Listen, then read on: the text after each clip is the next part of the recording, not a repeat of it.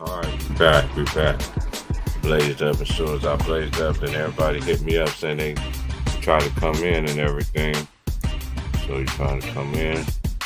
Let's get it on right now.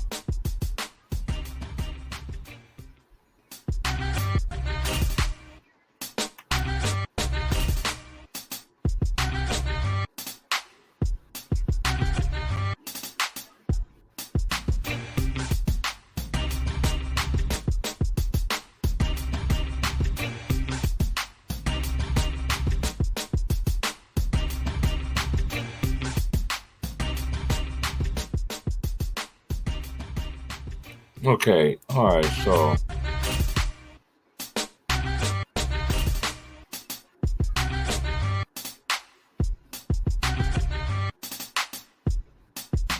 So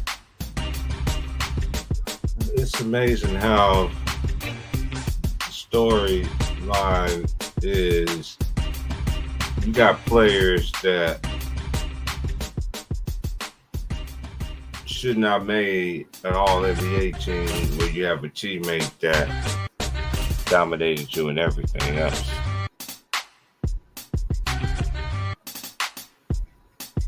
Then I just thought about this too. He's going against another clutch client of his, Caldwell Pope. You already know DeRaymond sold the far. Then he was hugging with him like they going to the Western Conference Finals, hugging them like, "We are the champions, my friend, and we are the champions again." I got you, Ronton. You ready? Got you in there now. Yo. What up with you? What up with it? Let's get down to the business, man. So what you was telling me?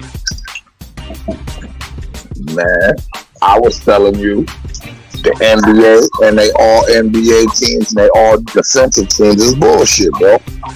Mm-hmm. And this is how I come up with that formula. Anthony Davis, we all some regard as the best defensive player in the NBA. You feel me? He does not make an all defensive team. Anthony Davis, as we all know, saved the Lakers seasons this year. He's not on the all NBA team, y'all. So I said, okay, cool. I get it. Y'all got him off the team because the amount of games he may have missed. Cool. But then when these selections come out, I see that LeBron James makes all NBA third team. So I said, well, you know what? That's their king. You know, he that dude. And somebody came to me like, yeah, Anthony Davis didn't make it because he didn't play enough games. It definitely can't be because of his statistics. Because statistics say he should have made first team or second team, you feel me? But that's telling me he didn't make it because of the amount of games that he missed. So I go back and I Google and I proceed to look to see how many games he missed. And guess what I find out, Steve Price? Mm-hmm. This nigga done played more games than LeBron James this year. I said, how the fuck? Wait a minute. He done played 2 more games than LeBron James? So he done played more games than LeBron. Statistics show y'all that he should be on the All-NBA team. The way he saved the season, we should have been on the All-NBA team. And y'all ain't put this man on All-NBA team. Okay, so now I go to, all right, at least the third team. Because that's the same team LeBron made. You got swipe or no swipe, De'Aaron Fox, Dame Lillard, LeBron James, Julius Randle, and Sabonis. I don't like the Dame. I don't like the Julius Randle. I I said it. I said swipe or no swipe. I said swipe or no swipe. I definitely could go for that. I can't even see Sabonis making it over Anthony Davis. They play the same position. Julius Randle or Sabonis didn't have a better season than Anthony Davis. Oh, AD was hurt. Bitch, so was LeBron. Matter of fact, LeBron was more hurt than AD.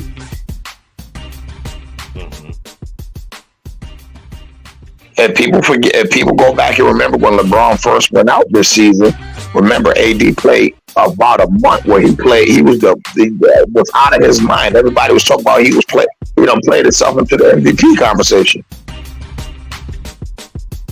LeBron come back, AD get hurt. AD come back, LeBron get hurt.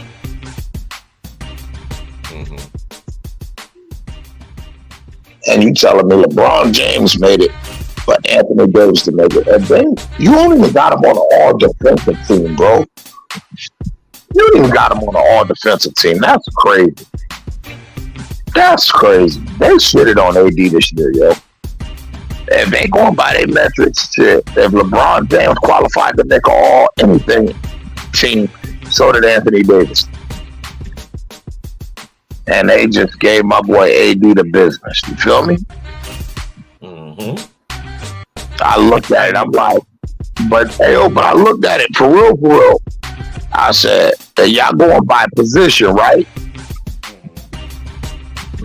How y'all gonna have 3 other point guards on that team, and y'all don't even got the point guard that led the league in assists on the team?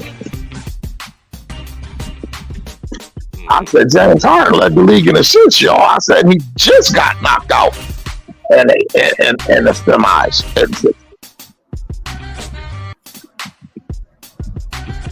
I said, wow. Wow. Storyline, bro. Yeah, people like, oh, who you going to take off Steph? Well, I'm like, I don't give a fuck what they do. But they know in the world they're going to tell me that James Harden shouldn't have made the All-NBA team as a guard, and he led the league in assists. They can't make LeBron James the GOAT in people's heart, and they can't even really make him the second best player in people's hearts. So they got to make him the second best player or the first best player through the stats. So they got to keep on giving him accolades in his older career, bro, even when he doesn't deserve it. You got Kawhi Leonard that won Defensive Player of the Year. I think he only played like 50-something games. So for him not to be able to make an all-defensive team, and at the same time, they play with these all first teams and second teams because they know that goes with someone's contract on them getting extensions. Yep. That was they playing a dirty game, man. They playing a real dirty game. Remember they did this to Klay Thompson when they had Kevin Durant. Klay Thompson didn't make no all offensive team or defensive team, so he didn't get the extension. That's so they were able to have the money to give to Kevin Durant. Good point. Yeah. I'm just thinking about that. That all happened. That wasn't no accident. Klay Thompson don't get that? Y'all crazy. Yeah, especially that year. Look, that took Golden State out of making Klay Thompson mad. Guess what? If Golden State tell Klay, we don't want to give you the money, he leaves or something in a year or two. But if the NBA say, oh, you can't even qualify for it, that takes them out of the way. Yeah, that's crazy. That's all they do. That's all they doing, bro. Tell me what you think about this, right? This my conspiracy theory storyline, right? I know you a historian, right? And I know you open. I know you pure basketball, but I know you also have adjusted to see some things that they force on us. Right. Now, I'm looking at 2 teams, bro, in the Eastern Conference that it doesn't matter with LeBron James. It's a great storyline. Now, if this is last championship run If this is last one, right? Just like Kobe's, right? Kobe's last championship was against the Boston Celtics. Couldn't be no better. Boom. You get LeBron James. Either you want to give LeBron James his last championship with his last team that he made, his last championship team with the Lakers, going against his first championship team in Miami. He won 2 championships with them. He won one against them already. He can even it out again with this series, right? And you got Boston. You can want to give LeBron James his first Boston Celtics Laker finals rivalry ever. Every great Laker has had a finals against the Boston Celtics. Hey, yo. Hey, Trey, you know the funny shit about it? Hey, yo, I'm gonna tell you some real shit. And I don't know if niggas would consider this hating. I thought niggas would consider this hating, right? I said, man, I wouldn't even want LeBron to beat the Boston team in the NBA Finals as a Laker. I would rather him beat Miami, yo. I said because I'm gonna say this. It's a better, I'm gonna tell you why.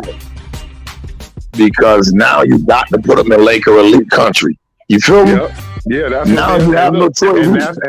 And that's what they've been doing, right? Ever since he came, they've been misstepping, saying he's one of the who's the greatest Laker to ever, who's the greatest player to ever wear a Laker uniform? LeBron James. Like, wait a minute, we talking about what you did for the team, so that's going to be something that he can also get added on. Either way, it's a great storyline. LeBron James gets a Boston Celtics finals rivalry, or LeBron James seals his career. Look, it comes full circle.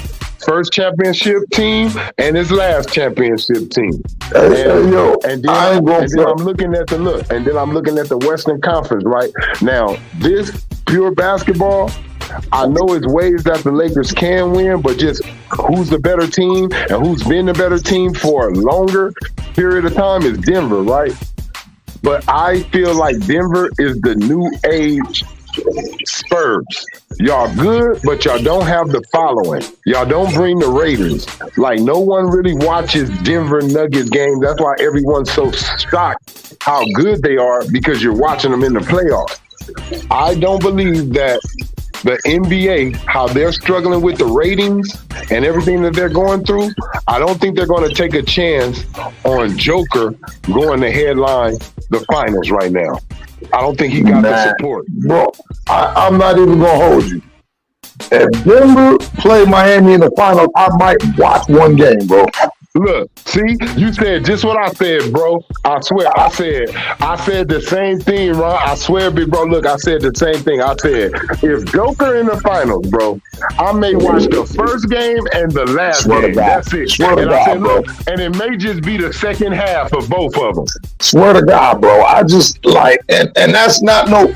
And let's not get it twisted. That's not no knock on Jokic. Jokic's fire. You feel me? Bro, I did the same thing. Look, I ain't gonna lie. I did the same thing with the Knicks. I watched certain games for a certain period of time, and then I watched the last one.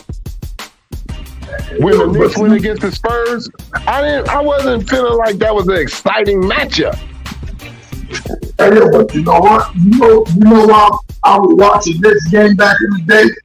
I ain't gonna front.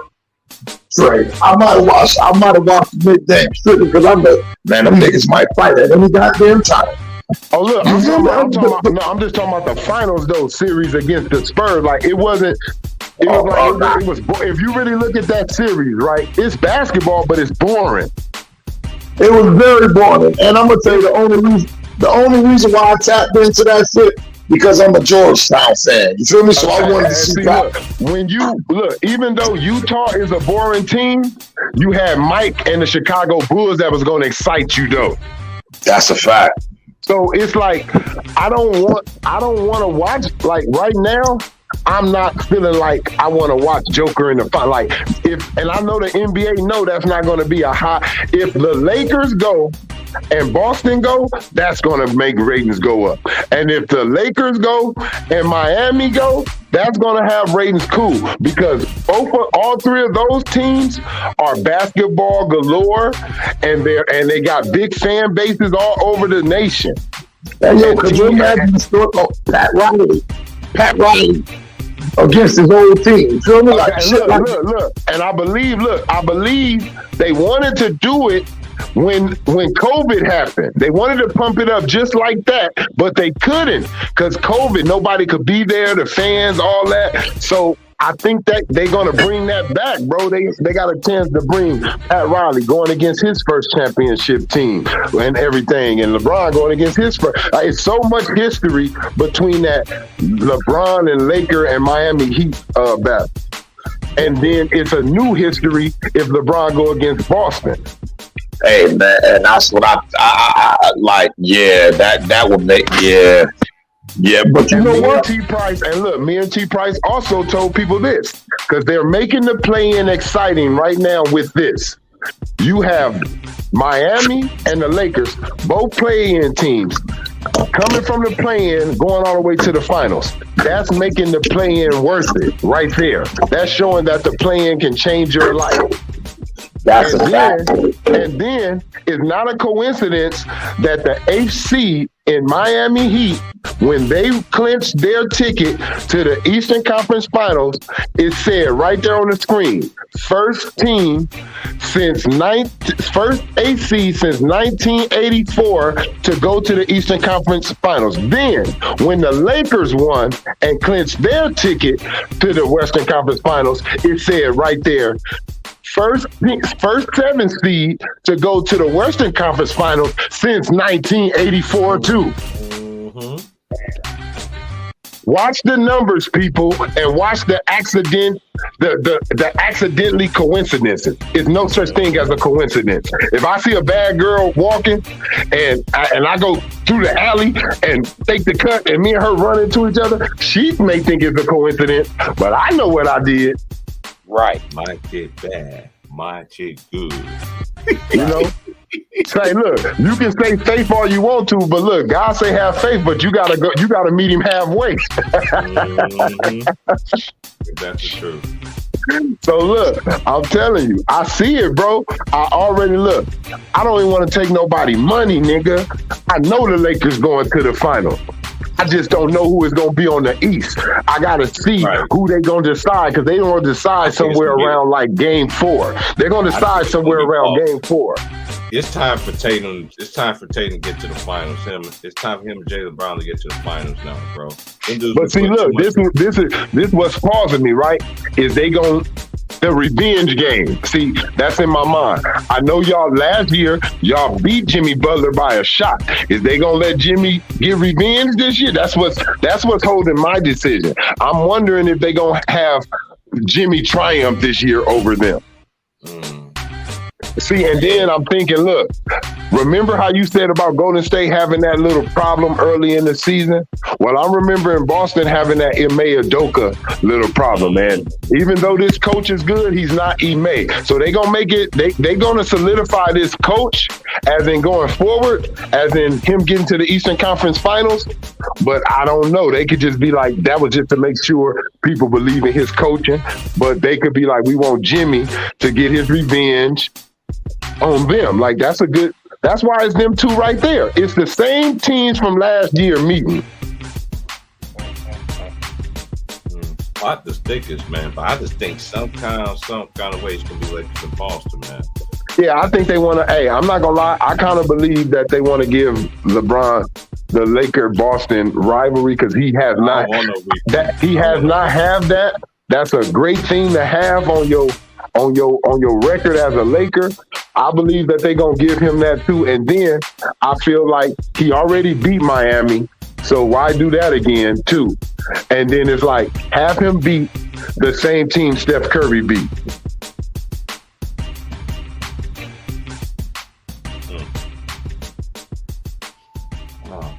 I don't know, bro, but like I said, it's on ABC, so y'all know Disney wrote this shit. They got some of the best writers in the world. Made some of the best storytelling that we ever seen. I seen that one dude on Sports Center. The dude that came out about Kyrie, Nick, whatever that dude's name is, man. I turned that shit off real quick.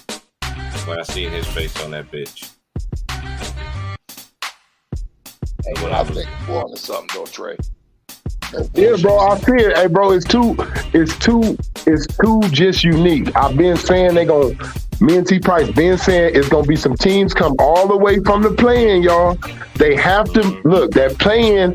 Before this happened, it was like, what the hell we got the play-in for? No team has done nothing from the play-in. It's not benefiting nobody. It's just basically taking all the hard work from a team that was the 8th seed or the 7th seed still in their position, and that team get put out in the next round. That's what it looked like. Now they making it feel like, see why we made the play-in? Look what can happen. You can come all the way and go to the finals. It's like the wild card in the goddamn football.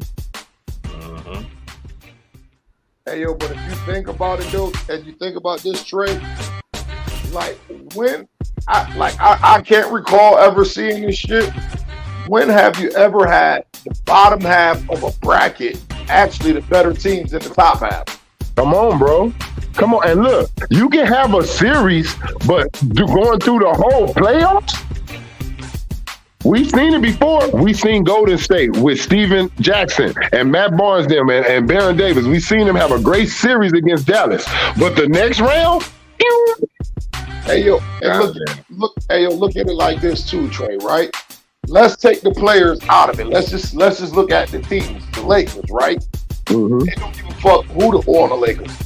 Just the fact that, like, from a 13 seed and starting 2-10 to making the Western Conference Finals, bro. I know how we gonna give it up if we don't win it all because we know how we feel. Yeah. But goddamn, man, like, And like I said too, I'm gonna say this. AD deserves all of the credit this season like he did our first championship year. To me, I feel like if they don't, I know they just trying to help LeBron James' legacy and just throw him accolades. Because like I feel like, yes, him and AD missed games, but if you were really watching them Laker games, those games that we won really depended on AD, what he Trey. was giving us. Trey, think about this, Trey. AD played more games than LeBron this year. Man, look. And You feel look, me? and look, don't forget this. Look, only him, not LeBron. AD has a winning streak record with both versions of the Lakers this season. Before the trade and after the trade. Hey, yo, because if you remember, like I was just telling T Price, if you remember, bro, I said, Braun got hurt. I said, AD went into all-world mode. Yeah, I said, Russell Westbrook was still on that team, bro. Yes, sir. And then when they traded him, they also went on another run with AD with the new guys. Remember, AD kept us in it until LeBron got back. Yep, with the Chicago Bulls. He came back with the Chicago Bulls and then we lost. That blew the streak. So I'm giving more credit, more team chemistry. If you want to say who the team meshed with between the stars, AD. They meshed with AD more. You can say because LeBron was injured, but it's still a fact they meshed with AD more. Hey, yo, and I'm gonna tell you this too though. Because AD also the star that'll let them niggas eat. You feel me? Because AD be like, bitch, I'm just He grabbing. lets everybody have a rhythm. He don't suck the ball up. He's one of the most, look, other than Steph Curry, Kevin Durant, AD is one of the most generous superstars in the league. And that's because he's a point guard by nature. Yeah, the nigga. But see, and he also, look, for him to use his physicality, he needs you guys to be a threat so he won't get double teamed. That's a fact, and he understands that. Yeah, he understands that. So, you feel me? It's to me, like I said, and if you look at it, I'm not looking at his offense only. He's giving us 20 or 30 on some of these games with double-digit rebounds, with 4 to 5 blocks in some of these games, with switching on point guard, switching from 1 through 5 on whoever's coming down. That's crazy. Hey. Because he had 18 points, Trayvon, and everybody said he didn't show up. They're like, yo, 81 locked in. I said, nigga, did you go all the way over to the stat column? I said, the nigga No, had they 7 didn't. And look, you sound just like me. I said he had 7 blocks that game. I said, nigga, you Hey, don't look. get 7 blocks unless you engage. Hey, look, you sound just like me. I'm talking to T Price Big Bro earlier. I said the nigga cleared the whole box score. The nigga filled in everything that needed to be filled. Nigga, hell yeah, he gonna be a little bit winded on offense. Nigga, I'm doing everything. Hey, yo, and this is crazy, right? Because I was doing a stream one day, right? And I told him, and nigga asked me, who's a better basketball player? He said Steph Curry and Anthony Davis. I said, fucking Anthony Davis. He said, oh, I said, bro, he can do everything.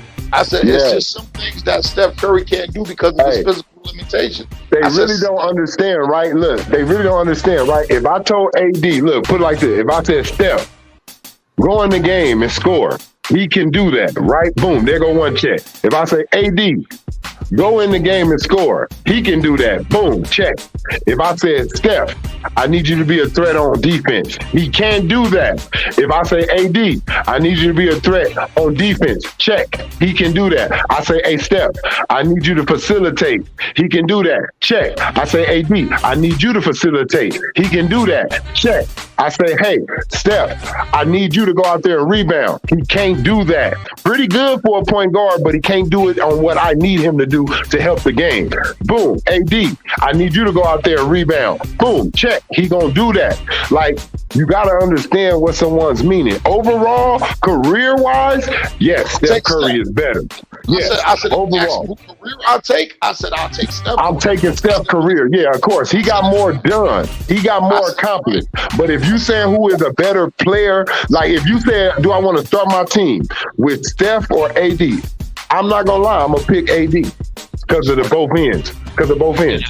Listen, the niggas act like they couldn't get an asset, bro. In what world will Steph ever grab 20 rebounds? Why you think I'm picking Giannis? Why you think I'm picking Giannis over KD? Because of both ends. Why you think I'm picking Kawhi? Prime Kawhi. Spurs Kawhi. Why you think I'm picking him over KD? Because of both ends. You know, one thing we all got in common, because we've been rocking with Ticket. We've been rocking with Ticket from the very beginning. You know what I'm saying? When he start doing the streams, you know what I'm saying? Like doing the platforming. Not, you know, everybody's gone out to do their own little thing now. Shout out to everybody that's been doing their own thing. You know what I'm saying? You know, hey, we was there from the beginning, and y'all don't understand, you know, so I know y'all new cats, y'all don't know who I am and stuff like that. That's fine. You might seem like you want something. That's fine. Somebody you don't know who I am. That's fine. I don't get into all of that, man. It's all about the message coming out of me. I sat on the platform yesterday for 3 hours and I ain't said less than 3 or 4 sentences, bro. The whole time. I was the old school self. Just letting y'all know. I was the same dude when I first came on here. I'd be the last one to be out of here. You know what I'm saying? Go ahead, Ron. Nah, but like Tyson Garcia, career-wise, I'll take Curry easily. But there's just stuff that Steph can't do on a basketball court that AD can do, bro. I like AD can guard 1 through 5, bro. He just showed you that in the Golden State game. Remember what I said, bro, when I was in there talking with her, and me and him was going at it, right? But I told him, they said, who the best player on the court? I said, AD must be and is the best player on the court. Can't nobody do it on both ends between Memphis and the Lakers at that time. Ain't nobody do it on both ends. And then going into Golden State, he's still the best player on the floor. And I'm going to tell you again, he has to do that with Joker too. AD must be the best player. Now, I don't want him. Now, this my scheme, right, Ron? Tell me what you think, right? I want it to be moments, right? When AD in the fourth quarter, when AD, if we kept him safe, he don't got crazy fouls, I want him to go over there and give, Joker a little something when he have to, when we ain't, when we resting, whoever we resting. But other than that, AD is so great at individual defense, you already know what he can do on help defense. In the beginning of the game, I want him to be coming over, destroying Joker on help defense. I don't want him to be you know what I'm saying? Because if he's coming over blitzing Joker, coming out of nowhere with that height and that reach, that's going to be something different. Because I'm guaranteeing that Joker's going to be expected to get guarded by AD from the get-go. Like, he's going to think they're going to put AD on him when I will put anybody else on him and have AD come over to help. That means we would have to switch the lineup, though. We can't put Braun on him. And Yeah. Vandal will get in foul trouble early. I wouldn't, but look, I wouldn't want to put Bron. Why? Because I don't know if you agree with me on this, right? Even though he's a skilled player, I kind of still feel like the barrage of moves that Joker does, like somehow, like, you know how he released the ball. Sometimes he has the ball over his head. It looked like he's in a passing motion, and he'll just shoot it from right out of that motion. So I feel like he's unorthodox to where he gets you into foul trouble. The way he shoots the ball, releases the ball. Sometimes he don't even jump off his feet, like certain little things. So I wouldn't want LeBron or AD just to guard him head up. I would want them to be because their IQ is a little higher than the other players, so they will know where to be at for help and where to come from. Hey, yo, let me say this. Hey, yo, Tyson, but this is where you're wrong. He was not the best player because Bron, you know, one thing we didn't ask Bron to do that last series was play defense. He didn't play no defense, bro. He played some weak help side defense, but listen, AD was the anchor of the defense, bro. They had to devise a whole nother scheme to get AD out the paint because he was controlling the paint that much. I'm gonna show you what shows you what good defense do. They made them change their game plan. Steph had to go to a facilitator, and guess what? Hey, you know what he did to Steph? You know what he did to Steph in the third quarter? I seen how I knew his defense worked. Steph had a wide open layup. It was a finger roll too. It came up short, right in front of the rim, and hit the tip of the rim because he seen AD coming, and he got worried. Like, oh shit, is he gonna block it or throw it? So he couldn't even focus on completing the layup because he was more worried about AD coming over there doing something. That's what good defense does in that paint. That's why I say it's very important when the Lakers are going against elusive guards like John Morant and Steph Curry and dudes like we need AD to be that impact in the paint because those dudes are going to think twice. You ain't got to send them on their ass. You ain't got to hack them or foul them. Just start sending that shit over there to the fan in the third row. They going to stop coming in there. I'm going to tell you, too, one adjustment I think we're going to make, too.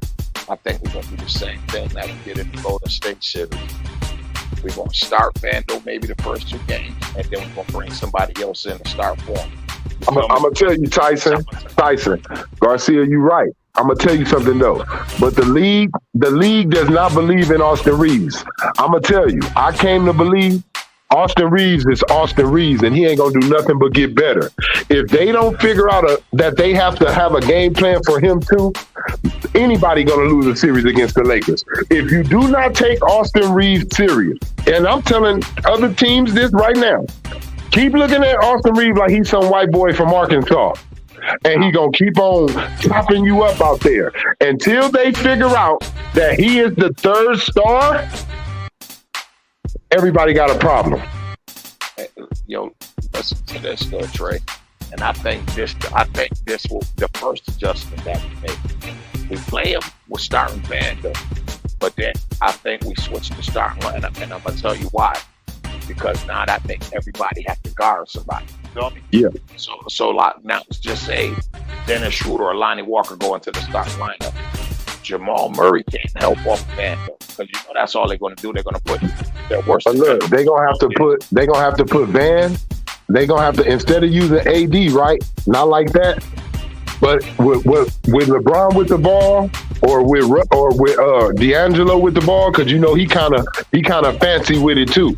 Either him and LeBron with the ball running a pick and roll with Van, because you know that's who Joker gonna try to stick because they think he ain't gonna do no offense, and that'll keep him from getting into foul trouble if Joker got to stick Vanderbilt. So I would want them to run pick and rolls through LeBron through Vanderbilt, not AD. So Joker will have to stick LeBron, and LeBron can drive on him to the hole, and he either get in foul trouble, or D'Angelo, he also knows how to put you on his back like Chris Paul, and and make you be off on his back and get a little foul over the back on you. Like I want them to do that. If we do run that switch like you said, I guarantee you they're gonna try to put Jokic on Vanderbilt. Hey, but that's exactly what we love. Put that nigga in the pick and roll. You feel me? So even if like they really can't put Jokic on him because all we're gonna do is sit Vando over in a 3-point corner. So that means he got to come out of the paint and at least. But look, you know what he gonna do? You know the NBA a lot. I know what you mean. Look, you right, but it's like we gonna have to. That's kind of handicapping our offense. You know what I'm saying? To where we gotta just run plays on one side because he gonna stand right there by the box at the bottom. Right, but you know what I would do? You know what I would do if I'm LA? Trey, I'm telling Vando, don't take that 3. Attack the basket. Yes. Hey, look. We want all we want you to go straight to his body. Look, don't charge him. Don't put your knees up. Don't try to go through him. But we want you to attack his body. And that's really all I want. Like I feel like this is a key thing, right? For any NBA team. Whoever you see, and it's the same thing for LeBron, right?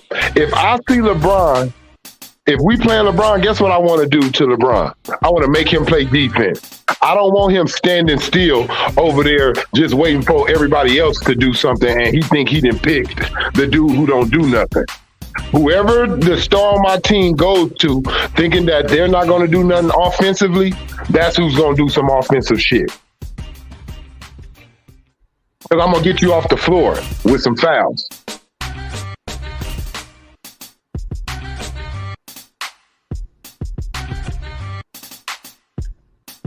Nobody wanted to believe me when I said LeBron James was going to go 2016 on Golden State and he was going to pick and roll Steph Curry and Jordan Poole to death because they the weaker defenders and they can't hold them. They can't put a body in front of them. That's all he going to do. I watched this man do this. In 2016, he went for 3 picks. Steph Curry got past 2 of them. He came again. Come on, pick him again. Yeah, we're going to go until we get this little piggy.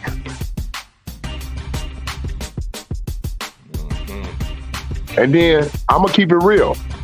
I know I make my jokes about the clutch and Draymond Green and everything he did, though, but I am going to give AD his credit. He did what he should always do to a 6'9" Draymond Green. Destroy him.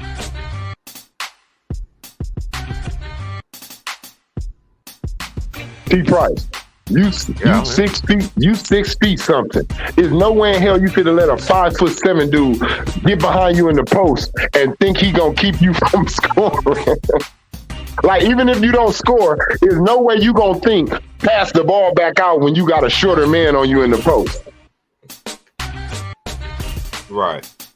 Like that's not the rule. That was rule number. Look, if you're a big man. And you see the mismatch, you got somebody small on you. Everybody can hear it on the court.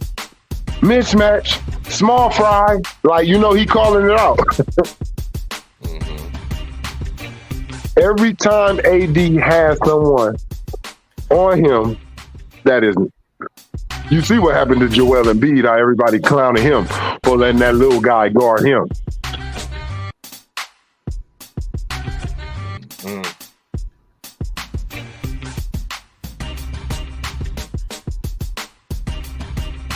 That was crazy. I did not know that. So AD didn't even make a defensive team. That's crazy.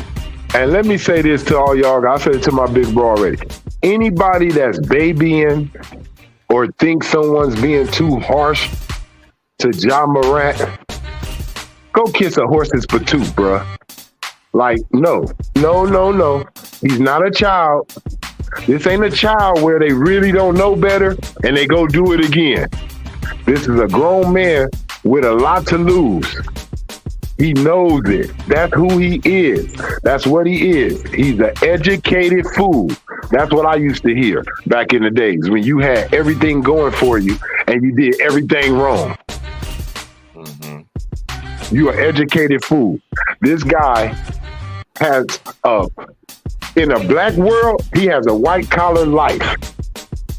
what his is like Tyreek. Like I said, he want to be Tyreek. Ghost got you set up in his penthouse mansion, going to good schools, private schools, getting the best teaching and schooling, and you want to go in the hood and go to the public schools with the hoodlums. Maybe got another clutch client he's about to play against, KCP. Yeah, you know what? KCP so far down the totem pole.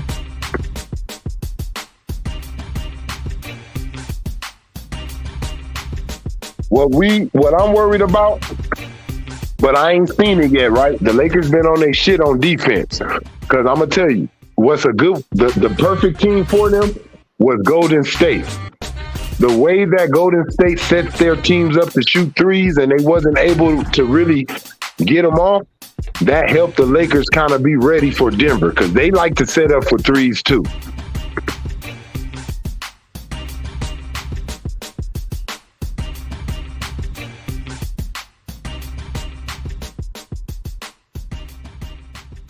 This is where we're going to see if Michael Porter Jr., if he disappear again, and if Jamal Murray disappear. I want it to be fair. Don't try to cheat for the Lakers. That's something I'm saying, man. Don't be some of that shit. You know, some of these celebrities, man, was keeping it real, and y'all say we haters and shit like that. Yeah, Eddie Griffin did. Eddie Griffin kept it real. He felt like the damn referees was fucking the game up. He was like, man, they fouling the damn Lakers out. They fouling the Lakers to the win. Yeah, I mean, I don't like that shit like that, man. I mean, look, bro, I ain't gonna lie. I watched a lot of LeBron highlights with the Lakers, and then I watched a lot of his highlights just period in his career. You know where that man buckets really come from? Driving. If you look at that nigga LeBron James shot chart, it ain't too far from Giannis. It ain't too far from Giannis's.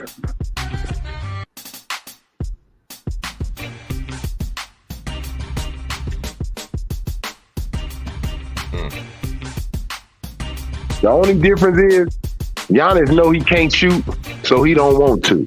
LeBron knew he couldn't shoot, and he ain't give a fuck.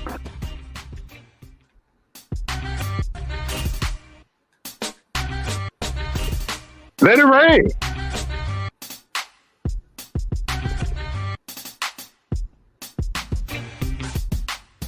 You ever have a dude on your team on a pickup game, T Price, and he know he can't shoot, but he will let it rain out of nowhere, just fire that shit up.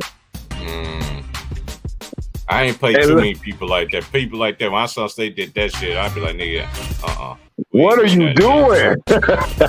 We trying to win this game. Now is your time to, you know what I'm saying? Like, we ain't about to I used to hate the dude, you know, when they be like, win by 2, and just out of nowhere, a motherfucker want to chunk up a 3. Like, man, let's get the bucket.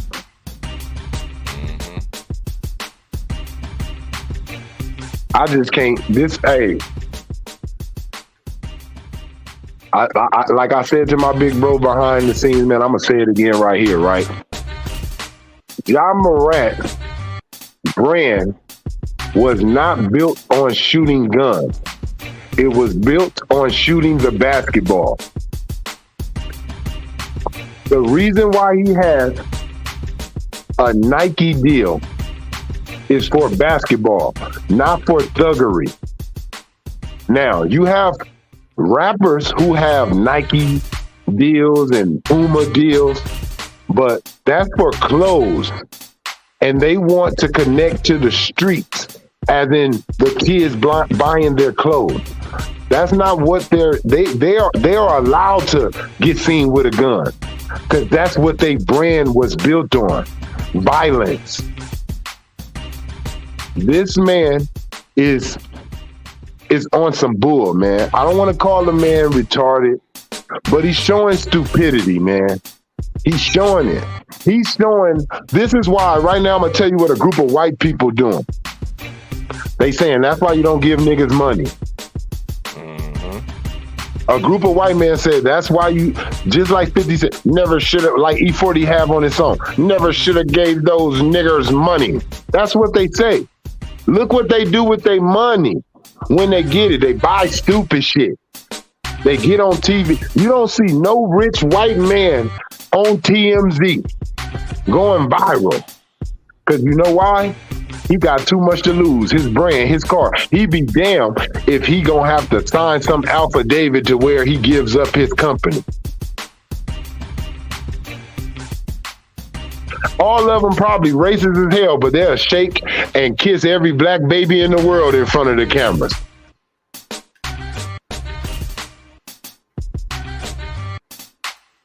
You remember when the presidents used to do that?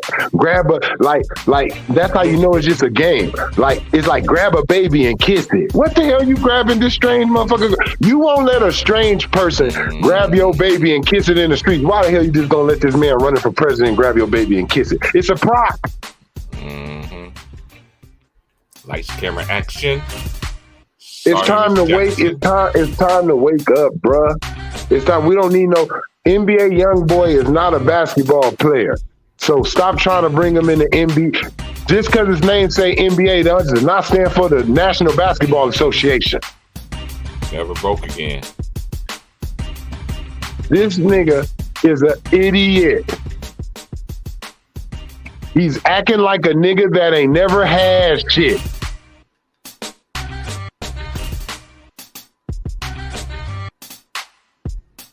I don't feel bad for him like I didn't feel bad for him the first time. Because you're old enough, you're grown enough. You're signing multi-million deals. Ain't nobody calling him stupid when he's signing multi-million-dollar deals. Don't call him stupid when he actually does something stupid. Don't be mad when he get called stupid for actually doing something stupid.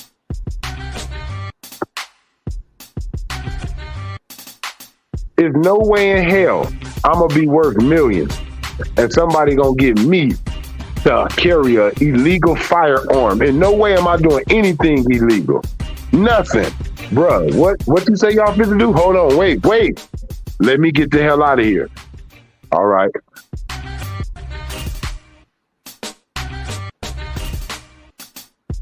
And then I'm gonna stop this, and then I'm gonna stop associating with you. Because they love to bring, I remember when they did that to Deshaun Jackson. Mm-hmm. Just for associating with people that he grew up with. His best friends when he was a kid. He's not doing what they're doing, but he can't hang around them because they came a statistic to the hood. And now they're a known gang member. And it makes it look, you know what? He had to stop hanging around his friends before they drop a RICO on his ass.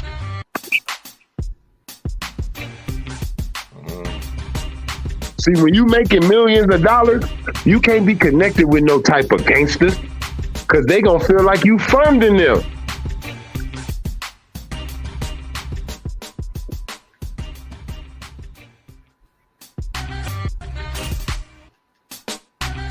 You better groom them niggas. I'm telling any nigga, I don't care if I know you from the street. Man, you better lose that attitude, bro. You got to dress like this. You can't do that. If you really want to be around me and this money, you're going to have to change all that.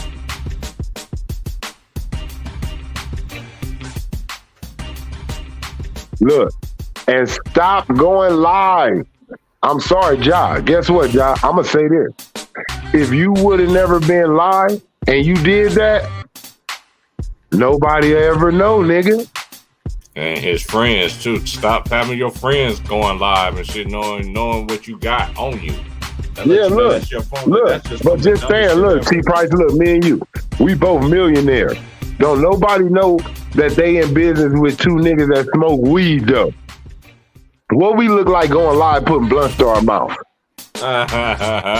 You feel what I'm saying? Like, it don't matter who we around. Look, our homies gonna know. Hey, what up with it? Hey, yo, you got your, you live?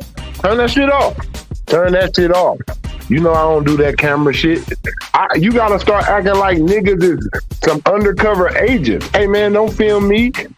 Don't fucking film me. Why? Because I'm about to smoke this weed. I remember Kevin Durant walking out of some type of club or something.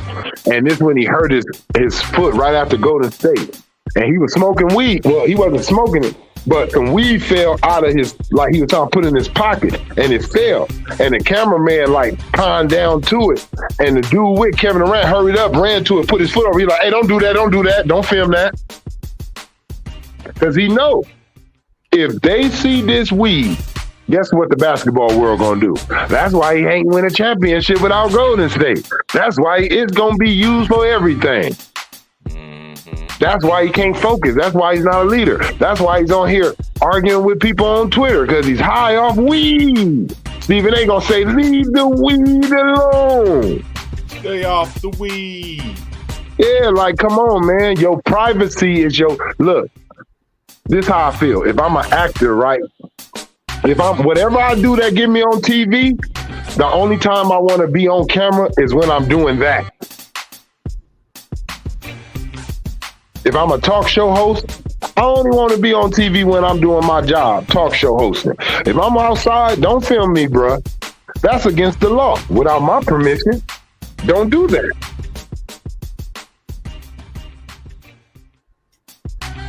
All this, I'm not a role model. Yes, you are. If we ask all these people who get famous, right, they only say I'm not a role model when they get caught doing some bull. Other than that, they know they're a role model. What made you play basketball? Somebody you looked up to. That's a role model.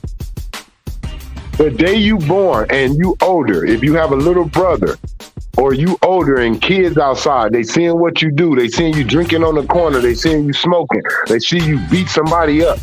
You a role model. They watching what you doing and they may pick that same attitude up.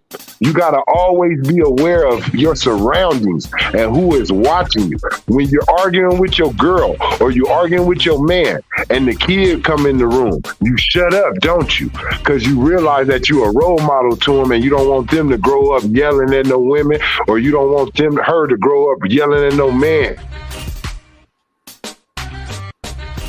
Cut it out. Stop ducking your responsibilities so you won't so you can be a fool.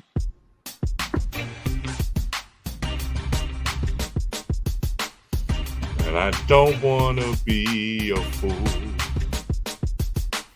ever again.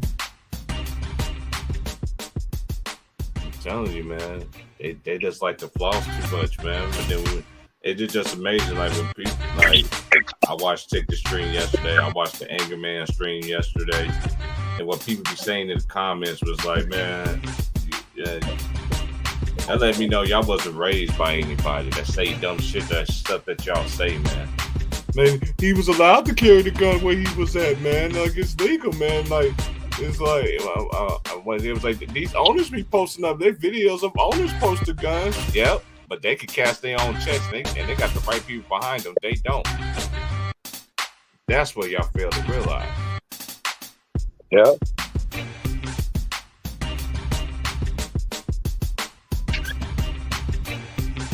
Hit the like button, man. You don't want to donate to Old Head Podcast. It's Old Head Podcast, man. $sign Old Head Podcast. If you're liking what you're hearing. If not, the show goes on anyway.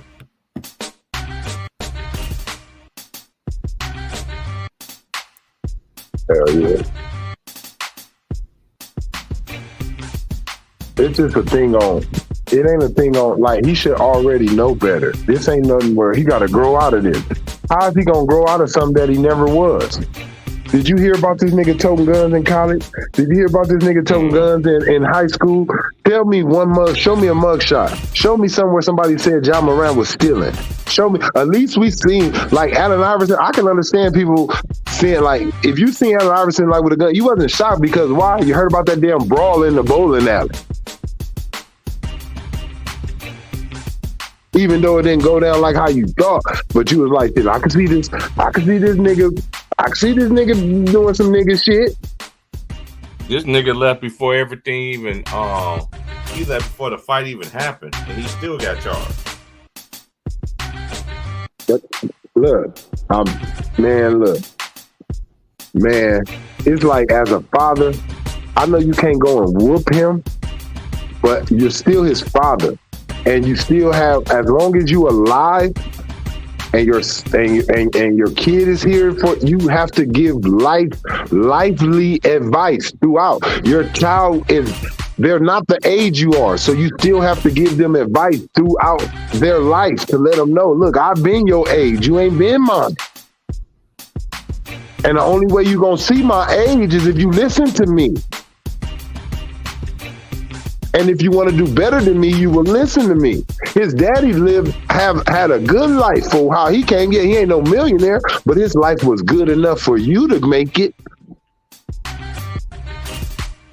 Now you making it look like they ain't teach you nothing, to where this man is getting criticized off of your stupidity. I'm not mad at his daddy. It's you, man. It's you. His daddy ain't tell you to show no damn guns on no damn video. You doing that shit. His daddy ain't grow up in that era when they could even do that shit. Show me a picture with his daddy holding guns. Show me a picture where his daddy hanging with niggas out there in the streets.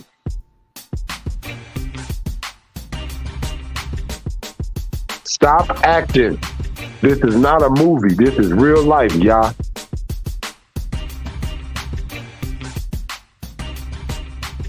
In a minute, you want to be a street nigga, you're going to be a street nigga real bad, because you ain't going to be playing no basketball in the NBA. You're going to be somewhere overseas, nigga.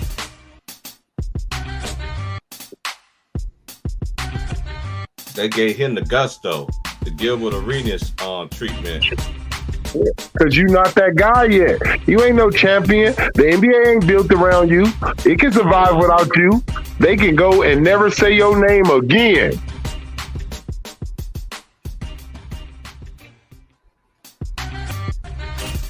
They still got Steph. They still got Kyrie. They still got Luka. They still got old boy in Cleveland. Yeah, they got Brunson. They got old boy in Cleveland. They got they got young stars. Yeah, they got young stars. They got enough young stars. They got old boy in Sacramento. They don't need to this. They don't care about losing you. Nike just now gave up. Nike gave up Kyrie and got you. Now they can give up. Now they giving up you too.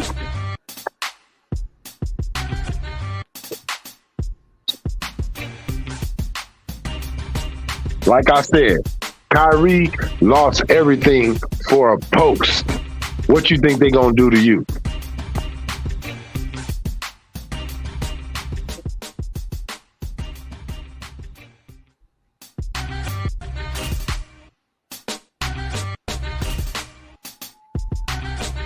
I just don't get it, man, with these kids, man. And then they want to, these dudes is like, you gave these dudes the bag already. Now you gave them the bag already, and they gave them, they suspended him at all of this. We thought you was going to get, 25 game ban the first time. They gave then you only was out only 12. That does mess up your chemistry with your team, even though in past. But see, they gave the nigga a tap on the wrist. For the wrist, right? They gave him a tap on the wrist when they should have spanked his ass. See, that's the problem. Not like that. When you get white whooped, it ain't good enough. They should have whooped him like a black motherfucker whoop a motherfucker. Really let him feel it the first time, and then it won't be no second time. What they did, he felt like he felt like I'm not playing right now. You know what I mean? Like I'm not in right now. I could do like, bro, why? So all that shit you said, you lied. That's all you made yourself look like, a liar. Just covering your track.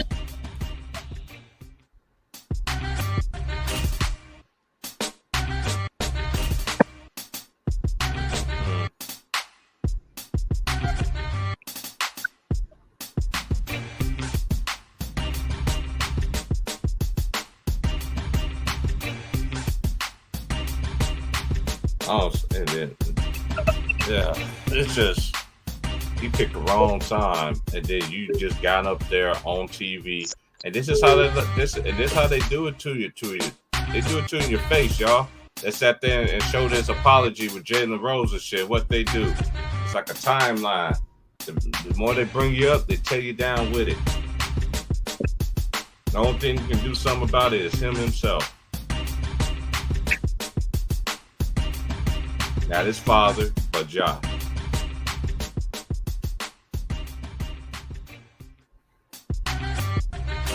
Accountability, man.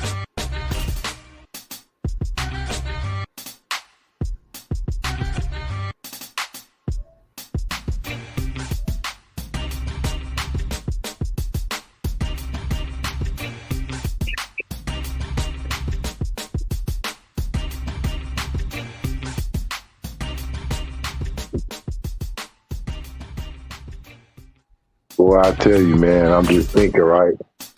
My son go crazy, bro. Like, if he ain't in the same room with me, he goes berserk, bro. I'm talking about berserk. But you know what? I learned that I'm gonna appreciate him wanting to be up under me, thinking that I'm the coolest in the world, because it's gonna come a time where I'm not gonna get him to even want to sit down and talk to me for 30 minutes. He's gonna be trying to get the hell outside. Right. Gotta enjoy those moments right now when the kids want to be around.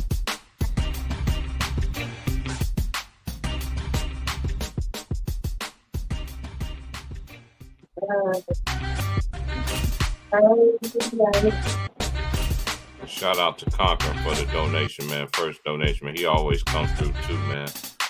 Dropping a little something. I appreciate it, man. Anybody want to donate to Old Head Podcast, man? It's always gonna be cool and civilized over here. I know you ain't gonna hear a lot of what you want to hear and stuff like that. Dudes be arguing, cussing each other out, and all that dumb behind stuff. We don't do that over here. You ain't gonna hear what you want to hear, but you're gonna hear what you need to hear.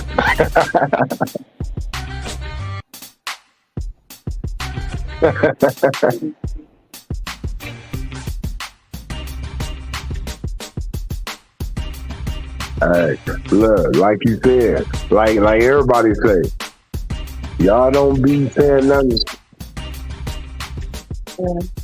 Y'all don't be saying nothing about Shannon Sharp and Stephen A. Smith when they come out there with them illiterate slogans across the TV. Y'all sit there and eat it up.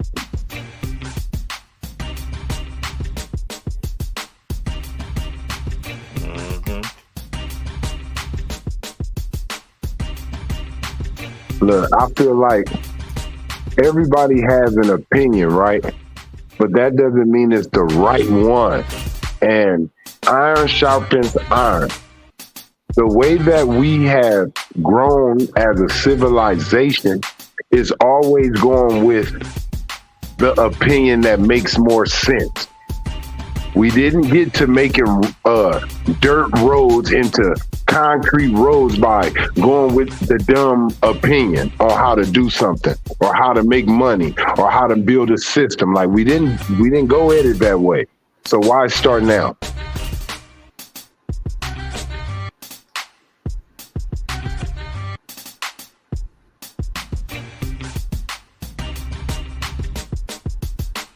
Man, all them dudes be watching these YouTube channels, and since they know they got the bigger brand and can get put out there across the nation, they steal your title and switch it around and use it for their title on their network. We can all get in here and start talking about a certain player, and they haven't been talking about him. The next thing you know, you wake up in the morning, they be like, let's talk about Giannis, you guys. Be like, what the hell?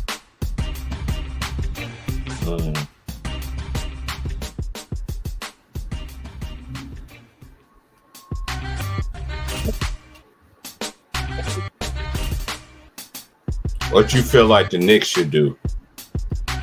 They got to move a couple pieces. They should see RJ Barrett got to go. RJ, you got to go. I'm sorry, bro. Out of everybody in your class, it shows you wasn't supposed to be in that draft. You wasn't supposed to be in that top 10.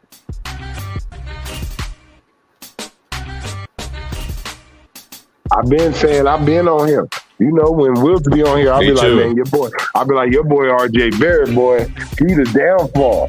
Look, I don't think you got to get rid of Julius. Julius can be a good part of your core, but you do need a better second man. He can't be the second. That's not a championship team. Julius Randle as your second best player. That's just the truth. I like Julius, former Laker. We drafted him, but you're not going to win a championship betting on him to show up. It got to be somebody else.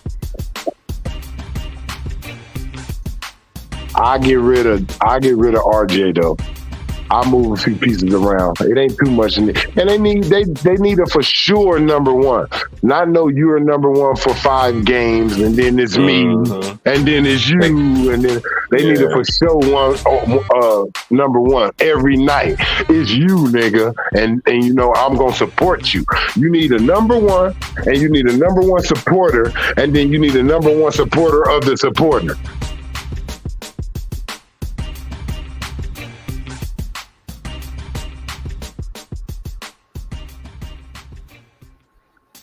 I don't understand why. See, look, you can't be a shot jacker if you ain't a shot maker.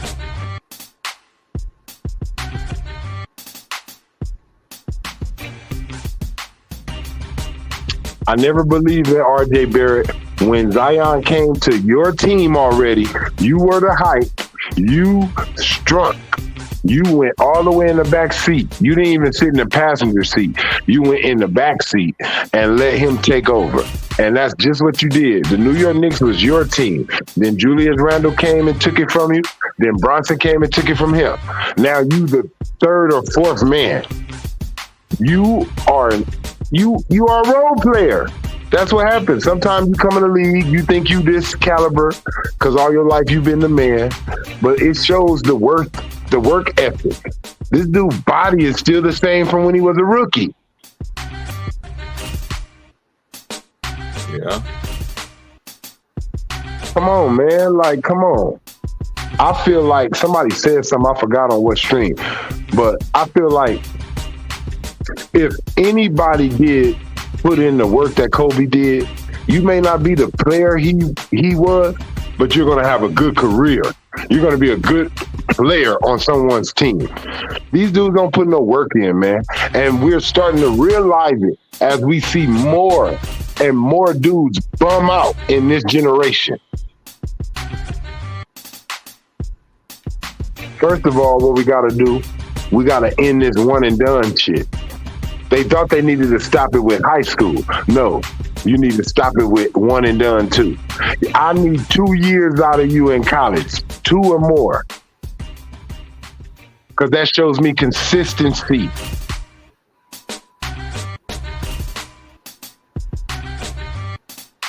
If I know I'm a bad mama jamma, I don't need to leave because, look, I'm only going to get better as time go on. Y'all think this is my best season in college? Wait till next year. You feel me? That's how I think.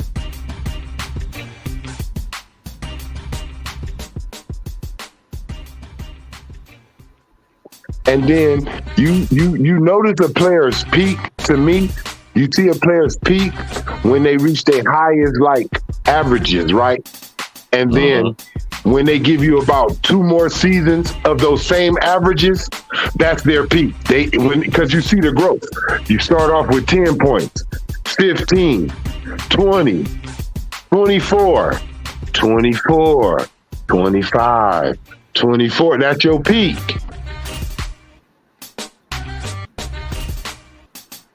18, 19, 18. That's your best. That's who you will be.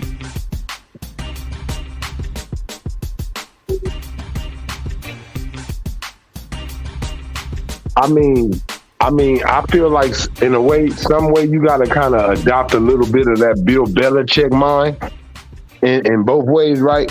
You got to let a player go when you see they can't give you what you want. You can't be sitting up here trying to keep the name to sell seats. You got to get out of here.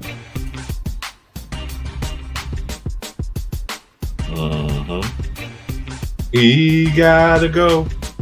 He gotta go. Let's get up out of here.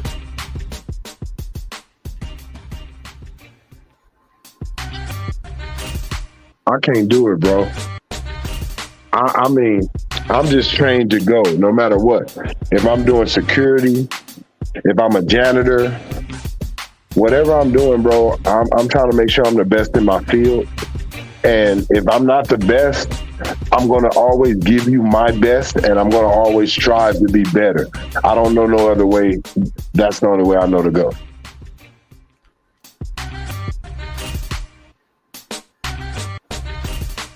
That's not no just capping. That's not no just saying it. If somebody, I done did it. If I had to do 100 push-ups straight and I collapse at 63, I'm right there, struggling, legs shaking, arms wobbling, trying to get to 64. I don't care how long it takes me. I don't care how I do it, but I'm going to give you 100. I may have to rest my chest on the ground for 10 minutes and then do 10 push-ups and then rest again. But I'm going to go all the way out to that 100.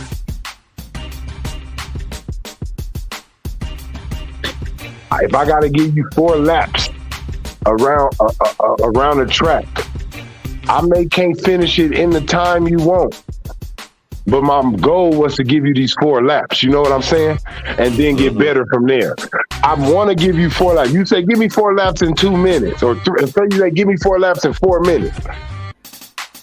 I'm like, shit, let me try it. I'm going to try to give it to you in that 4 minutes. But the goal of mine is to do the 4 laps first. I'll work on the minutes after that.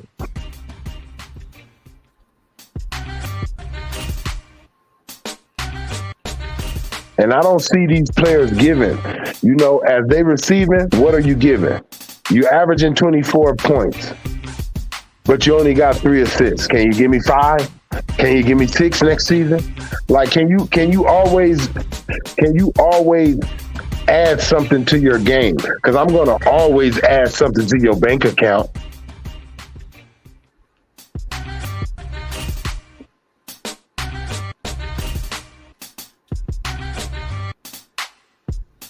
Somebody said they think that's the wrong link, T. Price.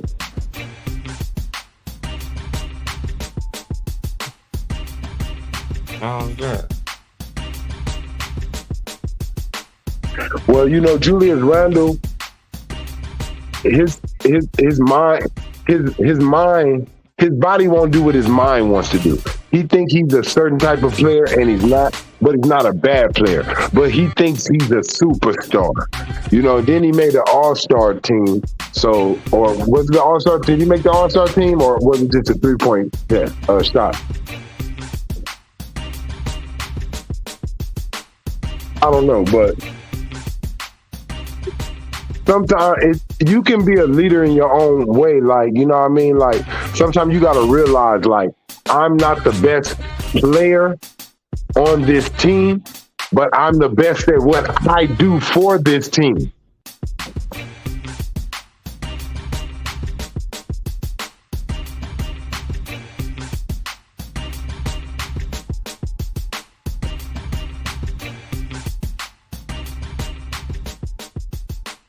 Somebody said the StreamYard ain't working.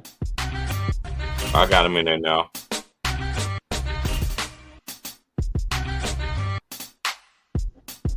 Greetings. Salute. Y'all up in here? Yo. What up, Trey? What up, T. Right, Price? what up with it, y'all, bro? What up, man? What y'all? Come on, man. Hit me with some of y'all basketball, man. What's just on your basketball and world mind, bro? All right, what up, Kings? What's up? Respect. Hey, man. Everybody on the panel, man. Hey, shout out my channel, Sports Addict, man. We get into it as well, man. But I just wanted to say, man, Trey, you hit it right on the head, man. Why do these dudes talk? Man? They don't want it. You know what I'm saying? They don't want to go through the grind and the glory, man. They just want to jump on teams and win 2-3 NBA championships, man. It's disgusting. Yeah, you know what it is, bro. You know what it remind me of. I don't know if you've seen it, right? But dude, the movie Rocky, right? Remember when Mick told him, I've been giving you bums, Rock. I've been feeding you bums, making him think he was better than what he was, knocking out this dude, knocking out that dude. But when he fought Mr. T, he got his ass beat when he went against some real competition. Yeah, you thought you was good, you really ain't. And that's what I feel now. These dudes team up, get on these supernova teams, think they that guy, and then when it's their time to really shine and show it, they can't do it. Cause it never was you, nigga. Facts. You know, Yeah, it's too much. It's too much us believing. I done heard all type of what's the word? You know how we assume, like with the potential, we'll see a person. We be like, man, the way they built and the talent that they got, they should for sure win a championship. I ain't gonna say how many, but they should be in that race. Like. That don't mean you jump them ahead of people in the all-time list and you just give them credit and they ain't earned it. I can sit up here and look at somebody and see them having muscles, being big and say, damn, he look like he can knock somebody out. But I'm not going to put my money on him off how he looks. When he get in that ring, he get his chin pop, he may go to sleep with all the muscles. Yeah, I don't know how you guys feel about it, but I think it's time for the scouting to put mentality in their report when they're looking at these guys, like how mentally tough are they. I don't know what you guys think about that, but I think that should be implemented in, because this playoff it shows a lot, like guys mental, like guys folding mentally. Like, yeah, because it's no such, to me, it's no such thing as, I don't really want to view it as a tough guy, right? I view it as, I'm just a man, bro, and respect me. I'm not going to let you disrespect me. I'm not trying to be, you know what I'm saying? Like, if we're on the court, bro, and you see somebody doing something underhanded to you, I'm not trying to punk you, but I'm letting you know you ain't going to punk me, though. Like, you know what I'm saying? It ain't about me being tough. And I think the culture of us as black people, like our culture, we feel like if you don't sock him in his mouth right now, you a punk. Or if you don't always react like this, you a B. Like, no, bro. Like, that's the wrong way. We did wrong. We was wrong. You know, our fathers before us, they were wrong.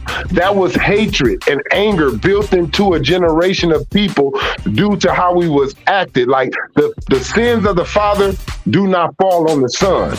People got it backwards. If anything, the sins of the kids go on the parents, bro. But I love how you bring up culture, because I believe that's where it steps. Because let me piggyback on what you're saying. Like when they leave and to build a super team, like majority of the time when they leave to go on this team is because they are faced with an obstacle that they rather run from it instead of like stand up and deal with it. Like culture is like you deal with your obstacle in front of you. But I don't know where it changed, where as soon as they go and get tough, people don't get tough anymore. They run. They start running. So it's the culture. The culture really got shattered. So what you think is needed for that? Look, I'm gonna tell you, bro. So-called I'm gonna tell you what we do wrong, right? I'm gonna tell you what we do wrong, right? I'm gonna show you, for instance. Say, for instance, I did a crime, right? I did something wrong. I come pick you up. You in the car with me. We get pulled over. They arrest both of us. Now, they tell you the street code. Don't say nothing. You a snitch. If you do, you're the bad guy, right? But where is the brotherhood in the bro code? As in, you know I ain't have shit to do with this. Tell them niggas that I didn't so I can get out. Why I gotta sit in here just as long as you and be quiet when you can get me right out of here? That's a brainwash move right there. For doing something where you're not supposed to be doing. Something that you wasn't supposed to. I'm gonna tell you, as black men, one thing we don't like to do, and I'm saying it because I used to do it sometimes, is not take responsibility for what you doing. Don't say it's where you grew up at. Don't say it's because your daddy wasn't home. Don't say because your mama or somebody was doing drugs. Because God gave you the free will to say yes or no. Can't nobody force you to do nothing. Anything we do is a curiosity of your own desire. Yeah, well, we know that ain't true because it's like it's 5, 6, 7, 8 times you don't get in trouble. Like that's like after that second time or maybe that first time, it's on you. Like look at y'all. Look, for instance, right? We all know this, right? As us being kids, bro, we don't look at it like that because you're young, but you're actually learning grown-up lessons as a child that you're gonna face eventually, right? When your parents don't punish you the right way when you mess up, you're gonna end up doing it again. But when they really punish you and teach you your lesson, you say, I don't never want to feel that again or go through that. And you stay away from that. So I felt like that's what they did with y'all. Y'all didn't chastise him right when he first did it. So he felt like, oh man, it'll be a little baby suspension or something, or they'll probably fine me. So what's the big deal? You have to jump in front of things. Where there's smoke is fire. Is no way that no one should feel bad. Like I didn't feel bad the first time. You're a grown man. No one feel bad for him when he's signing multi-million-dollar deals. So when he does something stupid, call it what it is. A spade is a spade. He's stupid. He's an educated fool. Yeah. When I was growing up and I used to mess up, my father used to always tell me that. You got too much sense in your brain to be doing that. You want to be an educated fool? I'll be like, no. I'll tell you what though, another thing that is evidence is like you get a lot of rope. Person, you get a lot of rope, and every time you messed up, it's more and more. The gratitude of the situation is bigger and bigger each time you do it, and you get opportunities to come out. But like right now, I got my brother facing life, and this is probably his 4th time. Like we don't talk to him too much time. Like this is where you go probably have to come to. Like experience is the master, but sometimes you don't want that experience. Like, and we got to get revenge out our hearts, right? Like, and I'm gonna be honest. Like that's why the street culture won't die. That's how you grow, man. That's how you grow. And this is what people don't understand, right? I understand that it's a thing like this, right? Somebody get killed. Now that's somebody's brother. That's somebody's cousin. That's somebody's best friend. That's somebody's road dog. That's somebody Ace Coon Boom. That's somebody day one. They like, I can't let it ride. I can't let it go to the day I die. And then you die. Now you somebody best friend. Now you somebody Ace Coon Boom. Now it keeps going on and on and on until you go over there and do it. Then they feel like that. Then they do it. Now you feel. Somebody has to say, in order for us not to lose our Ace Coon Booms, our day ones, our best friends, our cousins, our brothers, our boys, we have to stop doing it all together. We can't go get no more revenge. If we don't go get revenge, they won't come back no more. But it's this thing that they breeded in us on pride. You know what I'm saying? Like, and sometimes people don't understand, like, you really do have to understand it as you get older. You don't understand it when you're young. And it's a fact. It's harder. It's really being a bigger man, right? And I'm not saying it like this. You know you can go crazy and nuts. It's easy to go crazy and nuts and fight and grab a gun and do the same thing everybody else doing. It's harder to be the bigger man, to know if I just do the easy thing and go crazy, it's going to be so much trouble when you do the easiest thing is to just get in there with them. You're going to have multiple things come at you. But if you walk away, you stop the problems right now. Yeah. Hey, man, that's facts, man. We need to get the lights up, man. These dudes over here speaking truth, man. Y'all need to be taking notes, man. Straight up. Trey, going back to John Morant, his foolishness, man. There's a lot of people making excuses for this guy, saying, his parents were using him, and his parents really didn't give him the right structure. If you ask me, I mean, I think at that point you got a daughter. I mean, he's a responsible adult at that point. Yes, You sir. can't be using that excuse. It's your mama's fault. It's your daddy's fault. You're your own individual, man. You're Thank you. Thank you, sir. Hey, they can't tell you stay off the phone. You grown. You feel me? They can't tell you can't go outside no more. You grown, bro. You can't blame them parents no more. Because when I was probably 17, man, look. Oh, hey, you ain't going to that party. Man, what? Hey, all right, look, we'll talk tomorrow. I'm going to that party. I don't know what y'all talking. Hey, look, I don't know what you. Hey, look, because I'm saying, because see, that's the thing on learning. Like you starting to smell yourself as a man. See, that's why I said this earlier. Your father wants the boy to go out. Get out the house. Hey, you go get your ass a job. You get out, go learn something. The mother wants the daughter to get out. You know why? Because y'all gonna bump heads like two lions. See, that's why the father always make the other lions get the hell on. Y'all, this ain't your pride. This mine. Go build your own somewhere. This mine. Because we ain't fit to be bumping heads. You ain't fit to be having sex with mine. You ain't fit to be telling mine when to cook. You ain't fit to be telling me when to get out the bathroom. I'm in your way. And none of that. You ain't fit to start changing the woman. Yeah, man. Yeah, and the woman the same way with the daughter. You ain't about to start telling me when to cook and telling me what to cook, telling me you ain't gonna wash no dishes. You're not gonna fuel because see, you're coming into your alpha stage. So it's time for you to get your ass out and go be an alpha. But the mother, she will let the son stay with her till he dies. And the father will let the daughter stay with him until she dies because, see, they dealt with the opposite. And they didn't seen the woman get treated. The man has seen what the woman get used for because he's done it to certain girls before her mother or whatever. And the mother has used men before the boy's father. So she don't want him to get tricked by certain women. So that's why the mother never trusts his women. That's why the father never trusts his men because they were them before. They know they're not grown yet into the mind. That's why you had that little dialogue that goes on to this day. They know the next play. Yeah, mommy and daddy know the next and that's play. why, and you need to listen. But we get that another thing that they're in their teenage mode to where they don't want to listen. You right. That's a real thing because the teenage, what we call it, young adult, a young adult.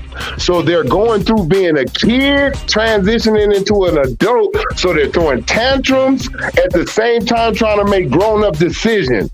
So it's on you to teach them how to transition into that, and that is levels to it. You just don't jump into it because of your age. 18 is still a teenager. Yeah, but if your kid is 14 and 15, and that's when you're trying to instill teenage but like for instance, in their life, I know they say I don't blame the father, but I'm gonna say this, right? I feel like this. If my son was 34, right, he'll never be the same age as me. So I still got advice to give him to all these ages that he's never been that I've been already. I'm not gonna run you.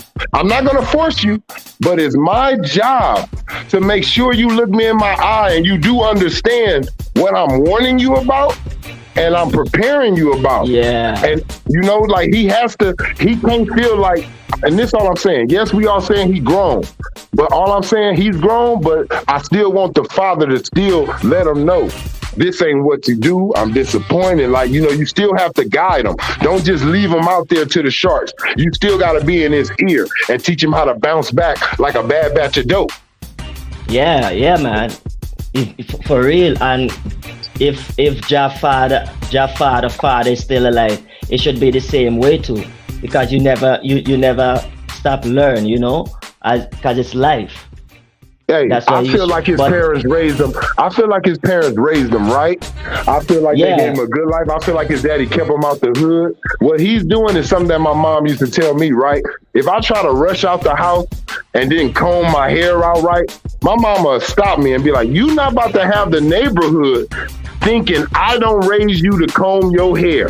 Yeah. So that's what he's doing. See, it's not that his parents didn't raise him not to have guns. None of our parents raised us to have guns, but I guarantee you, you done had a gun in your hand before. They didn't tell you to do that.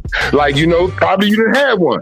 Anything you done did, your parents didn't say rob people. Some parents, yeah, they raise you in that type of game if they in that life, but majority of parents is not telling their kids to do the thing that's going to get them killed or put in jail. So I don't blame them. It's on him. But what he's doing is making the world feel like his parents didn't raise him in certain ways, because that's what the teachers used to say. When you go to school, but I tell you what about that though, when you go to school and act up, the teachers always say it starts at the home. When it's not me making him do this, I tell him don't do this. This is him. Yeah, we call a foundation. Where I'm from, we call a foundation. And the beautiful thing about that, as long as you set your foundation in the right way, like your kid will stray, but if your foundation is set straight, like somebody will come back, like a kid would come back to foundation. You usually see a pattern. You know what I'm saying? Where's the pattern at? They will That's go what I was talking to T. Price at. Where is it at where he was 12, 14? Yeah. Like, where did he rob somebody, steal some candy out the store? He don't got nothing like that. So why are you just transitioning into this? Yeah, I don't see this plenty player. This is how he plays out. He goes out, he has the young girl who is in house all the time. When she broke out, she got pregnant, have a kid. She lived the life, and then she realized, when mommy and daddy were saying, they were actually right. But it took her like 6-7 years to realize that. But she come back, to foundation. So hopefully, Ja come back to the foundation and he realized that I believe that he got too much cushion. You know what I'm saying? I think he was raised right, but I think he got too much cushion. Like, as in, his parents didn't trip on him. When he said, hey, I'm going to a party, and he was out past 12, I don't think they called him. Was like, hey, what you doing? You all right? Because that's the talent in the house, and that's the dude who, they're giving him rope and slack. You're right. My mama used to call down there. That's probably how it played out. If I told my mom, hey, mama, I'm going down to T. Price house, she gonna say, okay. You know what she gonna do? She gonna give me a time that she think I should make it down there, and she gonna call T. Price mama at the house, because it was house phones back then. And she gonna say, hey, how you doing? And she gonna, oh, hey, I'm all right. Is Trayvon down there? Oh, yeah, he just walked in, girl. He right here at the door. She gonna, okay, I'm just making sure he went where he said he was going. See, even though my mama expected me, hey, look, even though she gave me the leeway to go down there, gave me the chance, she know it's a chance that I could be lying, I could do something wrong. You just don't give your kids that cushion. Kids always gonna ask you to trust them, but let me tell you this, you don't. Even though they ask you to trust them, you still go and watch their ass and check up on them, because you know the temptation. Yeah, man. Hey, one thing even when you do something in the street and you think you get away, when you reach home, your mom is like, you want it? How the hell? How she know that? Somebody don't call and let your mom know that you acting the fool out here, and you think you don't get away with something. Like, culture and community gone, man. Those stuff. One thing. Let me say this. One thing as well that I noticed too. Ja Morant is 23 years old. I mean, let's kind of look in the archives for a second. When we was 23 years old, I think we was doing the same stupid stuff, but on a lower scale. Holding guns. I know I was toting guns and stuff like that.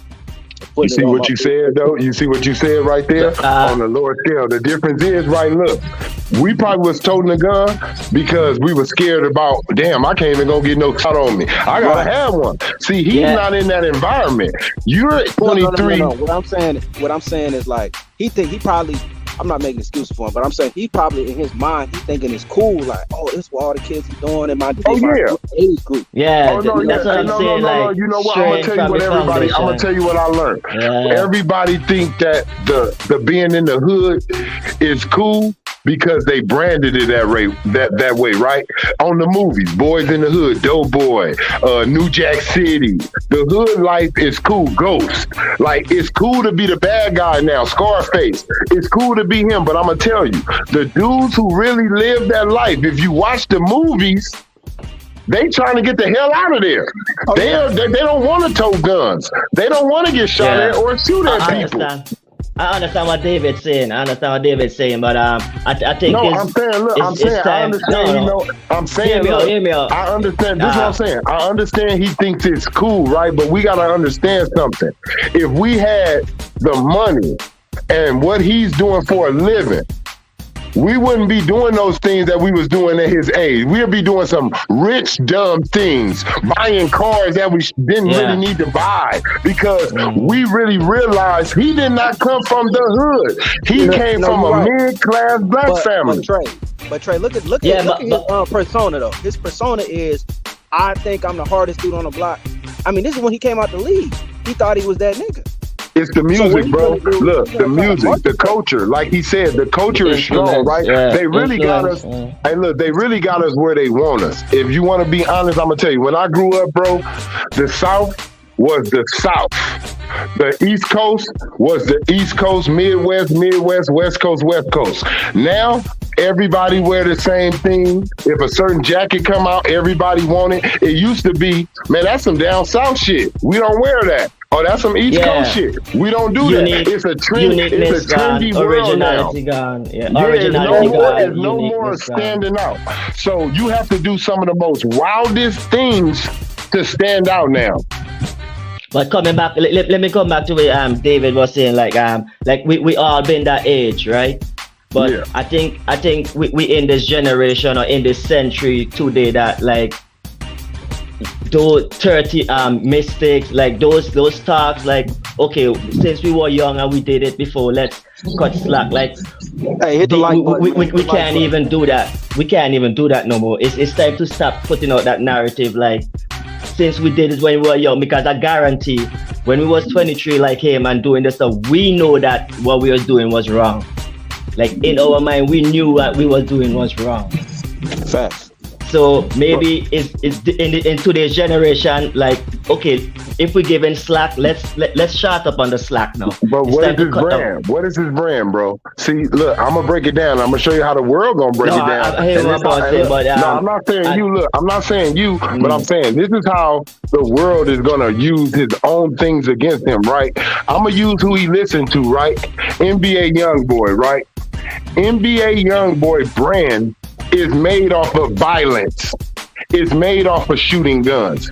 So if he has any type of multi-million-dollar company right now that comes to him, Coca-Cola, if Coca-Cola say, hey, we want to use you in our ad and use your song, they already know he totes guns, be on IG. They want that. They want him to bring that generation. But what my point is, they want him to bring that generation to the Coca-Cola brand. But with Ja, Nike didn't hire you because of your talent in toting guns or because you a real nigga or you a street nigga. What I'm saying from us, for the simple fact that he really didn't come from that life, he don't know how to cover up. And what I'm meaning is, when you really in this life, you know how to cover up the real you. You can be the baddest, coldest killer on the block, but when you go to somebody's house, they'll be like, hey, Antoine. You be like, hi, Miss Jackson. She think you so sweet. He don't know nothing. He don't know how to cover up who he really want to be and hide it because he ain't never been in that life. So Trey, let me say this. So this dude with Ja Morant, right? So when I went back to the point, I say he's young and dumb, right? I mean that's clear as day. He's 23 years old. He doesn't know who he is. He's following the crowd. He's got all these rappers coming to the game. Justin Bieber. And they coming to see him, right? So he has to put on this persona, this costume of being this guy, this tough guy, when he's really not. And he's young and dumb. He's 23 years old. Exactly. You know what I did when I was 23? And look, that's what he got to understand. Look, them same dudes that's coming to see him, those same dudes that's coming to see him, they came to see Kobe Bryant, and Kobe Bryant never did none of that shit. But exactly. But you gotta understand the type of person Kobe Bryant was. Hold on. This dude he doesn't get it. You look, this is the type of dude 30 years from now, he gonna sit back and be like, you know what? I made a lot of poor decisions. Yes. Some people don't get it the first time. Some people got to get knocked down 6, 7, 8 times before they wake up and be like, damn, I just fucked my life up. And it's the kind of individual he is. Yep. But but we need to start saying people who like those are dumb people. Let me start knocking the name. And that's why I know he got somebody in his family. Look, the first person that they should have did, if I'm his father, his mother, And look, y'all black, so I know somebody in your family then did some things, then did some time. Y'all should have went and got them and said, "Come talk to them." Because see, the greatest person to teach you something is experience. His father probably don't even got experience in that type of things that his son trying to get involved in. So to me, John need people around him that's protecting him, right? Like you need rules, right? If you want to tote guns, right? For instance, it ain't nothing wrong with doing that, right? First of all, let me say this. All right, you want to do that, John? It's cool, but why I gotta know? You feel me? Like I said, if all of us on this panel, if we smoke weed, got a side hustle, but we got a multi-million deal with somebody, guess what we not gonna do? This is why I'm saying we not gonna do it. Because we literally from the streets. We know how to cover up who we really are. It's like the ghost thing. I'm gonna be ghost in front of my street niggas, but I know how to go be James St. Patrick when I need to. We're not gonna go live and smoke weed and have a gun on the table in the background and have some strippers. We're not gonna do that. My rule. I tell you what, this is what I'm saying. This is what I don't like about him. This is what I don't like about him not being smart on his own. After you filmed yourself the first time, your rule right then and there should have been no more cameras, nigga, when I'm not on the basketball court or if I'm not on some red carpet. Well, that's what stupidity. Something is up. Something is up with his mental, man. Man, the kid. Look, this is the culture that these dudes. But see, yeah, you said it. Hey, look, you said it. See, he feel like he can get away, and that's what I was trying to. Hey, that's what my point was trying to be. Right? He feel like he can get away with what NBA YoungBoy does because that's the culture. If NBA YoungBoy right now got on IG Live and said, "I ain't playing with you motherfucking pussies," and put a gun up, he's not gonna get in trouble. He ain't gonna get raided. He ain't gonna lose no endorsements.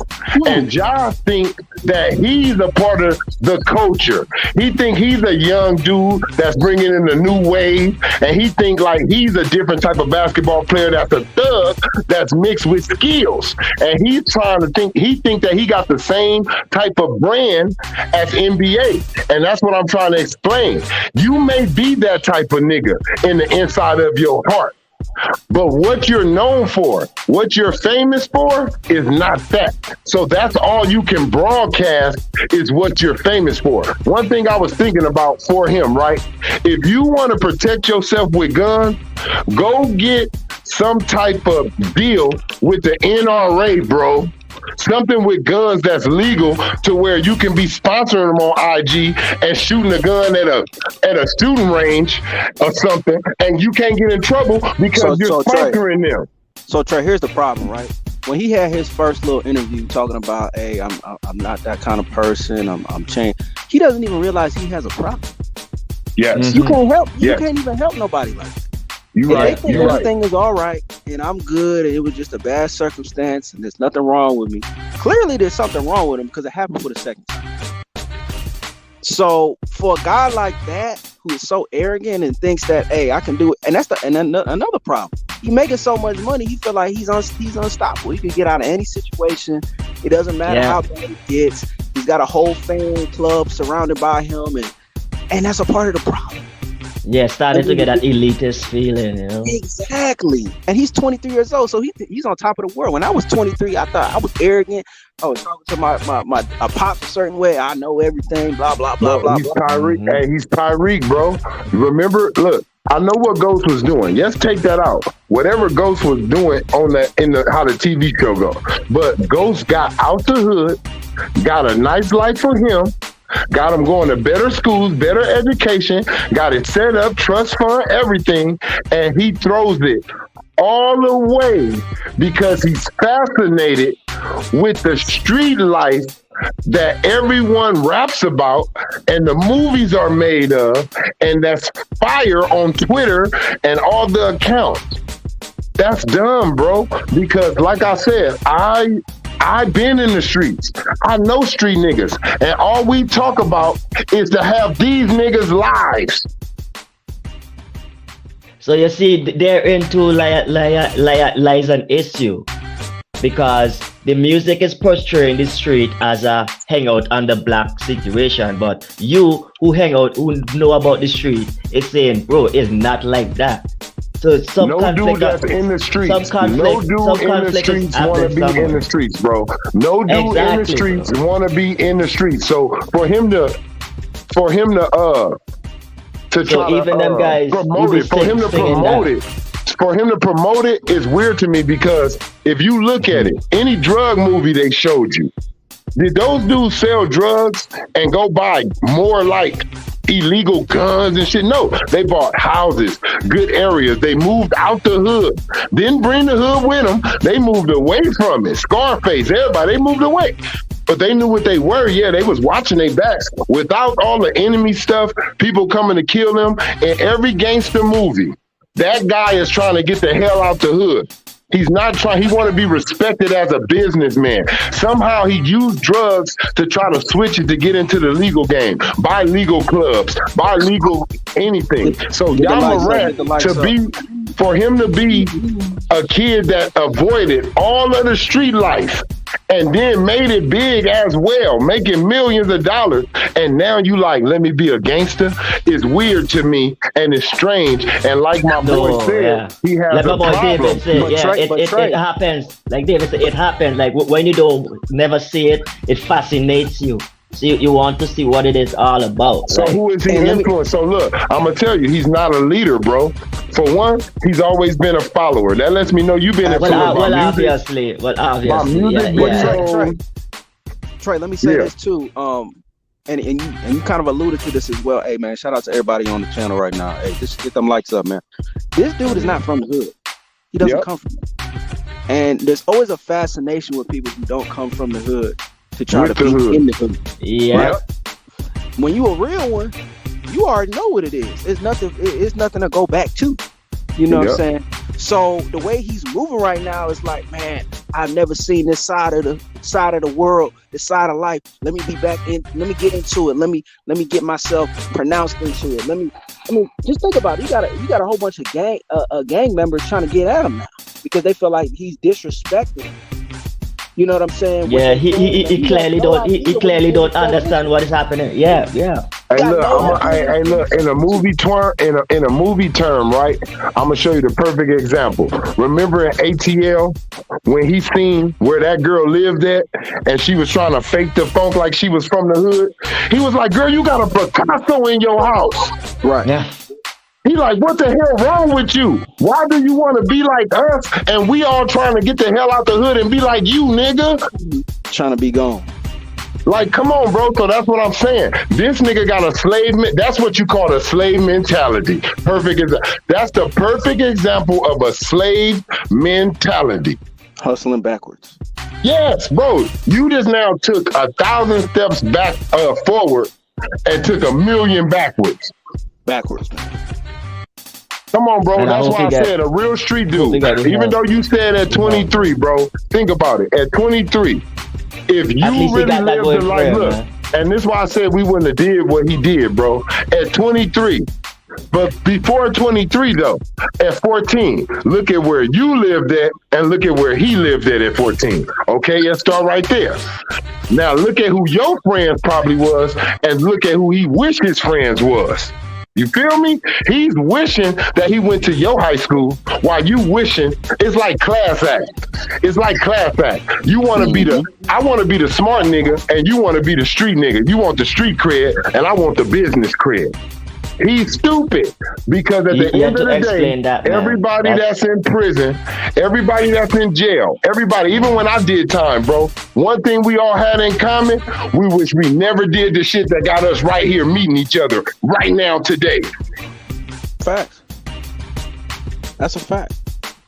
Everybody in there saying that. Every dude in there who mama died on him, daddy died on him, girlfriend left him, everything fell on him. He's saying, I wish I never did that robbery. I wish I never had that gun that night. And if I wish I never tried to do that last sale. Exactly. And like I said earlier, he's the type of dude that needs to be hit on the head about 5-6 times before he realizes, damn, I just screwed my life up. But see, guess what? Yeah, If he would have been, if he wouldn't have had that cushion, see, it's something called pre-jail. I call it pre-jail now. Your parents used to put you in it, right? No games, no phone, no outside. Don't come out the room unless it's to eat or go to the bathroom. That was like jail to you as a kid. If you would have felt getting everything snatched back then, he would have never wanted anything to get snatched from him now. He would have been trained to go. You know the problem is too, when you the sole winner of your family and everybody's leaning on you, they can't tell you. You the man now. Yeah, now you the daddy. Now you the daddy. Yeah, you the daddy. I'm paying all the bills. I moved your house across. But you know what? That's what I'm saying. Look, his dad. One thing I'm gonna tell you, and this is why I think, and I told my pops this. I don't blame my pops for me getting caught up in the street life, right? And it's a thing on it. My pops was born in 1928, bro. When he was ripping and running the streets, it wasn't no Crippin' Bloods. By the time it was Crippin' Bloods, they didn't even ask my daddy where he from. He was one of those dudes. They'd be like, "Oh, what up with it, OG? What up, man?" Like anybody. It didn't matter where he was at. So he didn't know how to tell me how to duck where you from, what set you claim. He didn't know how to tell me how to duck that. Because he never faced it that. What his gangs was the KKK, racist stuff. Right. So I feel like Ja Morant, daddy, he can tell his son how to do things correct like he did. But his son needs somebody that can. See, the problem too, his son needs somebody he can relate to. He can't talk to him. Yes, bro, that's the word. Yeah. He needs somebody that actually lived that life that can tell him, nigga, you don't want this. Facts. Hey, y'all, can I jump in here real quick, man? What y'all talking? I agree with what y'all saying, but I've been watching a lot of this, you know, the different videos on it. I ain't seen nobody in this chat say it, but it's just a growing trend. When you were talking about his dad, now they starting to say, well, I blame his dad. Man, I ain't riding with that. I'm not riding with that. No, I'm not riding with that, because I had my son, he's in his 30s now, and I reached the point where I said, man, you gonna bump your head. Yep. I ain't gonna keep talking to you blue in the face, and you keep messing up. Luckily, he didn't do nothing that messed his life up. But he come back now and say, I wish I had listened. Yep. That's where Ja is at right now. He's 23, 24 years old. He can buy cigarettes. He can buy alcohol. He can join the Navy. He can join the Marines. He can buy a gun legally. And he could buy them in abundance. You cannot put that on his father. It's not. Hey, it's not. Cause look, let me tell you, what's the first thing we do, bro? When we was little, your parents tell you don't smoke cigarettes or don't smoke, right? You didn't, because they ran you. They told you don't drink. You didn't. But once you get of age, you're gonna try it. You're gonna try it. It don't mean you're gonna stick with it, but you're gonna try it. But my thing it's for human him, nature, man. Human nature. That him, nature. Right, the things that he's doing, right? And I'm gonna be honest, the things that he's doing, I expect from a teenager. I expect a teenager to get caught on Instagram flashing a gun, not a grown ass man that's really in the streets. Because a dude that's really in the streets, he know that gun may get used, and they can't afford to be on video. Yeah, you know, that's a fact. He playing with fire, man. When I saw that he lost $39 million, bro, that would have made me sick to my stomach. Yeah, damn. I wouldn't have been around nobody. And you damn sure wouldn't have no camera. And look, I'm going to say this too. That's the thing I say about kids that grow up without struggling. They don't have that little oomph in them, okay? They don't got that little extra oomph in them that we got. And I'm talking about for survival, to understand when you need to shut up, to understand when you need to be, you know what I'm saying? When you do need to speak. We grew up like that because we grew up struggling, bro. He didn't grow up he don't know what a toasted bread and syrup sandwich tastes like. He don't know what grilled cheese probably for 2-3 days tastes like. People don't understand that this nigga damn near to a black person, if we was his friends growing up, we'd think that nigga was rich. If we was going in his house where he lived at, we would think Ja Morant's family was rich. If you was a black kid going to his house coming from the hood. Yeah, but he got his age on his side. He's young. Let's hope he get the help he get and and the I don't blame his daddy, but I blame it all on him because he's doing it while he's grown, bro. We didn't hear none of this when he was in college. We didn't hear none of this when he was in high school. It's a pattern. Yeah. If you a thug nigga, it's gonna be a pattern showing that shit. Mm-hmm. Yeah. Like Keith said, he entered in a world where he could get the things that he couldn't get before, and you know, he just. Yeah, but, I mean, man, but you at one point in time, I don't care who you are. At one point in time, common sense should have jumped in there. But yes, sir. You know what, too? He's 20. Let me say this: at 23 years of age, you're still a kid, man. I don't care what nobody tells you. You're still not fully developed as an adult. Yeah, you don't do that to your late 20s. You don't do that to your late 20s. But when you're a black man in America, 23-year-old, you gotta. Hey, look, can I ask you this? Is he in the same generation? Is he in the same generation where we seen Bobby Shmurda say on a rap song that his boy just caught a body about a week ago, and then the nigga went to jail? Right. Yeah. So let me say this. Let me say this, man. Let me land with this, man. So you gotta understand, he's 23 years old. His brain is not fully developed yet, and that's not an excuse. That's just a fact of nature. When you was 23 years old, you didn't understand the rules of life. You didn't understand. It doesn't matter how great your parents raised you. You were still doing dumb shit on a daily basis. But not that though. No. The only reason why the only reason why it's more magnified because he got money. He has the Look. I'm gonna tell you the real. Hey, look, I'm gonna tell you the real. Look, bro. I'm not gloating. I'm not gloating in no way. I'm talking about it as it's a big mistake and it's big stupidity. I really was in these streets, bruh, doing that dumb shit, grew up in that South Central California life. And I'm telling you, even though, look, at 18, look, and what I'm saying, at 18 years old, we having hood days. Look, I got my shit on me. Nigga, I don't care if it's a home girl or what. Hey, don't take no picture of me. Oh, look, and then I go up on them. Look, I'll go up on them later. Hey, look, don't take no picture of me because I'm really out here and I'm really doing the shits. I'm really with all the shits and I can't afford no picture. They may raid your house, raid the spot, find that picture with me with a gun and say, yeah, see, he got guns. That's why we connected him with this murder. Look, so I'm telling you, for him to be doing that, he ain't no real street nigga. He's doing it because he think it's a fashion. See, these days, they make gangster life look like it's a fashion, like you wearing some clothes. Right. And it's not. But take away the street part from it now. Take away the street part from it. So he did something that violate policy of a contract that is signed in an organization he is, which is the NBA. Then instead of they give him what is justified for the crime, they actually slack up on him. He got to come back to play with his team. Yeah. And that was the first time. Wait, brother. After he claimed that ain't me, I just want to change. We're gonna do it for my daughter now. So that means the league, they talk to him. They have a sit down and they talk to him, and he told them, "Y'all don't worry, it's all good."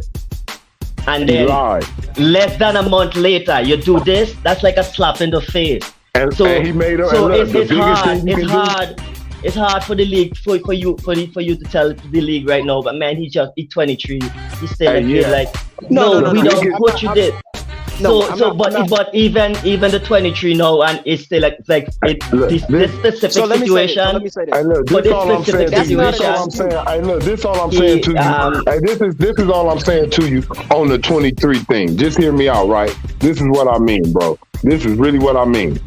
If he showed a pattern of being this guy, I can understand us saying now, well, yeah, he always been like that. He got to understand he can't do those things Trey, now because he got money, right?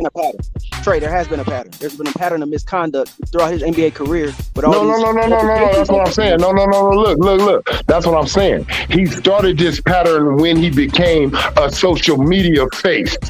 So see, we can't use 23. He's starting at this age. He started at like 21 with this shit. So what I'm saying is, we can't say he's young. He knew better. Yeah, he was doing better before. Look, this is what I'm saying. If I heard about him carrying guns and doing stuff like this at the age of 16, 17, I'll be like, look, He young, bro. He's coming from a life of already doing that, and now he got millions of dollars. He ain't worried about the cameras. He don't even see the cameras because he's so much into his street life. But he did not have that life. He did not live that life to be doing that. Right. So what I'm saying is, it built all the way up. Obviously, when he first came in the league, he wasn't doing that because he had to establish himself. But now that he's getting all this entourage and all this backing, like, oh, you that nigga, and you got no part of it, and people part of the reason why, hey, man, you that guy. So what's happening now is it's built up to the point where he has to live that persona, no matter if he's making sense or if it's not making sense to him. I'm that image at Memphis. When you come to Memphis, you got to go through job. So he's trying to create that image of this tough guy that never really existed, but it's only existing because of the people in his ear. And when you're 23 years old, those people just came in his ears, though. Well, you know what I don't like? You know what I don't like, bro? You know what I don't like? You used to have. Let me look at this. You got $200 million, a $200 million contract. And you already the nigga in your sport, and everybody's trying to market you and tell you X, Y, and Z, and hey man, you got this, you the guy. It don't matter what they tell you. You ain't gonna. Oh yeah, I hear that. Yeah, David, trust me, I hear that. I hear that. And you're 100%. First of all, let me say this: Ja Morant is not the first 23-year-old nigga to have this much money. First of all, right? He's not the first black person either, right? To have this type of success. And it's been, look, maybe not the money range as in contract and deals, but as exposure, it's been dudes that's Kobe Bryant, dudes younger than him, dudes that's kind of grew up in the same way as him, to where they didn't grow up in the hood.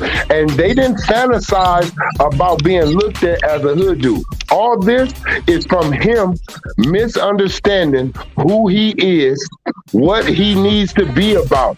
When you used to see all of the black guys that get money and role models, from Dr. Dre to Ice Cube to Ice-T to all these dudes who made their millions even off of gangster rap, they come on interviews, they be like, I'm trying to have myself being looked at in a different light. Jay-Z, 50 Cent used to wear t-shirts, chains, hats. Now you see him more trying to get out of that stage as he grows and he's wearing suits more. He used to clown Jay-Z about it. Same thing with John Cena. I can name every genre bro of entertainment. John Cena was clowning The Rock for trying to get a career after wrestling, wearing suits, showing up like this. Now look at him now. He wears suits. He understands it. He apologized to him. Ja Morant needs to understand you are not going to get a pass because you're 23.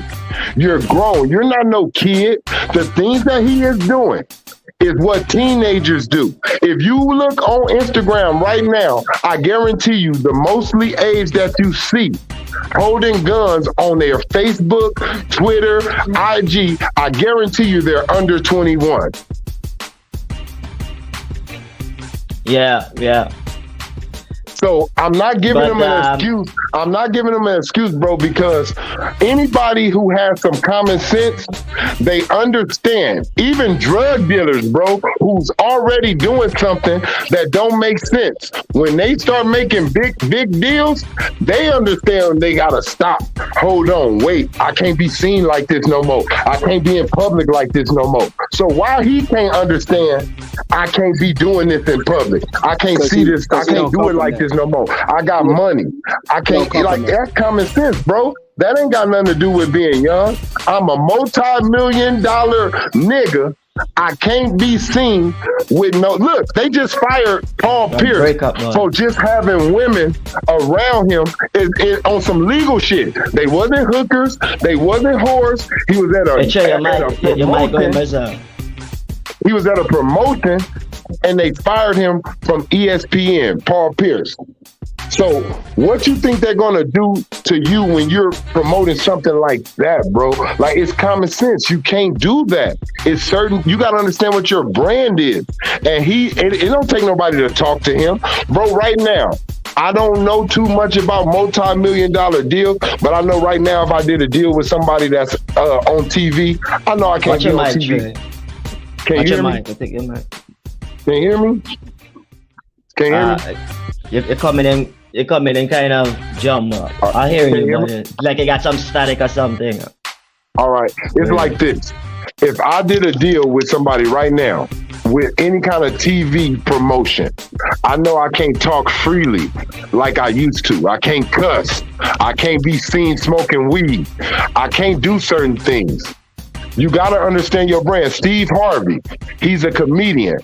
He cusses when he does his stand-up. He had to change the way he does stand-up because his brand now, when he do the children's shows or when he does... Hey, Trayvon, it's simple as this. Everybody know you don't take a crap where you eat. Mm-hmm. Period, end of story. That's where Facts, he make bro. his money. Facts, bro. Facts. You said it right there. Facts. Don't get high on your own supply. On your own supply, and don't take a dump where you eat. Period, end of story. Straight up. It. And that's what he's doing. Saying. All I'm saying is, look, I'm not trying to be I'm not even trying to correct the dude. Put it like this. You want to tote guns? Stop having cameras around you, nigga. You want to dance and have a pistol on your hip and let your backbone slip? Nigga, just don't put it on TV, fool, to where the world can see. Your outside life off the basketball court should be your life, bro. We don't get caught up in this new generation. Put everything you do. I will never, ever let the world know. I would never let my left hand know what my right hand doing. That's always right. You've been taught that as a small kid. You've been taught that. What he should have did is took that gun and shot old boy's cell phone. That's what he should have did. Hey, look, what he should have did, look, after that first time, bro, this is what I'm saying. Common sense, look at us. Dudes who go to jail, when they go to jail, bro, they're in there and they saying, I won't sell drugs like that no more because I got caught. If they did a robbery, they say, I ain't gonna do no robbery like that no more because I got caught. You know what? He that dude that got ran up on in the house and went back the next day. Yeah, he the dude who got robbed. He got robbed right here at this ATM, and he gonna go use that same He went one. back the next day. Man, look, The next you day gotta understand something. Look, I would have said right there, look, if I know the life I live, look, I know I ain't gonna stop smoking weed and doing my little life and doing what I do. Guess what? Hey, y'all, look, no more cameras, bro. When you niggas around me, ain't no going live, ain't no videotaping, ain't no recording.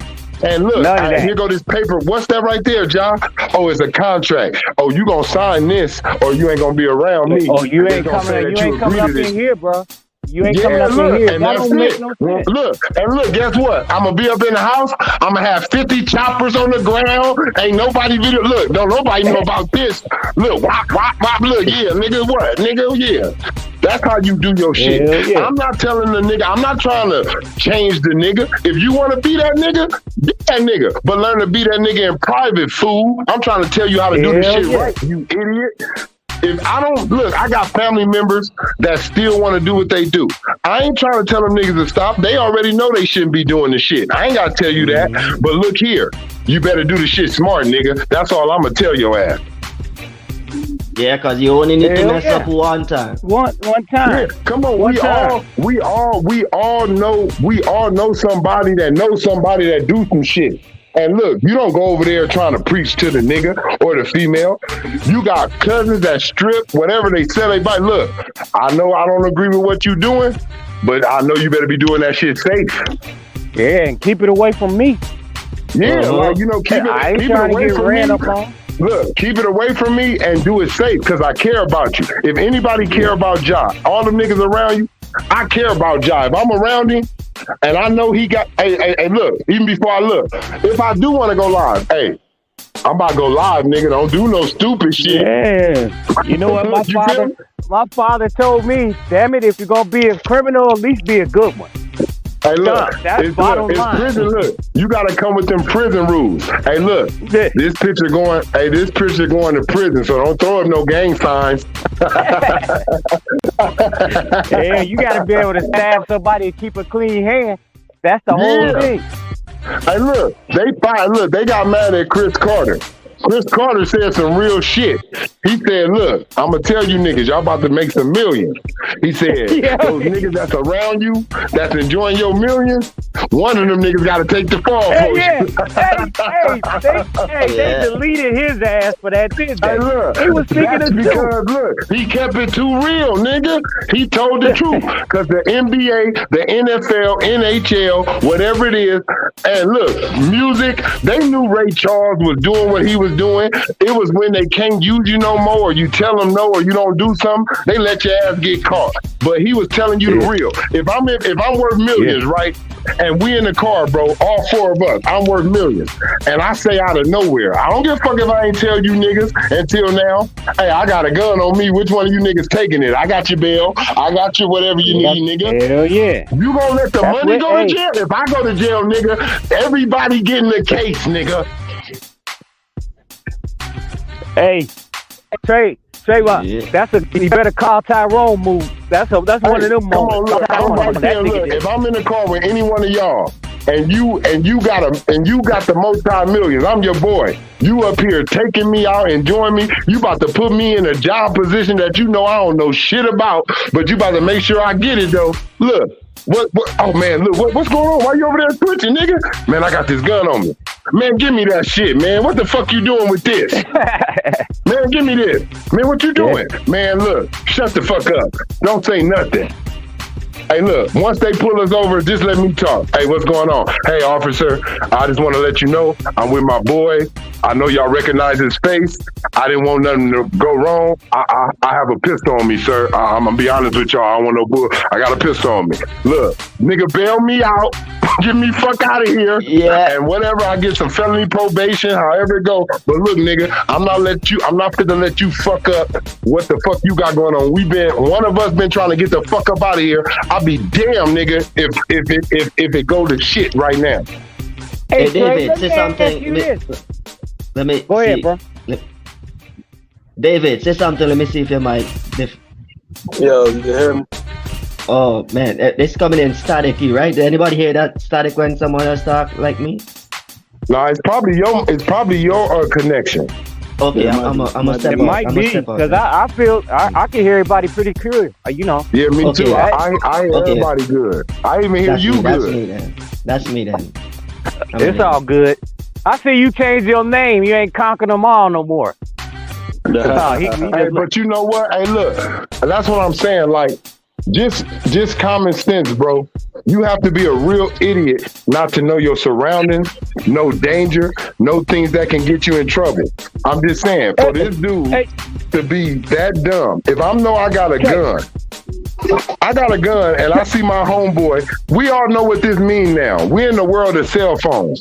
If I see somebody got their cell phone in front of their face and they moving their head and leaning left and right, oh, this nigga doing a video or something, taking a picture or something. Don't let me pull this shit out. Right. But you know what? Even bigger thing is, why his boy want to put him in that predicament and he riding with you like that? Because they don't care about it. But look, he didn't tell him. Look, hold on. I'm not going to blame his boy. His boy's just trying to get some likes. He trying to let the whole see I'm riding around with an NBA star.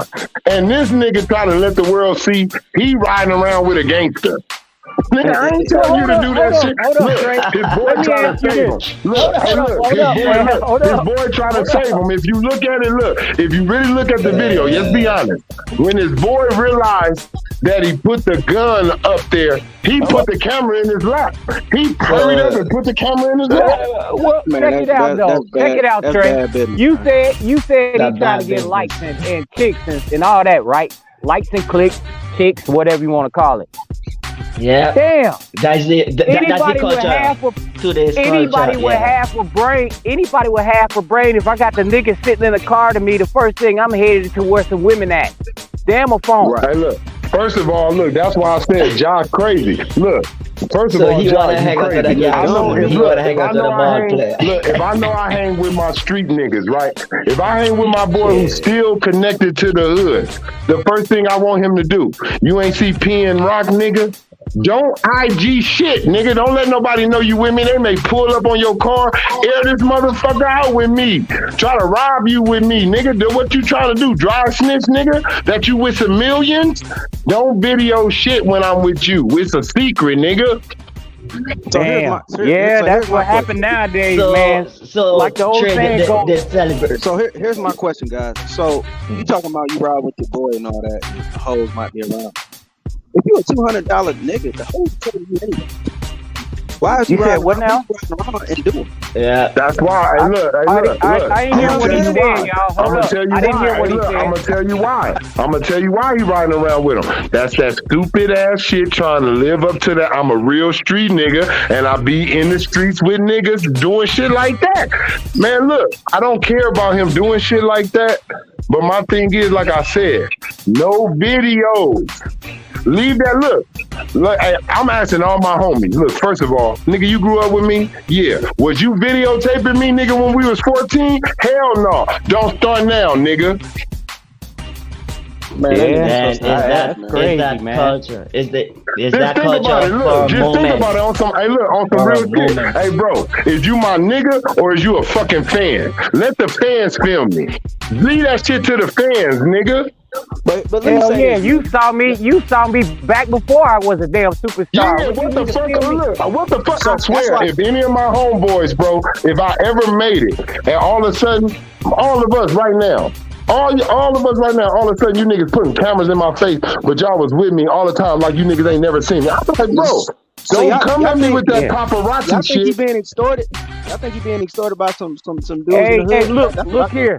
To answer that question, bro, Subconsciously, It's the old yeah, I Navy. mean, It's- So you indirectly, saying indirectly. he's 6'9"? So you saying they 6'9" in his ass?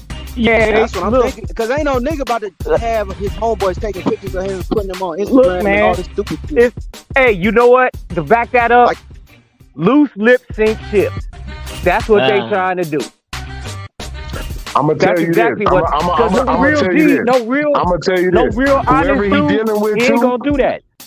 Hey, look, whoever he dealing with, they some dumbass street niggas too, because they don't know how to protect the money. Bitch ass Straight up, niggas. real street niggas gonna protect. Look, let me tell you, if That's I do want to exactly. use, if I did want to use Ja Morant, I swear to God, and he ain't never getting in no trouble. You hear me?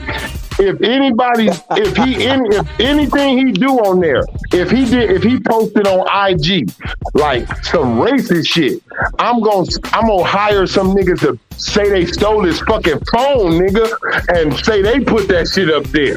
Nigga, we keep him out of trouble at all costs, nigga. Yeah.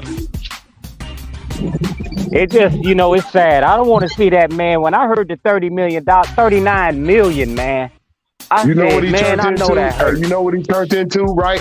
Look, I'm gonna tell you, and it's crazy, but that's how this world do you. First, every parent, every black father probably was like, look at old Ja Morant. That's who I want you to be like. You gonna dribble like him. You gonna fly like him. You know what they saying now? I don't want you to do a goddamn thing like him. Don't watch him. Don't support him. We ain't buying nothing of him. That boy's stupid. Stupid. And That's what he did. And- If they was to and the see, sponsors if he was see to that have too, a and Trey. magazine, look, if they was to have a Nike magazine, anything come out with him, I'm gonna tell you what my mama would have did. Same thing she would have did, like how she did with anybody she didn't like their music or what she thought they was doing was wrong. Be like, you ain't gonna get that magazine. You ain't about to buy that with him on the cover. And that's exactly how the sponsors thinking. But hey, Right. y'all gotta look at it too, though. Real talk. Man. He's a real Goofy Gilligan. He's a real Goofy Gilligan because he kind of got away with the first one with a little slap on the wrist. He Yeah, could have that's what just I'm slid in saying. he could have slid away in obscurity and nobody was talking about it. This He game, probably Goofy only person Gilligan, got go a and do it slide like again. that too, He man. remind me of that white boy, Malibu Gangster, whatever that movie was. That's who he Hey. is. Oh yeah, that dude. Yeah. Nigga want to be Malibu gangster. You want to be that Malibu gangster dude. Look, we all know this. If any of us, any hood dude, if you had a white boy that somehow came around the hood and was bringing money and good vibes, we ain't never letting this nigga get in trouble. This nigga changed our life. He ain't never getting That's robbed. the truth. That's the truth. That's why I Well, said hey, they he's don't not think around those they don't. street niggas, and he ain't. First of all, if you a street nigga, like I said, you just not gonna do that shit he doing. If he really, because he don't have no prior. If he had priors, he'll have experience. He'll know not to even get caught on the damn camera right now with a gun. That's why I said the nigga just trying to do some shit, like my boy said that he think it's culture. Just because NBA Youngboy and Lil Durk and all the other rappers can get on TV and post a gun, you ain't got that kind of juice. Your juice come from a different brand. Yeah, Well, let's also figure the Trayvon, help that he need and you know But you make know what back I'm some saying? of Look, that this is what money, I'm saying. man. Look, Cause he this young, you thing know. ain't, look, I'm gonna say it like this. If y'all notice how Jay-Z raps now, right? Jay-Z came from talking about selling dope. Sometimes he talk about shootouts. But guess what? Jay-Z don't make no type of music like that now because the dudes that he's in business with, he cannot promote himself like that anymore.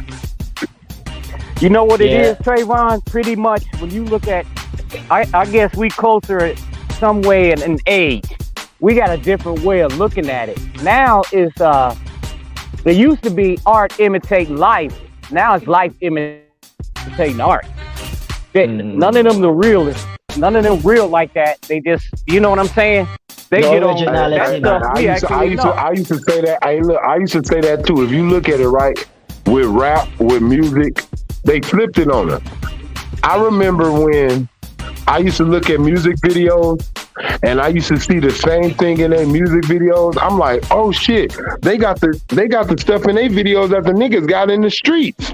Now, Yeah. they flipped it to where the niggas in the streets are trying to get what they Are got. watching Nigga, this shit. you Yeah. don't make millions. While you up here robbing 5 houses a day, trying to have 5 chains on your neck, that nigga didn't get his 5 chains on his neck that way. He talking about selling dope, but let me tell you a secret. He don't sell nothing but CDs, nigga. Yeah, that's true. I mean, that's the difference I'm right gonna tell now. y'all. That's If the where- world, hey, look, if the that's what world I'm talking didn't about, if where y'all the didn't conflict is, just right? in case y'all thought it was a secret, Yeah. right? Just in case everybody thought it was a secret, it been exposed when everybody found out that Rick Ross used to house the niggas' life he was imitating. He used to watch niggas who sold dope and shot niggas when he was a CO in Miami. And now the nigga talking about, I'm selling lows, I'm selling zones, I'm selling O's. Wait a minute. You was Yeah. listening to a nigga in his cell tell you that story, and now you rapping about it. Yeah, that's what the If they conflict didn't is, but write the the shit- influence Hey, is if crazy they didn't because take his shit, I told somebody a long time ago when Drake came out, right? I swear, because this real. When he came out, he was blowing up. I said, they gonna change him. They said, what you mean? I said, he came in the game, you my everything, you all I ever wanted. We can do it real big, bigger than. Now, he talking about, OVO, boy, we got them guns, boy, shoot you in your nose, boy. Like, wait a minute, Drake. You come from Degassi, and then you was coming in as a lover boy. And now you in here talking about... wasn't he in the wheelchair? Yeah, Wasn't he in that's the what I'm wheelchair saying. in Degassi? Hey, look, that's what I'm saying. You got to understand, Degassi. however you come in, they going to flip you. It don't matter what entertainment you in. Denzel Washington, Jadakiss told us. I already knew it. Denzel Washington did multiple movies to where he should have won. To where he played in The Hurricane, multiple movies, Man on Fire. He could have won for playing a good guy. But they gave him the Oscar for what? When he started talking about nigga, motherfucker, and doing everything wrong under the sun. Yeah. That's when they gave him his Oscar. Now, Will That's when they Smith, gave him his Oscar. same thing with Will Smith. Will Smith should have won an Oscar for Pursuit of Happiness. Other little movies that he did that really touched your soul. But what they give him the movie for? Talking like a retarded man, like Buckwheat or something. All that, like he don't know how to speak it up. You ain't gonna boom her out like you boom me out. Like make him. That wasn't even his best acting, but they gave it to him because they knew he was due, and they knew we're gonna make you be in a role to where people don't really look at you in this role, and that's what we're gonna give you the Oscar for. That's what they do all the time. They change you, and it's a change in him. Same thing with Rihanna. Rihanna told y'all, good girl gone bad. When she first came out, it was all the little nice songs, all the little Arabian songs, all the island songs. Then they said, no, that ain't gonna work. You gotta show your ass. You gotta sell. Same with Beyonce. When Beyonce first came out, even when she was with Destiny Child, we was hoping we could see her booty crack. Never seen it. Then they had to change her. Now we see Beyonce booty crack more than we want to. More than we need to.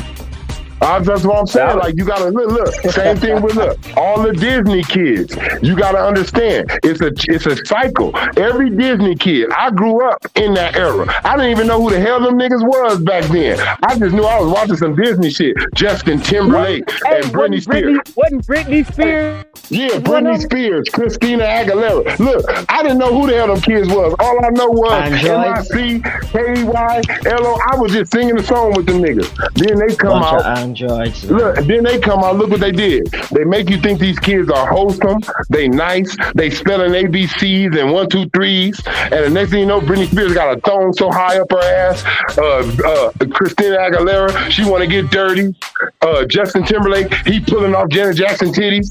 I mean, man, they're a bunch of clones. They're a bunch of clones. That's why they cannot be with humans. You see, they can't be with themselves. Bunch of androids and clones. So that's what I'm saying. Look, and the things that they gotta be. Look, people always they come in these songs and they say, "I want me a down to earth guy, and I want me a down to earth dude, or a down to earth girl." But you got a high-scale woman in real life. You're lying to me. You're just trying to make a song. They just got on Sierra about that. Sierra talking about single ladies and be independent. Girl, your ass married.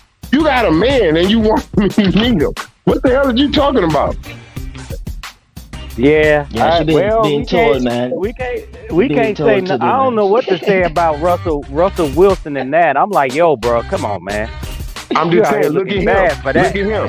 Hey, look at him. They changing him too. Look, when whoever he was with, I understand that you can meet somebody and they can change you and open you up to new things, right? But it's something about still being yourself. If I'm not an IG dude and I don't like getting up there dancing, I don't care who I'm with, baby. I don't want to get up there and do no TikTok shit. Okay? Straight up, look, baby, I'm a hardcore football player. If I get up there and do TikTok shit, I'm gonna get the most sacks I ever got in my fucking life. Yeah, man.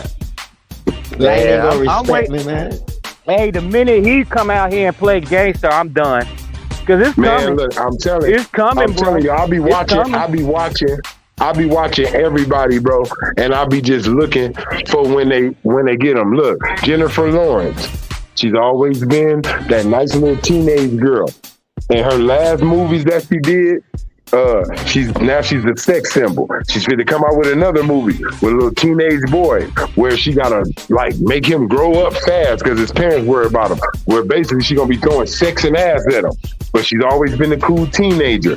They do these things, bro, because no matter what, at the end of the day, what makes stuff sell, they realize it. It's shock value. It's shocking the world with something that they never seen. Miley Cyrus, don't nobody listen to her music, but ever since she came out there, look what they did.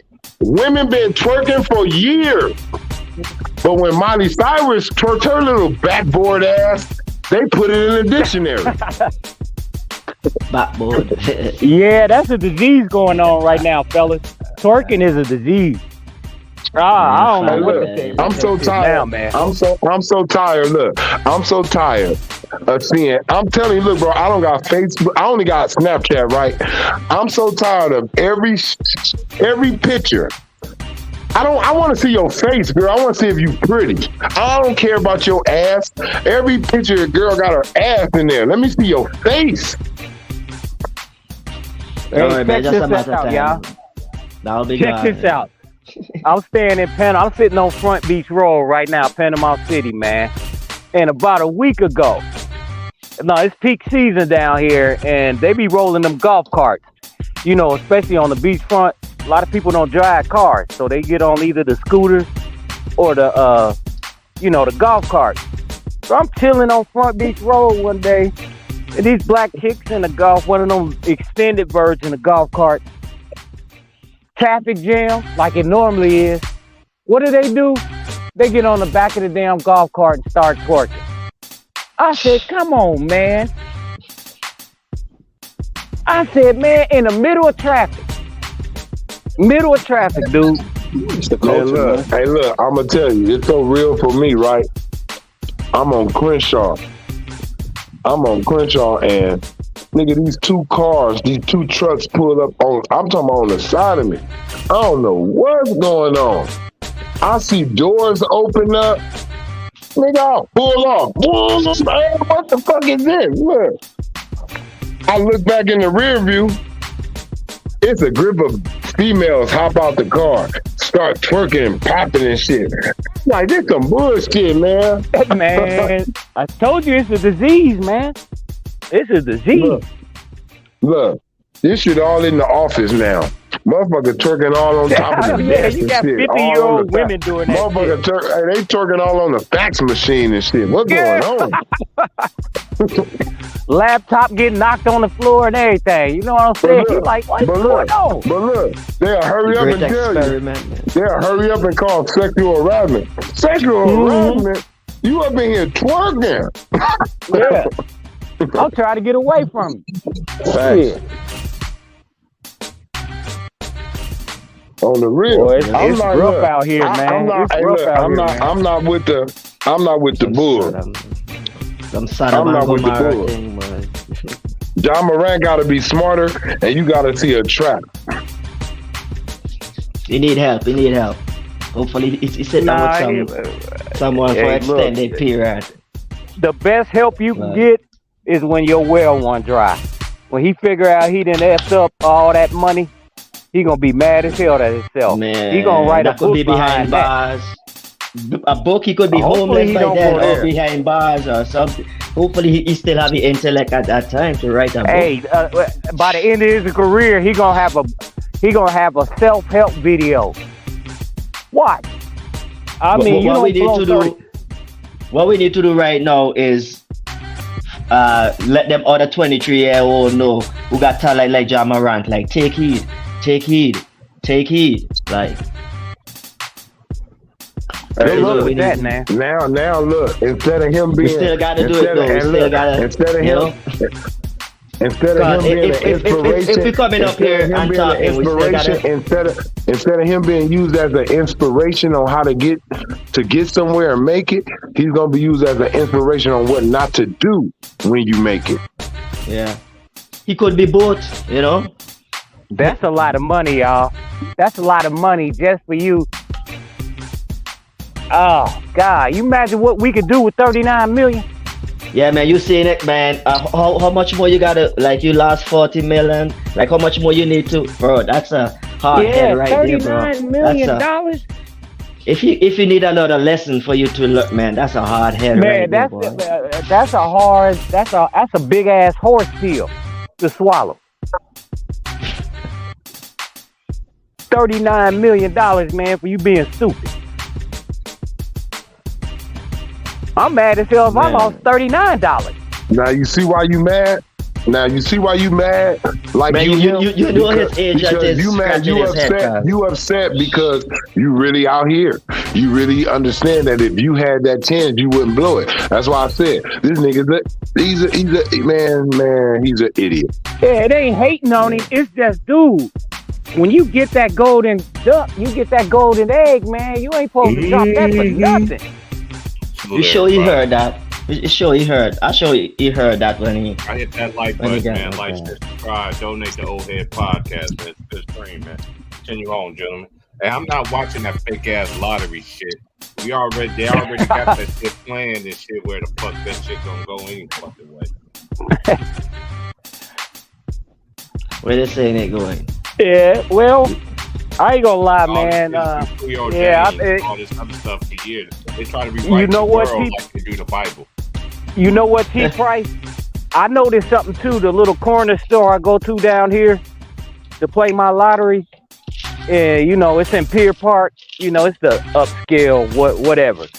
They got the most winners, and I'm not talking about big winners. I'm talking about, man, they got a whole wall of 1,000 here, 3,000 there, 1,500 here, 1,500 there. And I'm like, damn, I'm going to the inner city Panama.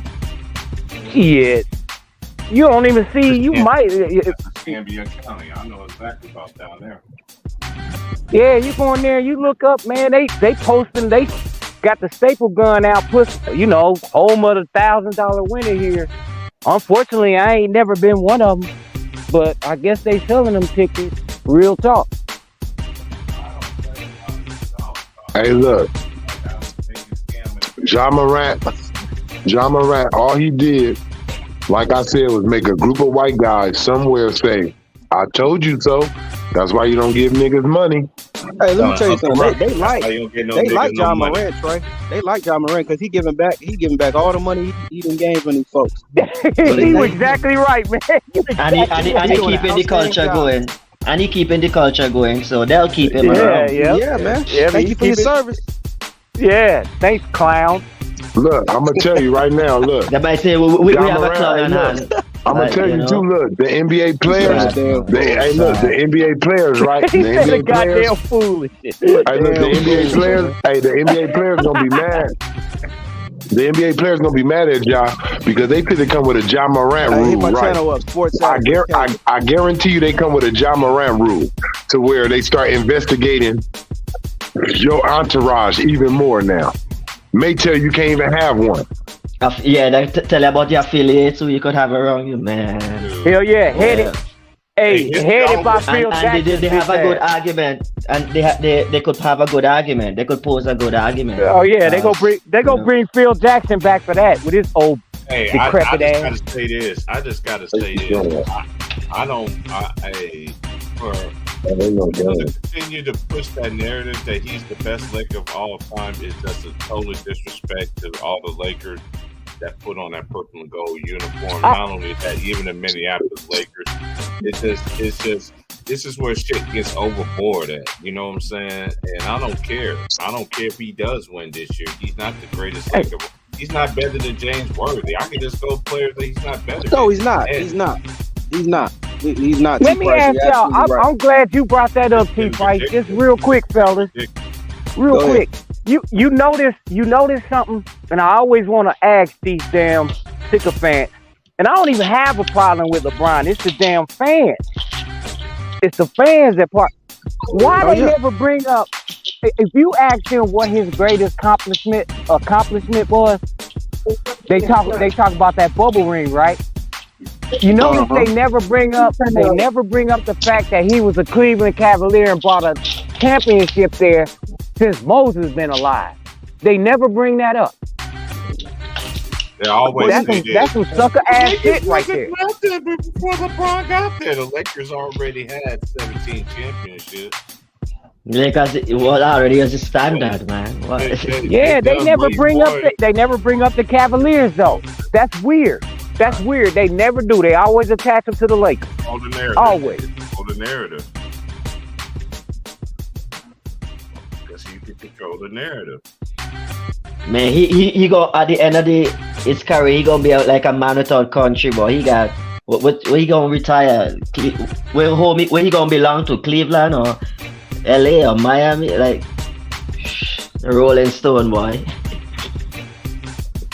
What's he gonna call his home? They might. Y'all dudes is crazy. He's going to the anabolic steroid Hall of Fame. That's where he's going. Go find your own wife and shit. Oh, LeBron's wife is so bad. And I did it. Y'all do, man. Y'all lusting over somebody else's. And you never know. She might be for the streets. You don't even know it. Sinful, man. Find your own wife. Well, hey, let me ask you this, T. Price. I gotta give him credit though. I gotta give him credit for what he did to AD, and I believe that was Game 3 or Game 4 when he called him down on the carpet and made AD play. Man, gotta give him credit for that. That was an OG move right there. Man, when he's like, I ain't shooting. I ain't no OG thing, nothing. Ain't no OG. They ain't no OG shit. This is wrong thing, LeBron. You give a little credit for him, then they want you to give credit to him every time. Fuck that. The Lakers win, period. When AD plays good, the Lakers go. The Lakers, look at all the Lakers winning streaks that they had this year. They didn't have LeBron James in there. It had Anthony Davis was in them things. Let's just keep it real. And just keep it I'm keeping it real. T-Price, I'm not arguing, but I gotta call it down the middle. That's how you feel, but I don't see it that way. Fuck that, because this is one thing why I said that. Nah, man, they can't stand LeBron, man. Nah, LeBron get too much praise as it is, bro. You always give his fanboys in the media, they already getting credit for him, but look. I can't stand them either, but I gotta call it down the middle. Gotta call it down the middle. Fuck that, but we was calling down the middle. The motherfuckers still didn't want to give nobody else no fucking credit, man. Fuck that. No, fuck that. Anthony Davis is the main reason why the Lakers in the position that they in. I'm not arguing that. Hold on, sir. Hold on, let me finish. Hold on. I ain't done yet.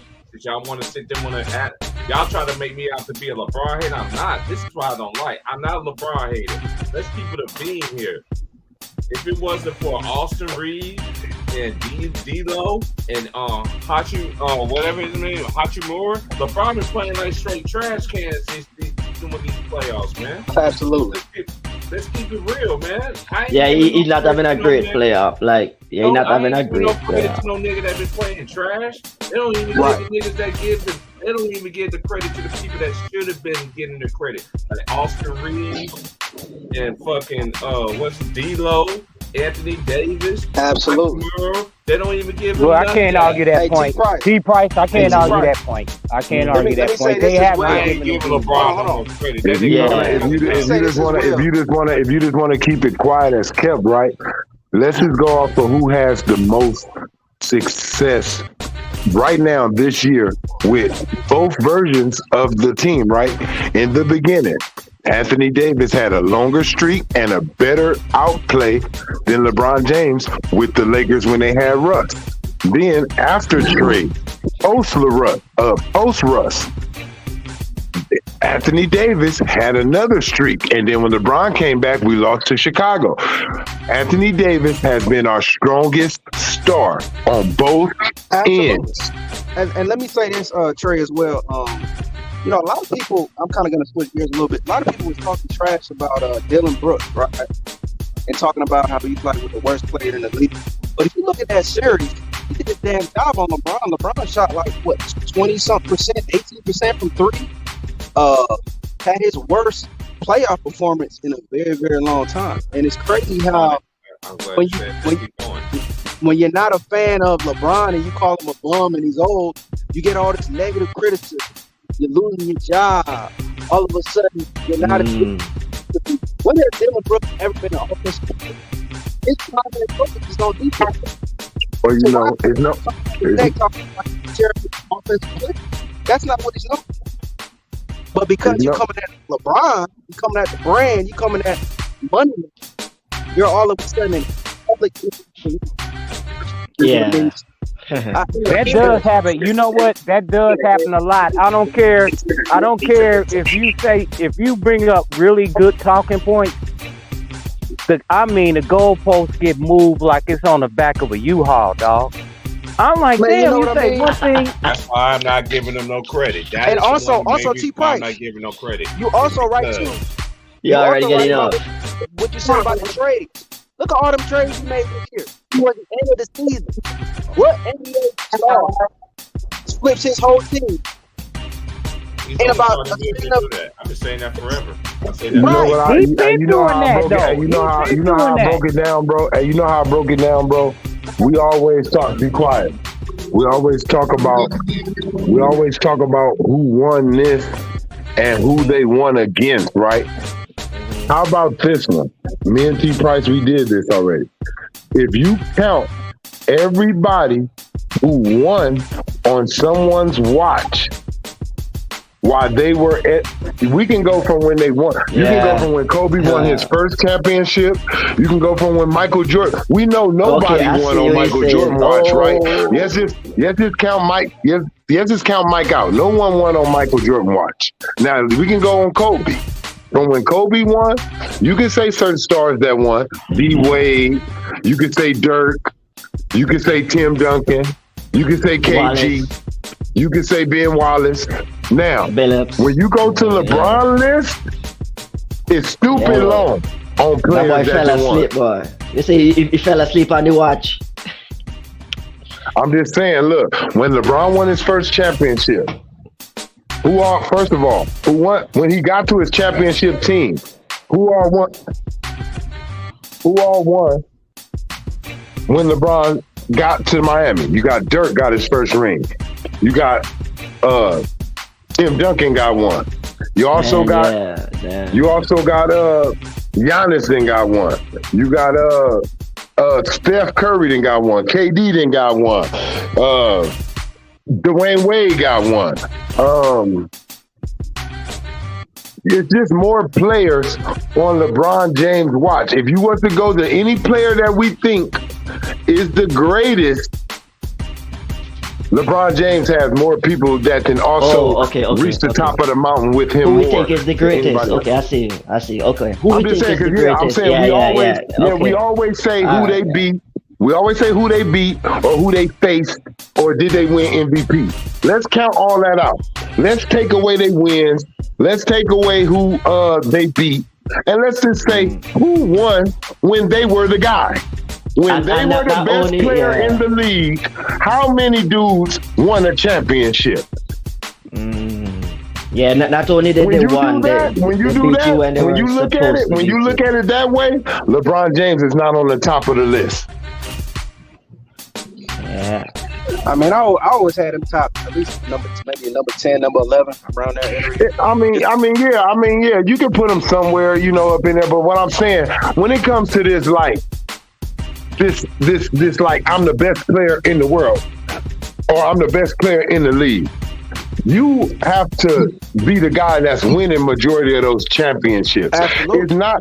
I don't agree with. Oh, he was in the final. Just because you're in the finals, I'm not gonna lie. Look, when you win the finals, that's who you get crowned the best player. You don't crown the other guy the best player when he lost. When Paul Pierce beat Kobe Bryant in that finals matchup in 2008, everybody was calling him the best player in the league.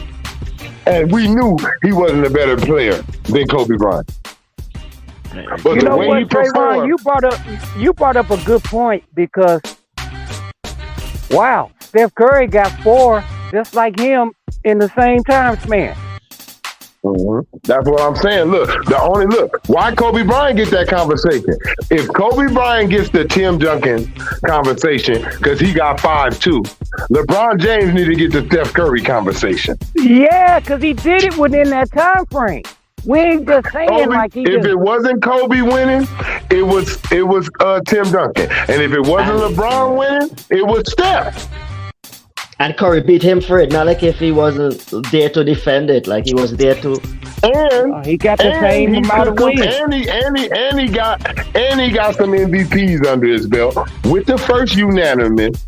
So why you don't get that same People smoke? But see, I'm gonna tell you, this the narrative. I'm gonna tell you, this the narrative. They never chose Steph Curry to be in the GOAT conversation. They made sure they stereotyped him in the shooter conversation. That's it. And that's all they ever wanted to put him in. That's why the NBA does not even argue him in that conversation when he has the accolades to be in it. They won't do it because, like I said, he does. You're making a good point, Kobe man. Bryant got to be a 5-time champion and have only 1 season MVP and 2 finals MVPs, and we know he in the conversation. I'm not saying that you are the best, but you do deserve some conversation sometimes. And Steph deserves some conversation when you look at his height.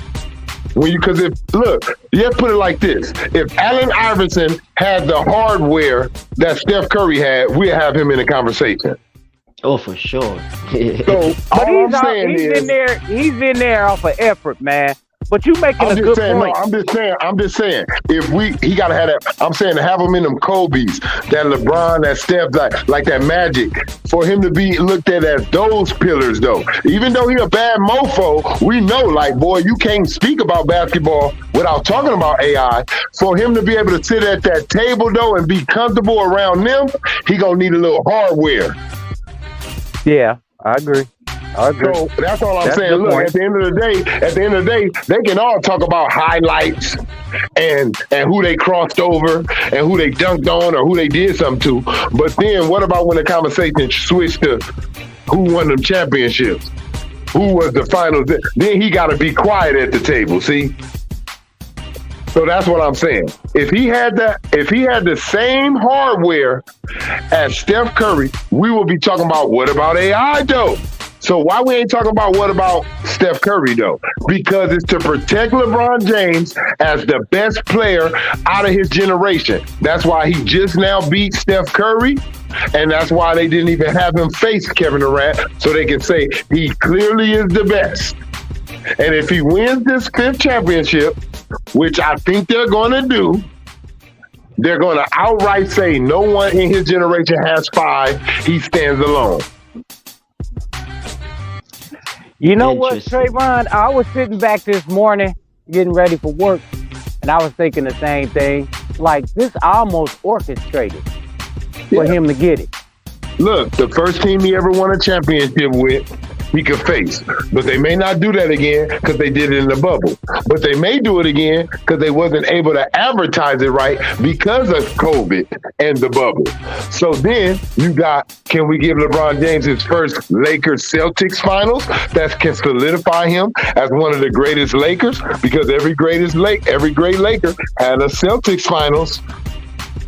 And Shaq is not a great Laker. He never had that. So I don't put him in that boat. Kobe, Magic, Kareem, Jerry West, those dudes, Elgin Baylor, those dudes are great Lakers because they had the battles, the games that really mattered that the Lakers wanted. LeBron has not had that yet.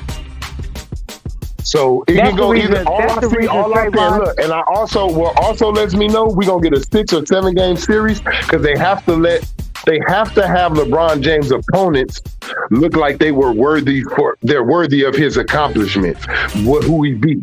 So it's gonna be a hard-fought series, like every other one was, so they can say he beat Steph, and then he went to a 6-game series with Memphis. That's why they wasn't really talking down on Memphis. They don't really talk down on LeBron competition, even though he beat Toronto, and we all knew Toronto was having lapses. They still was pumping Toronto up like, oh, they may beat LeBron this year. They got the number 1. They have to do that to make it look like his competition is worthy. So I don't think the NBA is behind Joker. And what I'm meaning, even though we can look at true basketball and say that the Denver Nuggets been the best team, the most consistent team throughout the whole season, that team is like the Spurs. They don't have the viewers. They don't have the ratings. No one watches them. That's why everyone's so shocked that they're so good in the playoffs, because no one was watching their games during the season. Hey, watch it to them Nuggets. Yeah, just fucking with you. Shout out to them, yo. Respect to them. But I'm being honest. The NBA has just been struggling. Adam Silver almost lost his job because of the ratings and the money that they was bringing in. Me and T. Price called this. They're going to have some teams come from the play-in to get to the finals, so that can look like a good idea from him, and the play-in can look like it's valuable. And then he's also, he needs good ratings. I just talked to Ron T. He said the same thing I said. If the Denver Nuggets go to the finals and we're watching a Jimmy Butler and a Joker final, you're probably going to watch the first game, probably one half, and then you're going to wait till the last game if it's a closeout, and you're going to watch that one, probably one of the halves, So what you depending on saying, which Trey, way they you want decide. Celtics Lakers? They want I'm just saying, yes, look, the NBA, for one, I noticed that the NBA always wants Celtics Lakers. Whenever they have the Lakers good enough and the Celtics good enough, they will have them meet. I believe that they went away from this when LeBron was doing the puppets with Kobe. 2 reasons. One, if they have LeBron face Kobe and Kobe destroys LeBron, they cannot build him into the player that they build him into today. And Hey, they Trayvon, real quick. Don't you think that go back to what I said? They never attached that to his legacy in Cleveland. Yeah, they don't. always They don't attack look. They purposely forgets about LeBron James single games. Look, bro, I went back when he scored like 9 points and they showed it in the game. LeBron has about 7 or 8 games where he only scored single digits. That's not the first time. They lied. Right. But So, like I said, they always look. When Kobe had the Dwight Howard, Steve Nash, older superstars at the time, other than I'd say Dwight Howard was AD at that time, and I'd say Steve Nash was like a Russell Westbrook, but LeBron James' age.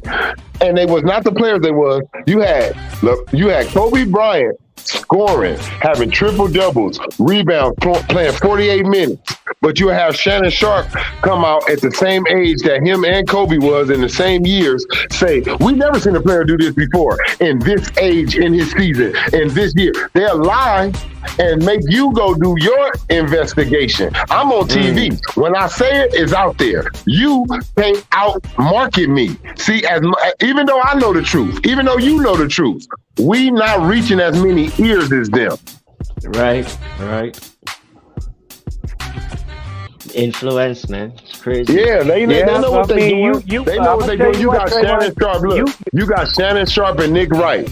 Why y'all deleting something? If that's who you are, stand on it. You got Nick Wright talking about Kobe Bryant is the greatest player. Then you got Nick Wright saying, you cannot tell me that KD is not better than LeBron James, way before KD even won a ring. And then you got Shannon Sharp saying, in this order, God, Michael Jordan, and Kobe Bryant are the greatest players.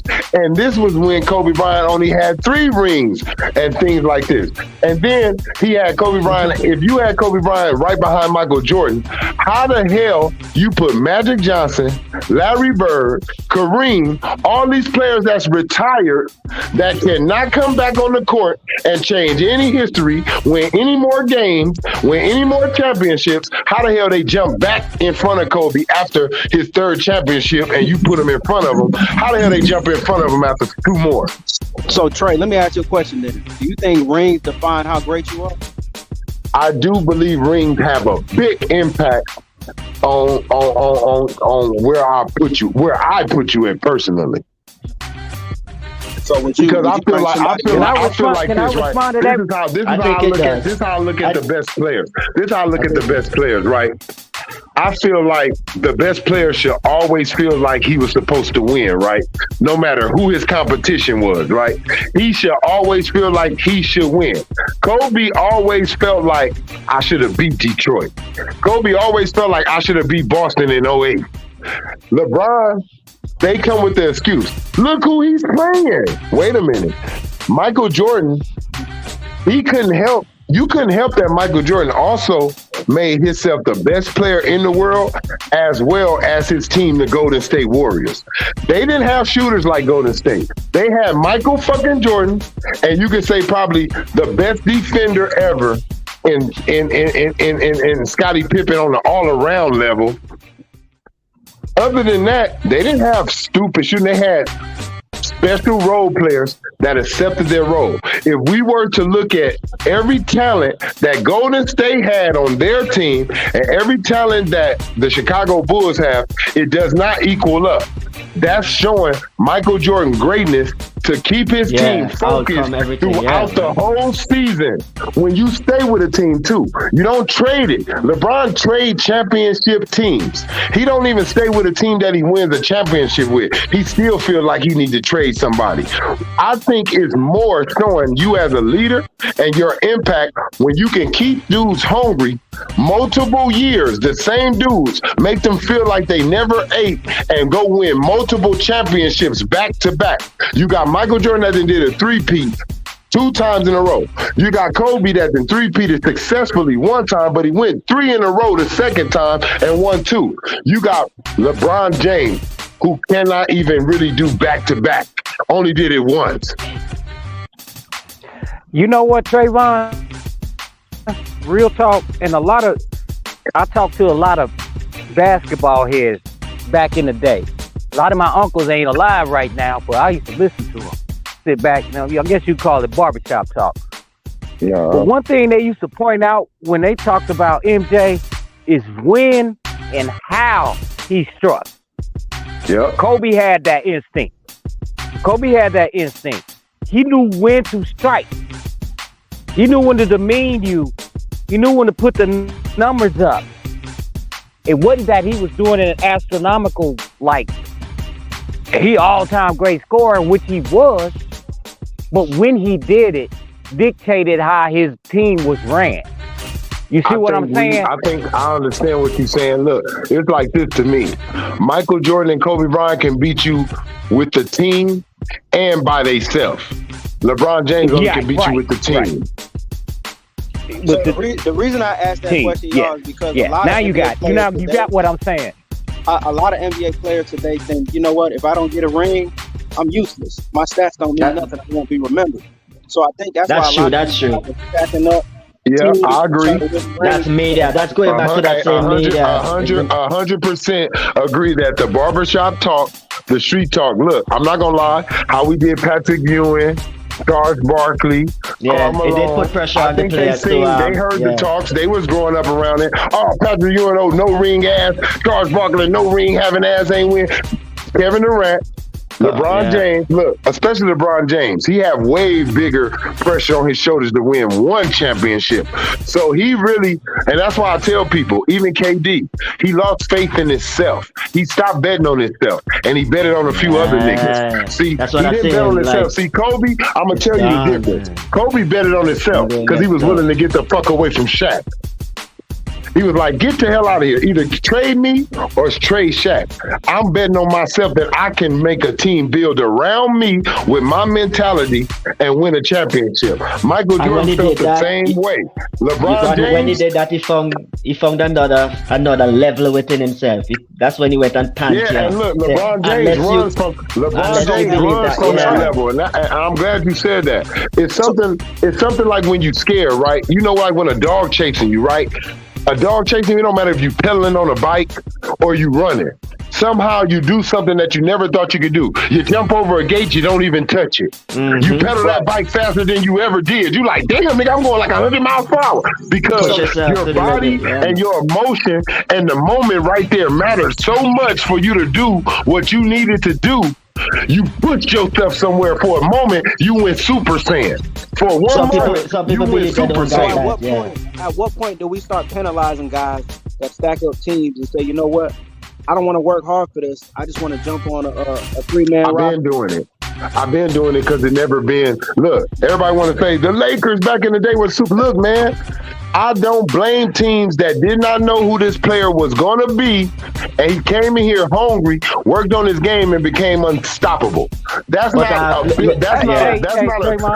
homemade super team. Hey, Trayvon, can I answer old boy's question that when he just asked? I'm gonna get it. Yeah, and I'm gonna answer. What you just asked, you said when do we start? When you said when do we start penalizing them? Did you just see what happened with the Phoenix series? Did you watch that? Yeah. Yeah. What about God don't like ugly, man. KD cannot, and this goes to T. Price. Been preaching this for better part of me knowing him. I ain't never seen, and I repeat myself, I ain't never seen an NBA superstar that I grew up watching get the jaws kicked up they behind and like that, and walked away and said, "Oh well." That's when you start penalizing. I'm gonna tell y'all right now. I'm gonna tell you right now. If Michael Jordan, if we would have seen Michael Jordan keep getting his ass kicked by the Detroit Pistons, and the next thing we know, we would have seen Michael Jordan in a Detroit Pistons jersey, we would not be talking about that motherfucker like we do right now. Hell no. Let me rebuttal keep real quick. So for the Phoenix Suns, let's just cut it what it is, man. That was a two-man team. No bench. you had a disgruntled center that didn't even want to be there. So that I really can't even consider that a super team. So Okay. Chris Paul was what, 36? I never said it was Dave. I never said it was a super team. But if you that dude, you ain't walking out like that. You're not This walking my out like thing. that. Look, this my thing. But I'm not to gonna say. answer I'm Dave, not gonna say. I'm not gonna say it was a super team because I'm not gonna say it was a super team because nobody was calling Devin Booker or Chris Paul superstars at the time, right? But I will say this: whose fault is that? That's Kevin Durant's fault, and that's why I'm putting it on his shoulders. And look, this is why I say, wait. This is why I say it's Kevin Durant's fault, bro. Because basically, you told the Phoenix Suns that I'm worth everything that you give up, and I compliment all that shit. Like giving up those dudes, I'm worth every one of those players. I can feel that void, and that's what you're doing. When a team got to give up all that for you, you telling them that shit don't matter. I'm him. Yeah, But let me get my part. Kevin Durant has never been that guy. He's never been that guy. Give me one But time. he's acting like it. Let me he's ask you acting like this. Let me ask you this. Okay, Dave. so let me get my part. Yo, can I get my part? The question is, when do we penalize these players for joining super team? I say we don't penalize them because I mean we see where the track is. Kevin Durant went to Golden State, and right now he is disgruntled about those 2 championships. He doesn't, to the point where he's saying he don't care about his legacy anymore. Like we see the effect it's having, so we don't even have to call him out. Like you're seeing the part that is played, and like when you cheat the game, you can't cheat the game. It would play out for itself. So we don't need to. We don't need to. We don't need to say nothing. Let me ask you this. You said, he got the championships with Golden State, okay? Right? We talk about Kevin Durant. But I say he disgruntled right now. Right now he don't feel those championships. He don't. Let me say this. Who picks up a basketball, go to the court at 3:00 in the morning to not win? I don't give a damn if I said I'm a baller. I still want to win. Oh yeah, whenever you go on the court and you play, for sure. Whether or not you damn sure don't leave if you consider yourself a baller and say all I want to do is ball, you don't leave it on the floor like that. First of all, don't pick up sports. I'm gonna say this. First of all, life is a competition. Okay, life is a competition. First of all, when you go to school, they're already teaching you competition. They're teaching you to be first in class, be the best student in there. They already teach you. Always you're competing against everybody next to you. Everybody in here you're competing against. Everything you do is a competition. But if you get into the sports world, there's no questions about that. It's all about being better than the person next to you every day. Even on your team, I'm trying to be the better person on my team. So what these players done is they realize that we're not the players that y'all used to watch. We don't got that gene in us. We got that lazy shit in us. So what we gonna do is try to make y'all settle for less. We're gonna start telling y'all, I don't care about MVP. I score 50 points, man. And other people who flock like that, they're gonna start agreeing with that. Somebody else who's lazy, they're gonna like the guy who just scored 50 points but don't win. They're gonna like the guy that don't do hard work and go work on his game and add something to it because they can't do it. Everybody likes what they about. If you look at it, if I hear you say, oh man, who your favorite player? If you ask me, I'll tell you, oh, my favorite player, Kobe Bryant. The first thing you would think about me if you see me on the basketball court is that I try to play like Kobe Bryant. Hey guys, I'm gonna have to step up, man. It's been nice kicking it to you guys today, man. Hey T-Price, give thanks for the link up. Yeah, brothers, love and honor, man. Respect. Man. They making the game of basketball more harder than the hell it is, man. I agree, man. Going back to the point of KD though, I think the brother Keith was talking about KD. I don't even view KD in that light because if you look at his body of work, when has he ever led a team by himself to the playoffs? He's always had Russell Westbrook. He's always had a James Harden. He's always had Steph Curry. So I don't even view him in that light. I just think he's a great talent. He's a great second fiddle, offensive guy that can give you buckets when you need it. But I never viewed KD as that dude to begin with. He messed up, right? I'm gonna tell you where he messed up. When Golden State came, you had Golden State 3-1. A real great player, a real killer, would have said, I had them niggas. And I let my grips off of them. You would have felt like next year I got them. You let them take they took a piece of the competition off the board. They didn't know if they was going to get past you next year to get to even see LeBron. You took yourself off the board and joined them, bro. When you should have took that as a sign of weakness. If they would have came to me and I had y'all 3-1 and y'all went to the finals and y'all say, man, you want to come play with us? I'm like, get the fuck up out of here. Them niggas scared. They know we had them. I was like, we got them niggas. That's how I would have thought. That's how I would have thought.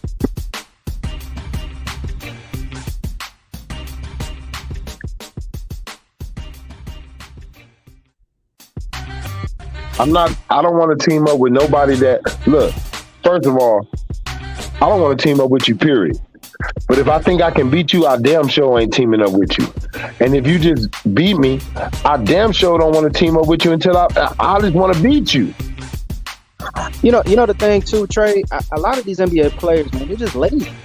You know, it used to be a time where when you got your ass whooped in the playoff series, you got better. You went to the gym and you retooled and got something new out of your bag. They don't have to no more.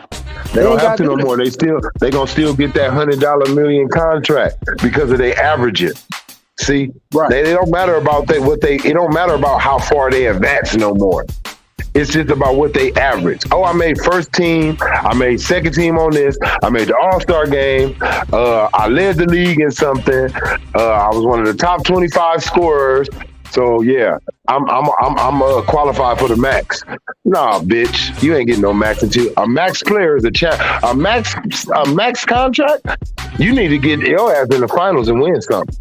I mean, and another thing too, I think that's why a lot of the viewers aren't watching anymore because they feel like they're being cheated. They're not really seeing, basketball in its. But it used to be a time, man, when you was watching a basketball game, you knew you was gonna get your money's worth because it's not only on the offensive side. It's on the defensive side. These dudes they got 82 games, bro. They got 82 games, and this nigga played 38 or 40 of them. And then you talking about he one of the best players that ever played the game. Man, get the fuck out. Talking about he carried this team here. Man, get out of here. Right. And that's why I'm a fan of the Jason Tatum and Jaylen Brown because not only can they score offensively, but they won it on the defensive end. And I'm a fan of two-way players, man. I'm not a fan of these guys that can score 100 points but get cooked on defense. I can't support And I do not believe that the players of old are bitter. What it is, bro, and I think it's a human nature. When you had the struggle, it's the same thing I seen with black people that was older than me. They seeing us walking around saying nigga and sagging, and they like, man, y'all just don't know how hard we fought to get respected. And here y'all ass is doing all the shit we were saying we wasn't, showing them that that's what we is. That's what makes them talk about the younger generation and say they don't care, they don't give a damn. And that's the same thing in basketball. They like, nigga, we playing in Converse. We have to play 82 games just to get our full paycheck. And y'all niggas up here talking about load managing? Nigga, you got role players like Tony Kukoc, all type of dudes that have a role player that's better than these role players. You got defensive players that's better than these defensive players, and they do not never see the money that these niggas see. And you got the audacity for these new players to say, "Oh, that generation was plumber. Oh, that generation was this. Oh, hell yeah, they gonna feel some disrespect." Yeah, man, it's just not true, man. Actually, in that generation, they were more they had more skill, offensive. That generation was more athletic too. See, this is what people don't understand, right? How do you get an apex, any type of animal? You mix two thoroughbreds, right? And you make them have kids. So your father and your mother must have some very athletic genes and mixed them together and made you a little bit more athletic. It ain't no such thing as more athletic. Like to me, it's just adding on to the legacy of athletic people in your family. Right. Yeah, man. And the funny thing is, in this day and age, man, it's just that much easier to get inside and score.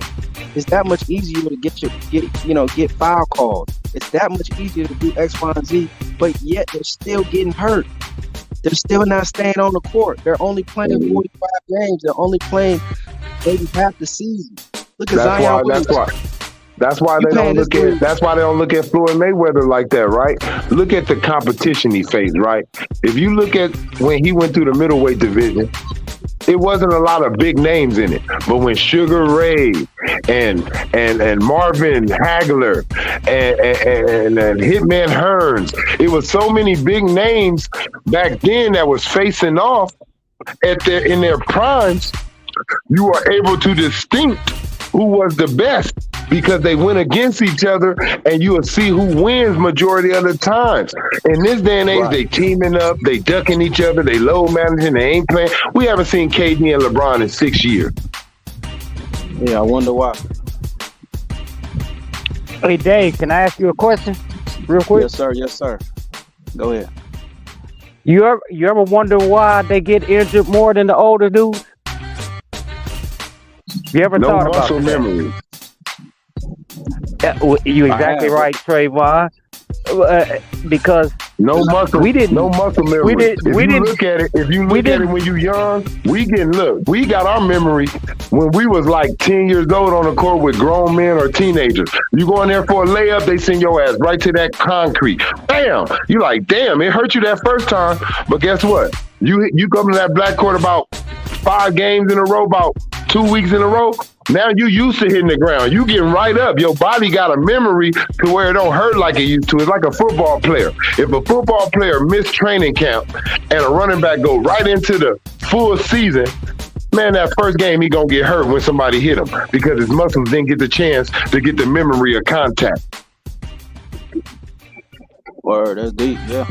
Well, yeah, that's what I was trying, Dave. I was trying to say this too. He's exactly right.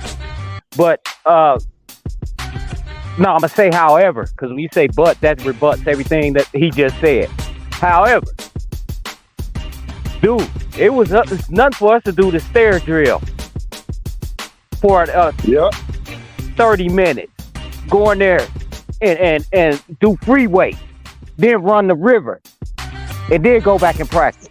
And you know what? We felt like it was needed. We didn't felt too big. Look, man, I'm not for to sit up here and lie and say I didn't know I was better than a lot of the niggas on my team.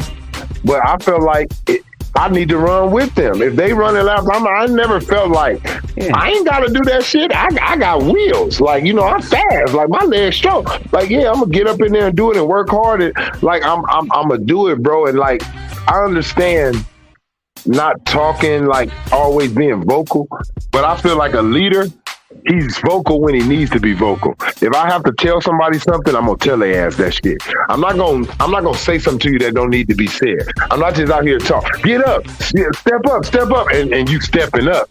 But if I see you ain't playing defense, I feel to come to you like I know how to talk. Hey man, you know we can't win this game without you. What's going on? What you need help on? Do you got him? Do I gotta come and get him? You know your baby mama watching this game, right? Like, what's going on? Like, damn, like, I mean, like, whatever I got to do, man, to pump my dudes up. If I got to dive on, and I'm telling you, if I dive on the ground out here, if I'm jumping over bleachers or whatever I'm doing, and when it's your turn to do it and you don't do it, I'm on your ass. So what y'all think about James Harden putting his coach under the bus? What y'all think about that? Who? James Harden putting him under the bus. What that show? You know what that shows? I ain't want to interrupt you, Trey, but I want to jump on that because I heard that one. They some young punks. That's what they are. Well, here's the thing. They young punks, man. Look, I'm gonna say they some young punks. This is why I say it like that. They young punks because of this, man. Where is the accountability, right? I understand, right? When you have a great player, if I had a Michael Jordan, a Kobe Bryant, a Magic Johnson, a Kareem Abdul-Jabbar on my team, guess what? I could be the dumbest coach, but they so good, they're gonna execute the play I draw up. These guys want to blame the coach and always put the spotlight on the coach because they don't want the spotlight to show you where they always show up short. James Harden, you don't get to say that coach shit. You've been doing this shit ever since Houston. Knock it off. Matter of fact, you've been doing this shit ever since OKC because you didn't show up in the finals, nigga. Well, if you look at James Harden, that dude ain't built like that anyway. Bottom line, I got something he's not for him. built His like daddy that. told me, hey, look, personal level, his daddy told me his son ain't gonna never win shit. Me and James Harden daddy get our hair cut at the same spot. His daddy don't eat off of him, don't get none of his money like that off of him. He talk to him now and then, but he don't respect his daddy. He don't got no love for his daddy like that due to whatever his mama said by his daddy going to jail and, kind of getting caught up on drugs for a moment and shit like that.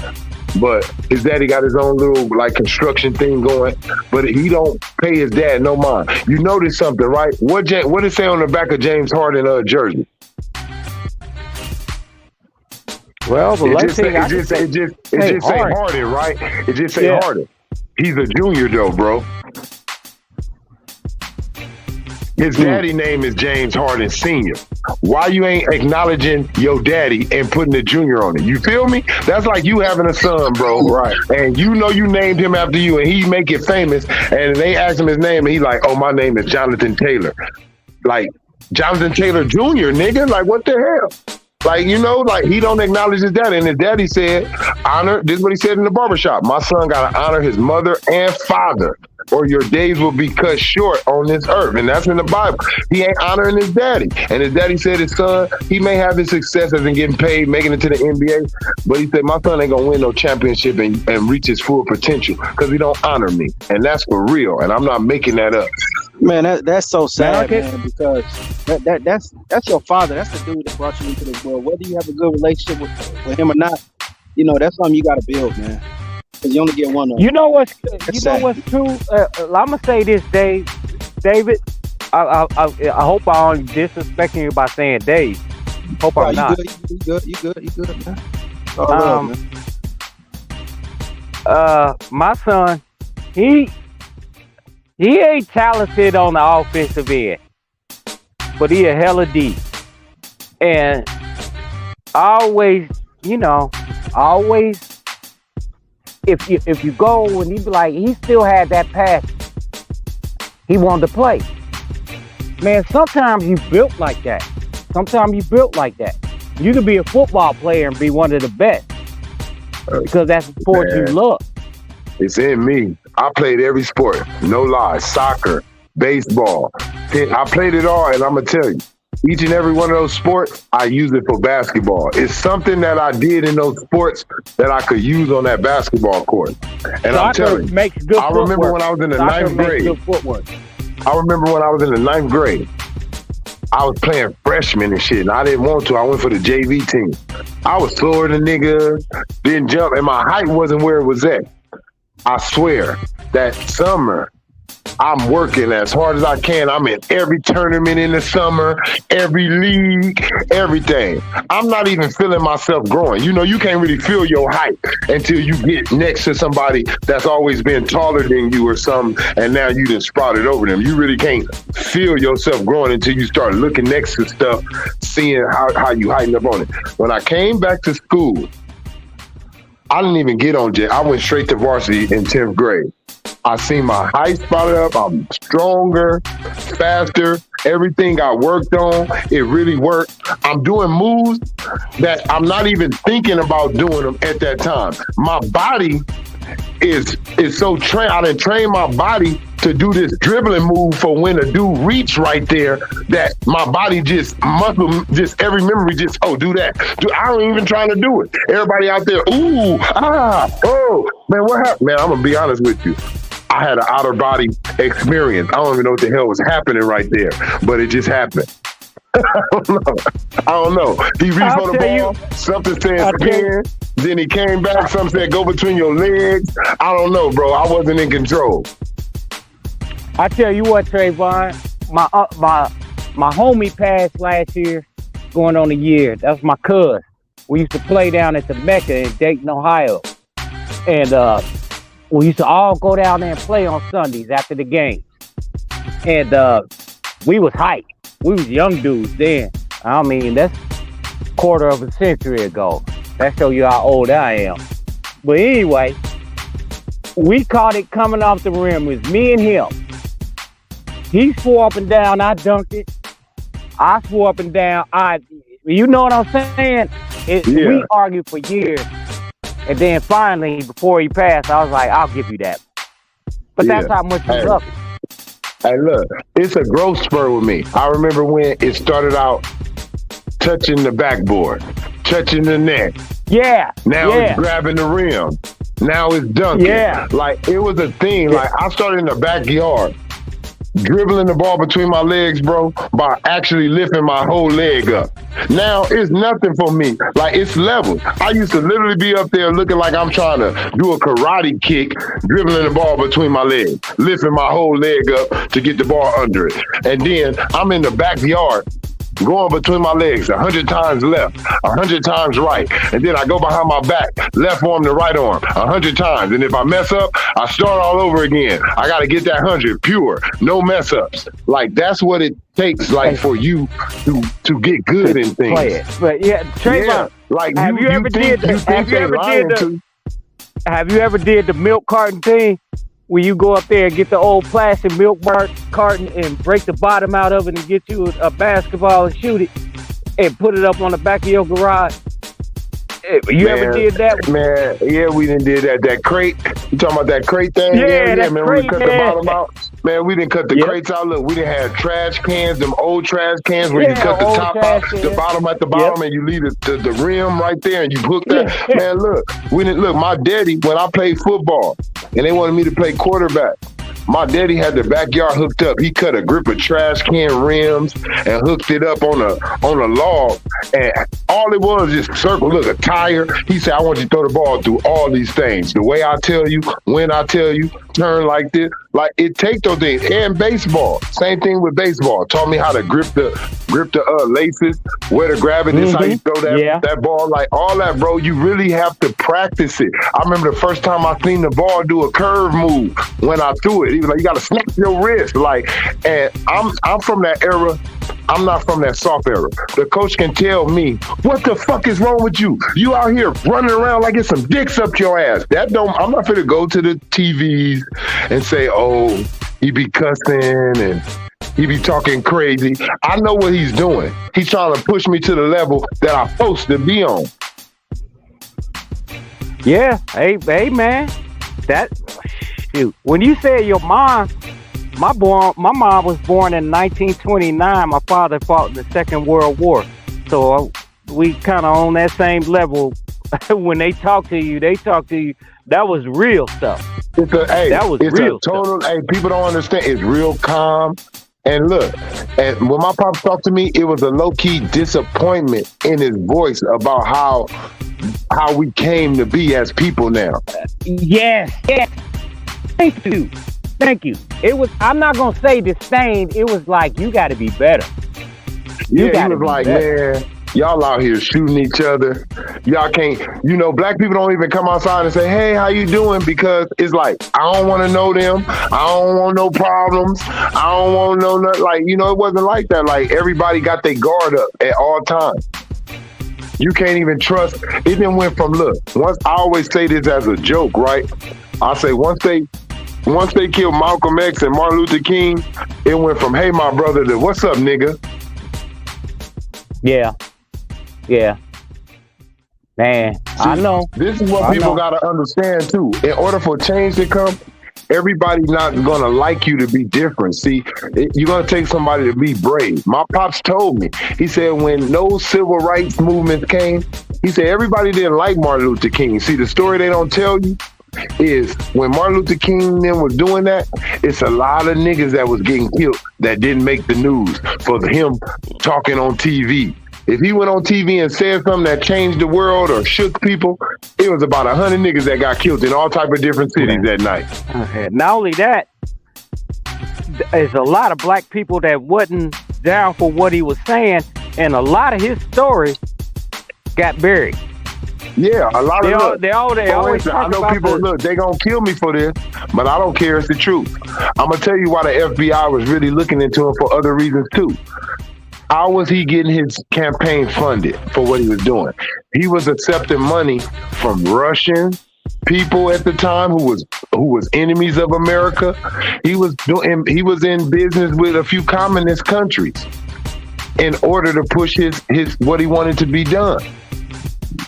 a lot of that got buried, and That's what Donald Trump. That's what Donald Trump tried to speak on, and everybody was ready to kill him for it. a lot of stuff going on. All I can tell. But look, it's the All I same can like tell Jesse. people It's the same like Jesse Jackson and Al Sharpton. They got to Al Sharpton and Jesse Jackson. They set that nigga Martin Luther King up, and now we stuck with these dudes who, when they speak, nothing happen. You know what I mean? They just wanted to be the front heads and have their name on it. That's it. That's all. They was jealous of Martin. They wasn't his friends or pals. They was dudes that was wishing that everybody was looking at them. That bag is calling them, bro. But look, if you keep it Jesse Jackson, the same dude. Jesse Jackson, so cold. He the same dude that showed up at Obama inauguration, but then was on TV talking about, I want to cut that nigga nuts off. Hey, you got to keep it real, because when you bring stuff up like that, a lot of people don't like hearing it. But it does affect everything that we talking about.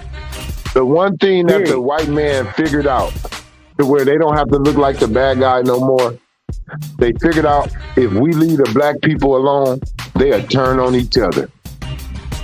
Once they figured out we'll turn on each other, kill each other, and do their job for them, they bagged up. Now, when we get back to not doing that, that's when you'll start seeing them sheets come back outside. Let me ask you this, Trayvon. Don't you think that's starting with this Jordan Neely thing? No, because they actually advocating. They advocating for. But I'll let you go ahead. I don't think it's gonna happen, because this generation is not informed on really what the hell is going on. They'll see what's going on TV, but they don't really investigate and see what led up to. See, the shit that comes on TV is the ass end of the shit, kind of like now it's too late. I agree. Like nothing you can do about it. What you got to do is investigate what led up to this coming out on TV. Well, that's what you need to find out. What the hell was going on before they told me? Let me say something real quick, Trayvon. The reason why I'm talking to you about this is the reason why I'm doing exactly what you said. And there's a lot of people out here that do that. Yeah, because you know what? There's a lot of people now that just realize, like, this shit just don't make no sense. We're stuck in a time loop. What the presidents do? Come out, lie to you, tell you they gonna get the schools good, tell you they gonna stop crime, tell you they gonna build this on the road, kiss a baby or two. It's the same old song. And you fall for it all the time. They tell you we the United States, but we have two different parties. How is we united? Well, let me ask you this. Is one better than the other? Because I actually got my sister. No, actually, they flipped it on us. Back in the days, the Democrats was the ones who wanted to keep slavery in, and the Republicans was the ones who were trying to free. So they actually they flipped history on everybody. Why every black person want to be a Democrat? Those was the people that was trying to keep your ass in slavery. That's exactly right. That's historically a fact. See, Democrats was always right. Look, the rich people was the Republicans. That was the up north. That was the city people. The Democrats was the country people. They were the ones that felt like they were doing the hard work, and America was built on $8, and they were the middle class. They were the one that still wanted slavery. They was against all of freeing us and all that. And here we are, holding up for the Democratic Party like it ain't no tomorrow. I don't care what party you from. I care about what's right and who's making sense. I guess the best way to look at it, Trayvon, is I need you to put what's going to benefit me.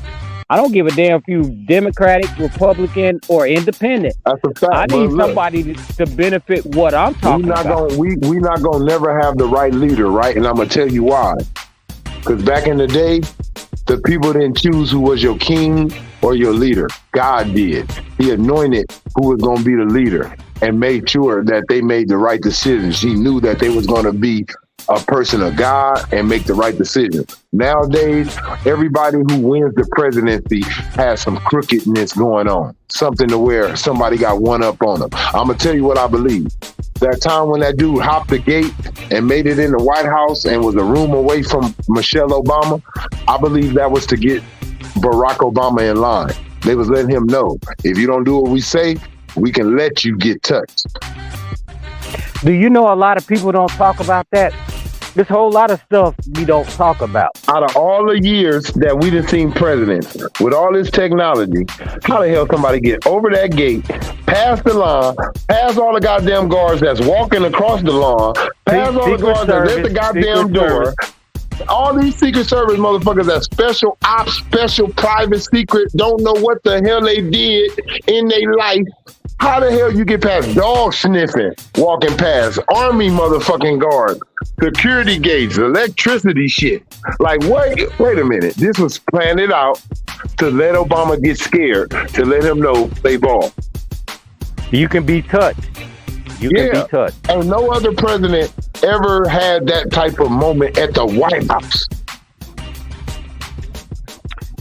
Well, anything that happened to America is because America allowed it. Anything that ever happens to any great dynasty, it comes from the inside. The reason why Rome collapsed is because Mark Antony and all those other people didn't want to go with Caesar keeping himself as president, and they wanted a democracy in which what we are doing right now, letting it be a president every 4 years or a couple years, switching out, and they killed him. That's how that empire crashed. Another one, Alexander the Great. His empire crashed because somebody killed him, assassinated him from the inside with his own drink. You do not kill a great empire from the outside. You get it from the inside. That's exactly right. Not only that, man. When you say great empire, I think if you look at what's going on right now. Let's go to sports with it. Michael Jordan, Chicago Bulls. Then nobody beat them. They beat themselves. They didn't want to rehire Phil Jackson, which led to Michael Jordan not wanting to come back, which led to everybody else leaving. Let's go to the Lakers and Phil Jackson, which led to Kobe Bryant and Shaq getting away from each other. That's an inside thing. Nobody really beat them. They beat themselves and they separated. Could have still won more championships even though they lost against Detroit. That's just everything. No matter what it is, there's always something from the inside that breaks up something. I would agree with that. Yeah, no problem with that. If you want to go with that, that was interesting what happened with the Chicago Bulls because go to the Spurs too. Kawhi Leonard. Nobody on the outside broke them up. The team started talking about his injury, talking about he should be back. He felt like he was betrayed, broke that franchise up.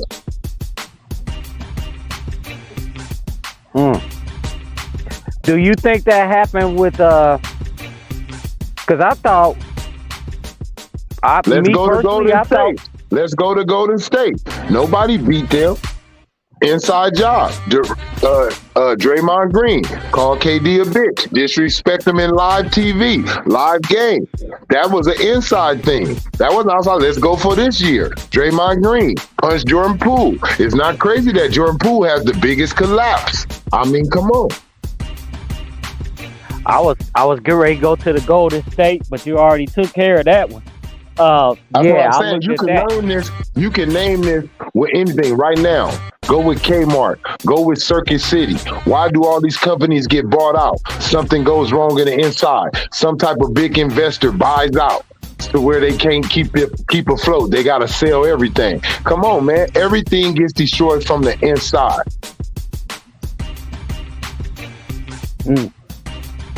Well, I'm glad you brought up the Golden State, because I definitely was gonna say that, because that ain't no way. You got to go to LeBron KD. James. LeBron James, every super team he had, Miami, he broke that up from the inside. It wasn't just him losing. He arguing with Pat Riley. He trying to get Pat Riley to do shit Pat Riley don't want to do. They bumping heads. They separate. Then he go over there to Cleveland. Him and Kyrie. He try to get Kyrie traded. Try to say we need another ball handler. Try to get Bledsoe. Try to get Paul George. Kyrie, get out of there. It wasn't nothing from the outside. KD, Kyrie, James Harden.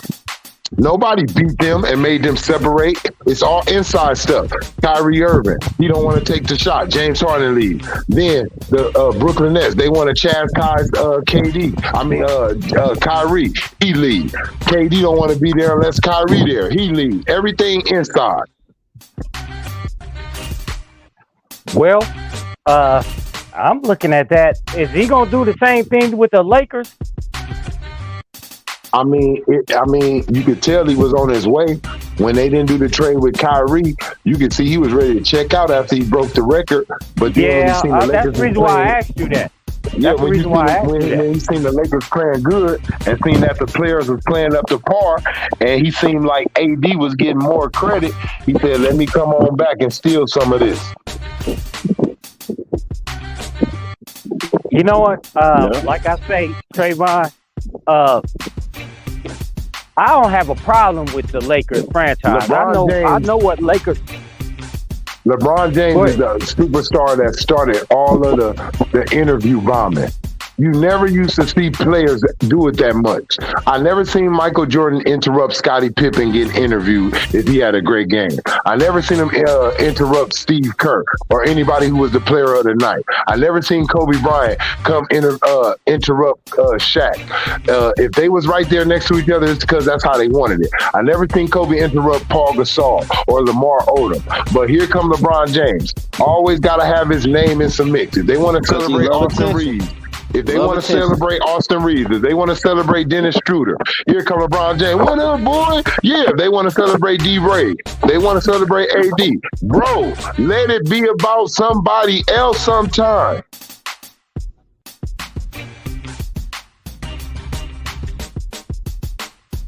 That nigga LeBron is a real prima donna, bro. And like I said, they know that the majority of the world does not accept him.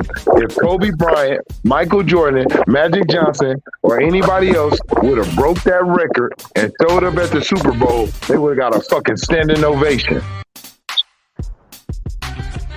I mean, I think that's what it is, man. I think people kind of see through LeBron. They know that he's all It ain't genuine, bro. It ain't genuine. And that's what we know. At the end of the day, we like genuine shit. Let us love you genuinely. Didn't nobody like Kobe at the time? Look, Kobe was fresh off of getting Shaq up out of there, fresh off the case. But at the end of the day, Kobe was so good. Kobe was so dedicated. He made you have to respect him and love his game. And this is my biggest problem with LeBron James, right? Name all the NBA greats. Did any one of them say they were the GOAT?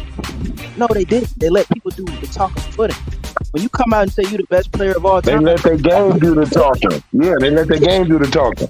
Right. You looking weird already. Like, what you mean you the greatest of all time? You talking about out of 1,000 or 100 NBA players to ever do it, you're the best? This nigga sneaking it in. He's sneaking it in every chance he get. He snuck it in even in the House Party movie. I'm the GOAT. It only take me 1 week to get Zen. I'm like, what the fuck is this? Like, when you got to try so hard to convince people that you are that guy. You bringing two baby goats. You bringing two baby. Look, first of all, if didn't nobody crown Kareem Abdul-Jabbar the GOAT after he broke the record, what the hell make you think if they call him Michael Jordan the GOAT while he got the record and 6 rings, why the hell you think you different? He got more accolades than you. He got more accolades, same amount of rings, same amount of MVPs. And how the hell they ain't calling him the GOAT and they still calling Michael Jordan the GOAT? But then it's different with you. And Michael Jordan hasn't played in 20 years. They still call him the GOAT. And let's think about this too. Michael Jordan broke all these records that LeBron breaking in a shorter span. Absolutely. And that goes for Kobe Bryant, and that goes for Kobe Bryant too. It took Kobe Bryant and LeBron James in their 17th or 18th season to catch Michael Jordan in majority of his records. Mm-hmm. So how are you the GOAT if you play longer than him? Exactly, bro. It's like you run a 4.5. It's like you run a 5.6 running a 200, and then I run a 4.5 running a 100. Who really faster? See, my question is he great? Yes, he's absolutely great. But saying he's the best player to ever play the game of basketball is just not true. I always say this, bro. I always say this, and people get mad. It goes both ways. It goes for a female, and it goes for a man. If you had a better sex partner, and somebody say, I'm the best sex partner you ever had, and you like, I don't know. I had a lot of sex. Like, I don't know.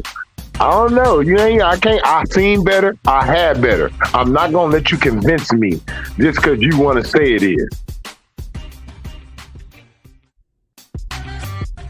I'm sorry, but I seen better than LeBron James. I'm sorry if you wasn't born when I was to see it. See, my thing is, I think if LeBron was taught less, I think it would do better. If LeBron never does the super team thing, earn his ring on his own back, he would have been straight. I would have never been this type of guy. I'm telling you, I did not have no problem with him when he first came in. I'm watching him. I remember his first game. The ball get tipped in. It goes to him. He dunked the ball. I'm like, God damn, this young nigga for real. I'm like, wait a minute. I'm like, let me see though. I'm like, let me see when he go against the Kobe's and the T-Macs and all this. Right. And then I see him play. I'm like, okay. I'm like, he still got shit he got to learn. I'm like, right now it's still Kobe world. It's still T-Mac. Like they still know the game like a little more than him. So I'm feeling like, eventually though, niggas gonna look over there and see what he doing, and role players gonna be like, oh, I think if I go over there with that young nigga, I can help him. Like, I think he cast out a little bit too early. He bailed out on himself too early, bro. I agree. I think if he would have stayed with that Cleveland team, he lost respect. He lost the respect of the real niggas who like competition, who like to see the best of the best go against each other. When he did, that's like this. Kobe and Iverson, right?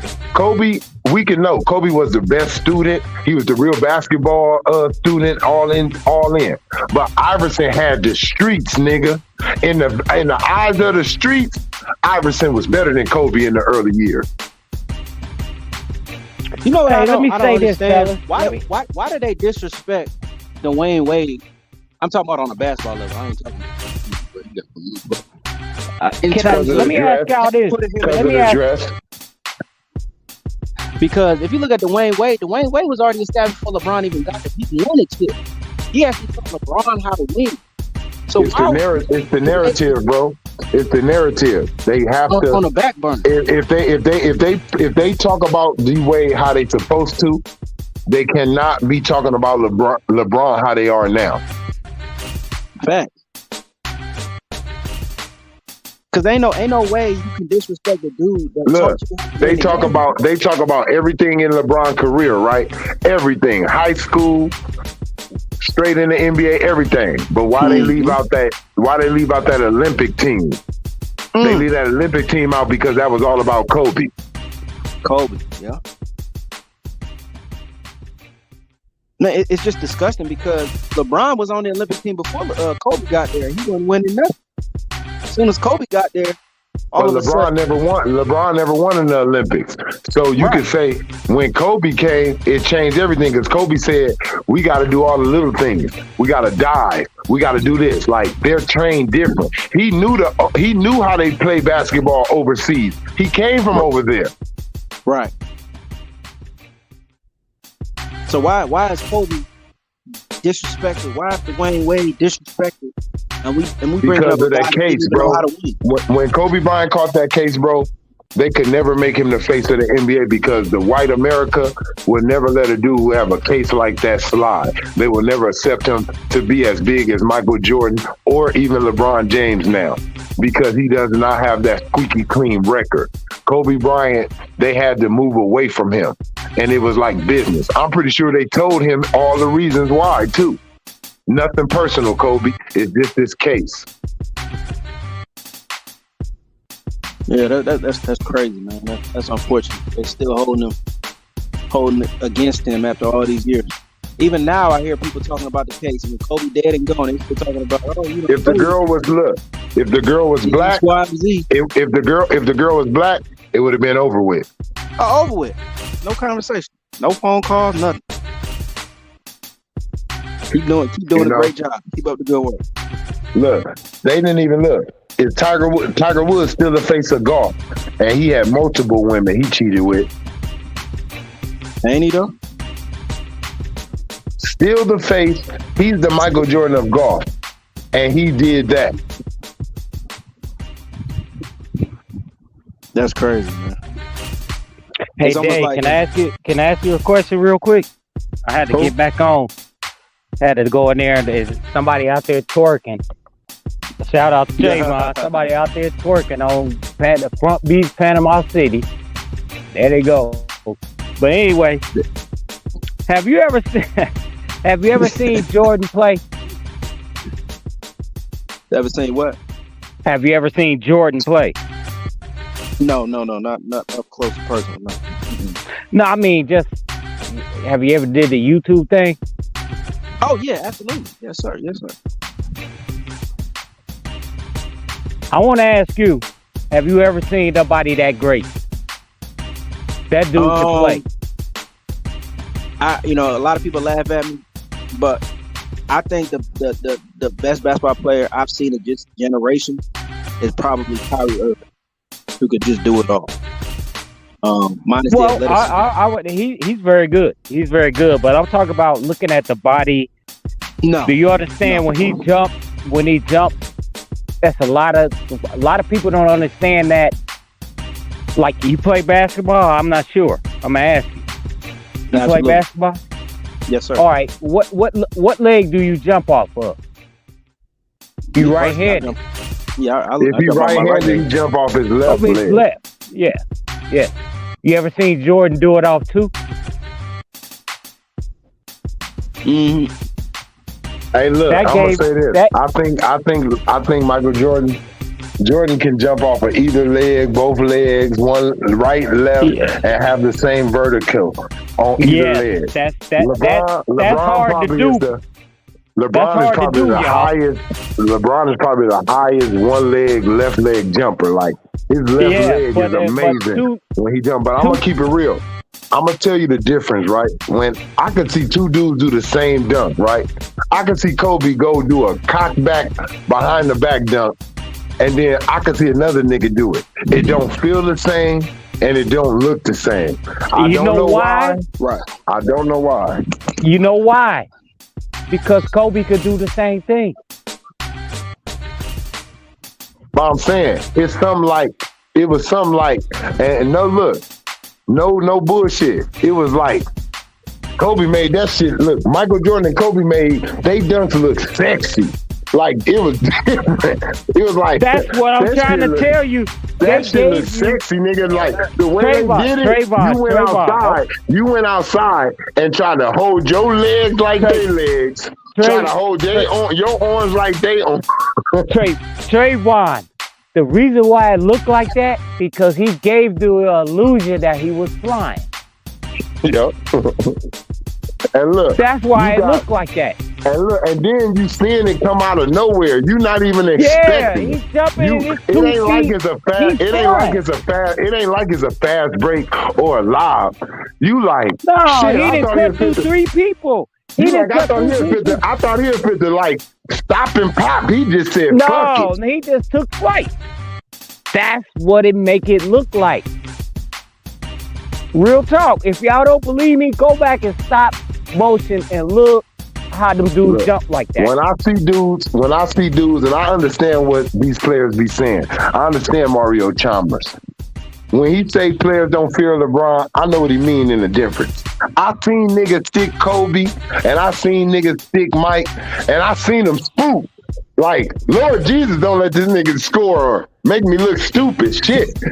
And when LeBron on them, they like, if I get up on him close, this nigga pass the ball off. Yeah, we like good. I ain't really gotta worry. You know what killed him too, Trayvon? You know what killed him too?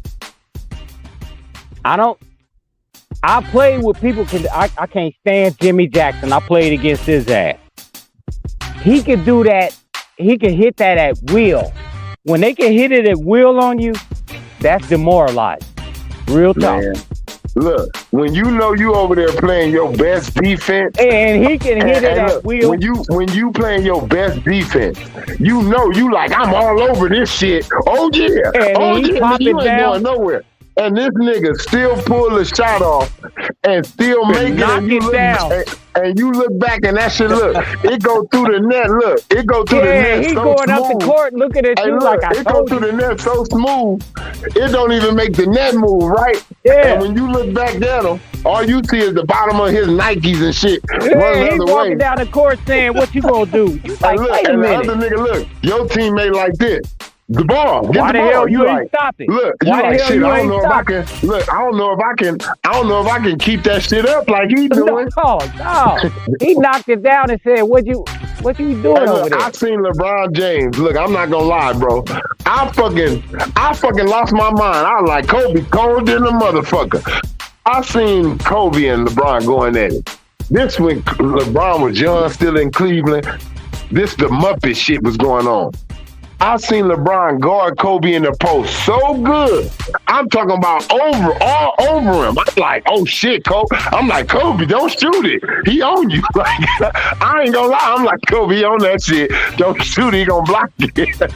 Man, when I'm telling you, Kobe adjusted in mid-air in the game. He knew that he was there.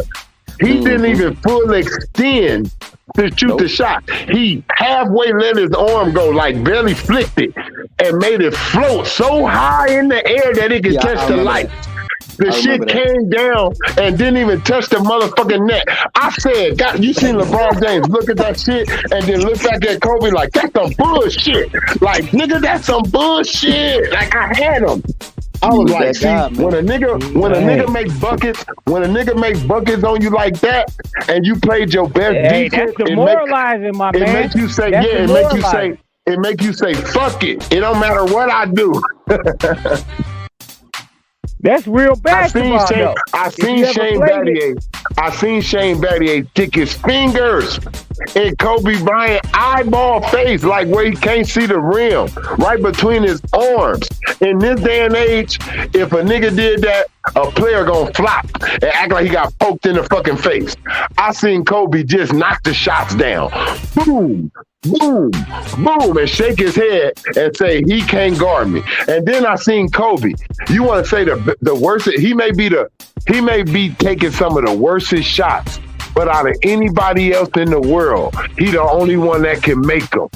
I seen this nigga put a variety of don't shoot that shot up against Phoenix Suns in the closeout game, and then slap their coach on the ass cheeks, Alvin. I see you later. I said, God damn. Man. I said, man. I said, man. I said, hold on. And you got Charles Barkley. Charles Barkley, mind blown. He said, man, did you see the Berea shots, Kobe? Did you see the Berea shots Kobe Bryant put down? And then he slapped Alvin Gentry on the behind and just basically say, I see you next year, coach. It ain't happening this year. I said, man, look, that right there is some Kobe didn't know. I guarantee you, in the moment that Kobe was shooting that shot and then he slapped Alvin on the ass, he did not know it was going to be looked at like that because he was just in the moment of just making history, not knowing that it was history. The same with Allen Iverson. When he made that shot over Tyronn Lue, like he said, nigga, I'm in the moment of the game. I didn't think me stepping over him after that shot was going to be looked at like that, nigga. I was focused. Man, This nigga just LeBron, to watch them, to me, them LeBron dudes is too play that goddamn. shit. LeBron is too goddamn aware. LeBron too damn aware of the moment. He too damn aware of it. Like, you know what I'm saying? Kobe, Mike, they would have known. I'm gonna break this record this game, but we gonna come out here and we gonna try to win the game. The position, if Mike and Kobe was in that position, they wouldn't even been thinking about that record. They would have been thinking about the fucking playoffs. Right. Wow. Hey, let me ask you this, Trey. Who's the best you ever seen played live? The best I ever seen play live was Kobe Bryant. I think the best I ever seen was Earl Minigault. Yeah, I ain't gonna lie. I'm out here in LA. I was young when Mike was on the scene. It was more like he was in Chicago, and he only seen the Lakers one time out here, and either the Clipper. I'm not going to no damn Clipper game, so it was like at that time I couldn't see him. But I know just watching him on TV, he's the best. He's the best that I ever seen play the game. I seen Earl Minigault play at but Roosevelt. live in my face, talking about seeing I seen Earl Minigault. and moving. Man, I ain't Kobe Bryant, bro. I'm gonna tell you, Kobe Bryant, bro. I never seen You him. want to talk about Steph Curry? Fine. You want to talk about Steph Curry shooting 35 footers? This is how they try to keep the legacy of Kobe quiet. I seen Kobe Bryant do that shit multiple times. Shoot from the damn half court dot line and point at niggas like he's shooting them with an arrow. Ow, right after he do this shit. Man, I can say this, Trey. But if you're not, I'm a little bit older. My brother, he was a running back for Dunbar High School, Dayton, Ohio. I seen him play at Roosevelt. I ain't never seen nothing like that, bro. Never. I never seen Kobe. Look, it's not a knock on LeBron. That's what people don't understand. He's a great player, but he ain't up there, man. Not where y'all forcing him. Not like that. No, not like what I saw. No. If you just how y'all trying to say he up there like that, and he's not even talked about as one of the most skilled players that ever played the game, huh? Hold on, how the fuck you talking about the GOAT and he ain't even? For you to be the GOAT, you got to be one of the most skilled players ever too. Why y'all talking about having MVPs? Shouldn't you be one of the most skilled players? He don't even touch Michael Jordan, Kobe Bryant, or Kyrie Irving when it comes to skill. No, not at all. And that's all. And look, he for sure don't touch Michael Jordan and Kobe Bryant on the defensive skill level. I think how the hell you gonna say do he have a better dribble than Kobe Bryant? No. Do he have a better dribble than Michael Jordan? No. Do he have a better shot than Kobe Bryant or Michael Jordan? No. I don't want to hear nothing about his average is, because we know they took more difficult shots than him. He's driving to the hole. He's keeping up with the amount of threes he's shooting to keep his average. That's what this generation has turned into. You're not gonna trick me with that bullshit. I've been watching this shit for 30-some years. I ain't going for it. I'm keeping it 100. So like I said, is he a better passer? No, he passes more. I'm tired of that shit. He's not a better passer. Kobe Bryant led the Lakers in passing for multiple seasons when he was with Shaquille O'Neal. He don't pass as much because he know he has the skill to make the two-pointer, the three-pointer better than LeBron James. LeBron James passes the ball more because he can't stop and pop. He knows when he drives, if they double team on him, his option is to pass to the wingman. He's going to have to do that more. Other than a Michael Jordan and a Kobe Bryant mindset, they feel like they can still really score the bucket and know they can. It's a difference in mentality. He's going to pass it to you more. Does he make you better? No. He gives you more opportunity to shoot the three because he can't. Kobe can shoot the three. Mike can shoot the three. Why would I pass it to you when I'm just as good as you at shooting it?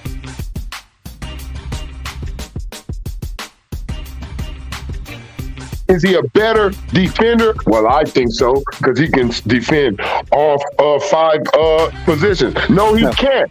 He cannot defend a real center. He's defending these guys that is positionless basketball that really want to be a point guard. These centers want to dribble the ball between their legs and shoot threes and spin. That's not a real center. So you mean to tell me he can stick Shaq? You mean to tell me he can stick Patrick Ewing? You mean to tell me he can stick those dudes? No. He can stick Hakeem Olajuwon? No. He cannot stick all positions. You mean to tell me he can stick Chris Webber? No. He can stick Sean Kemp? No. Physicality? Why? No. Knock it off. I'm just saying, let's stop the myths. Is he okay? Is he good? He can manage? Yeah. But stop acting like he can do that. Why I say Kobe Bryant has to do more over him? All right, if he's in the post, even though Kobe Bryant can overpower certain players, even though he's taller, he probably couldn't overpower him. He wasn't built athletic like that with muscle like that. So Kobe had to bump you, move, footwork, make sure he gets your foot off balance and fade away. Michael Jordan, with his fade away, he really didn't have to do too much, but he was strong in the post and he was athletically built. He can jump over you though. When Michael Jordan having the highest vertical ever in NBA history, when he turned around and fade and jump, he don't see nobody.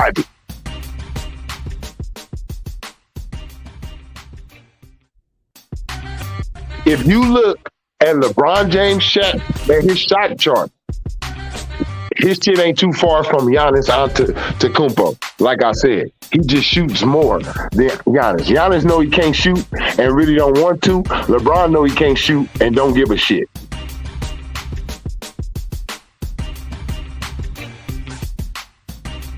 Yeah, man, I think that's clear as day, man. Offensively, LeBron is just not like them guys, man. Those guys are just in a league of their own. You know what I mean? At the same age, bro. Remember, I don't know what age he was, but whatever age he was when he went against the Spurs and they was bagging up on him, forcing him to shoot, I guarantee you, whatever age that was, you couldn't stick Kobe like that.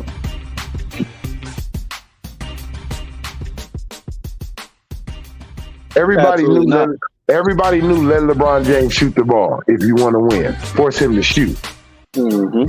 Hey, you couldn't say force Kobe to shoot or force him to drive because he could do both.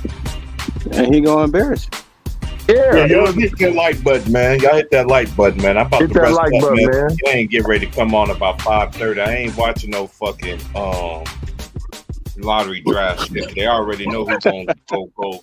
They already gonna know who the fuck gonna go anywhere else. Hey, make sure y'all support the movement, man. Hey, Dwight Smith, you talking about you need to stop?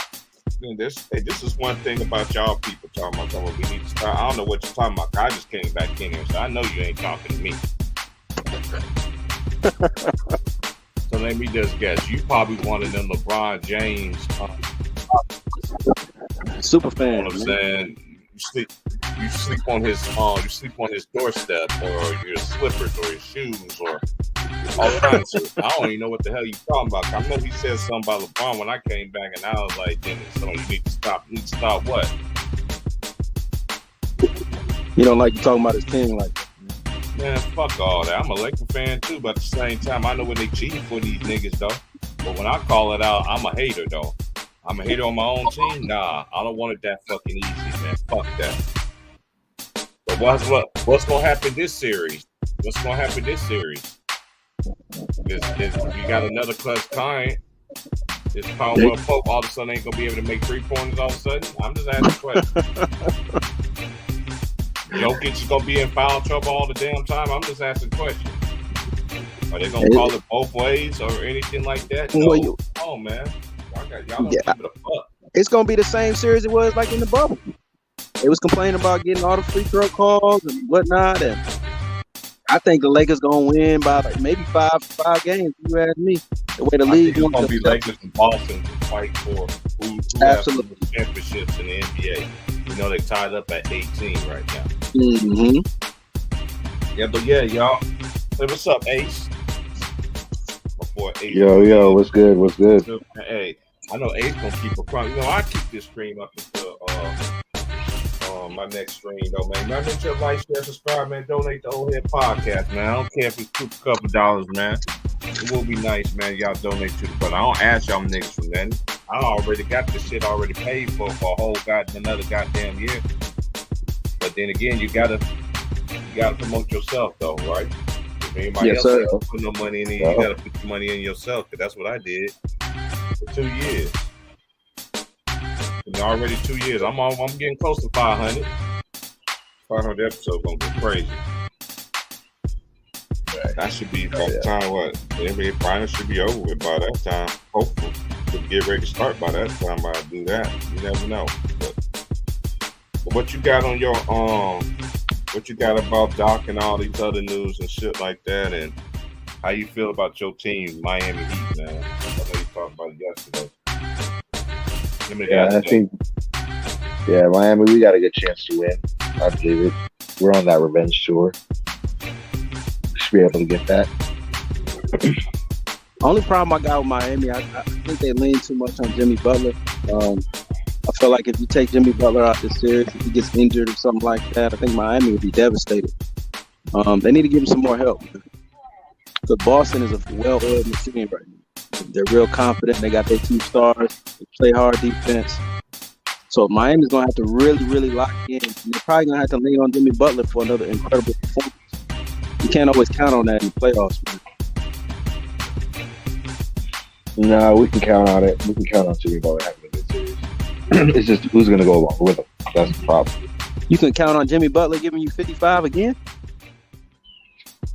He'll probably get like 40 something. I don't know about No, 50. What I'm saying, Ace, is that's not realistic, man. You should be playing a team ball. You should be playing. Everybody should be getting involved. That's what I'm saying. Jimmy Butler shouldn't have to go. I understand. I understand that, but that's how Miami's just going to use it. It just depends who else is scoring. Like we're going to because you got Jason everybody Tatum and you got Jason Tatum. You got Brown. That's going to give you at least 25 apiece. So you got to have other guys step up besides Jimmy, because eventually they're just going to double Jimmy. They're just going to say, you know what? We're going to take this dude out the game and we want other guys to score. Miami has to have a game plan for that. I think we will. I'll leave it to Spoelstra. He'll draw something up. Yeah, I'm honestly, I think this series will go 6. I'm giving Boston an edge here. But I wouldn't be surprised if the Celtics go ahead and take care of business and make it a gentleman's sweep. Nah, I see it going 7. Ain't no way that's going 5.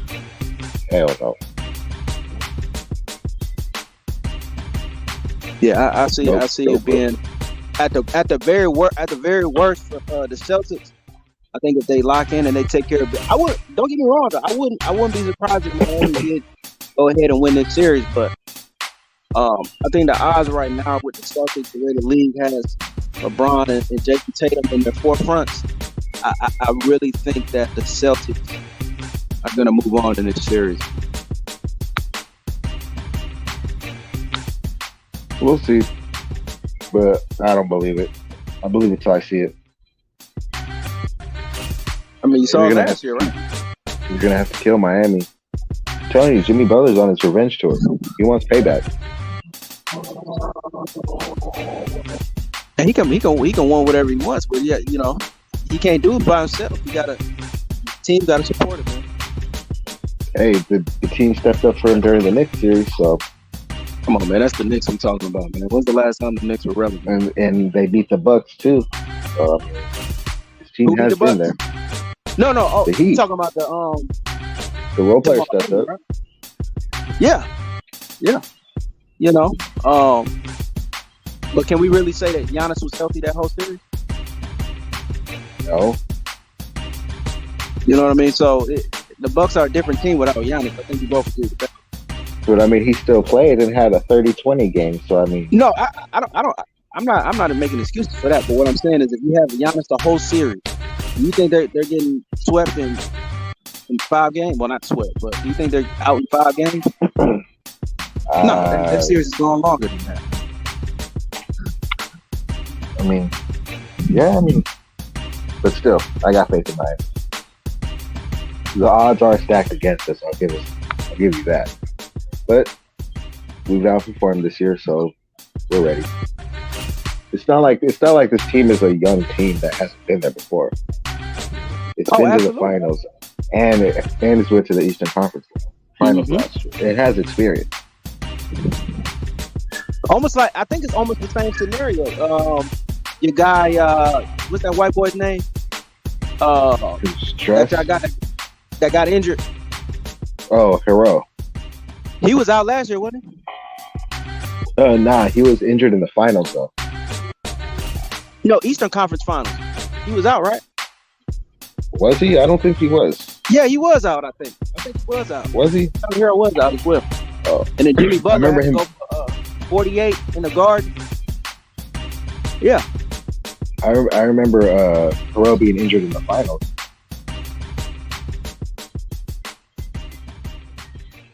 Are you talking about when they played the Lakers? No, he was healthy. When they played the Lakers in the finals, he was healthy. But I'm saying last year, I think Bam was out. I think Bam was. I'm getting my injuries mixed up. Yeah. Yeah, he was. Somebody was injured in the finals. I remember that. Yeah. Damn. All right. Shit. Well, if we can go 7 without Harrell like that, I guess the difference between this year is you guys don't have Victor Oladipo. He's gone. Last year you guys had him for a little bit, but this year he's not available, man. So it's a thinner leash you guys got right now. You guys are really. I like Martin and Stress though. I like Stress too. Stress is, I think those two are good players. And then we didn't have Kevin Love last year. I think Kevin Love is going to be a major piece in that series. Oh, absolute rebounding and all that. But you guys have to have too. For Robert Williams. That monster down low, getting all them rebounds, getting them blocks. It's gonna be hard to go down in that paint. I'm not really too worried about that. I think Bam will get him. You think Bam will do what? I think Bam will do work against him. Bam has to step up this series, man. He can't keep showing up and then showing up and not showing up. He's gonna have to be very consistent in this series. If he steps up and be consistent, we'll beat him in 6. Oh, you going with them in 6? If they're consistent, 6. But it's realistically going 7. That's just going 7. So you think Miami win every game at home? Yeah, they're gonna have to steal Game 7. They're gonna have to steal Game 7. Okay. Yep. That's the thing, though. I think we could do it too. Hey, man, anything's possible, man. But I just don't think Miami has enough firepower for the Celtics, man. Jason Tatum he's in a different zone right now. He's feeling himself, so he's trying to get back. It's all right. They beat the Sixers. That's not really saying much. You say they beat the who? They beat the they beat the Sixers. That's not really saying much. The Sixers was everybody's title favorite. Y'all forgot? I didn't believe in it. That was everybody's title favorite. They had the Sixers coming out the East. And they had coming out the West. Either the Lakers or the Suns. I don't believe in the team with James Harden on it. Oh man. Sorry. Yeah, Harden is terrible, man. I'm not gonna lie to you. He's terrible. Yeah, I can't do it. Can't win with him. Any dude who goes to practice overweight and then says he wants to be traded, you don't want to do no business with that dude. Exactly. And then they got an MVP that's getting guarded by Marcus Smart and don't know what to do. Oh yeah, him too. That's embarrassing. Joel Embiid is the problem, and Ben Simmons was the problem. A whole fraud, man. I was very disappointed in Joel Embiid. Very disappointed. This dude was crying for MVP, got it, and then had a horrible showing. Playoffs. I don't think he had one beastie game like that. From this day forward, I don't want to hear nothing about Joel Embiid. MVP, nothing. I don't want to hear nothing about Joel Embiid. I don't even want him to get brought up. Because the way he played in that series was absolutely pathetic. You getting guarded by a dude, like almost 9 inches, 9 inches shorter than you. Yeah, that's Come on. embarrassing. Back him That shit down, is embarrassing. dunk on him, man. What are we talking about? Yeah.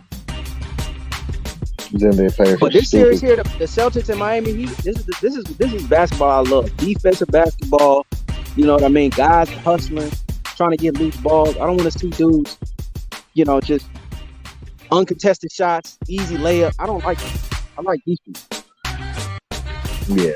The key to the series for Miami is going to be if Kyle Lowry and Kevin Love step up. Because we need some benches to go along with Jimmy Butler. If we can get those guys going, we have a good shot at winning.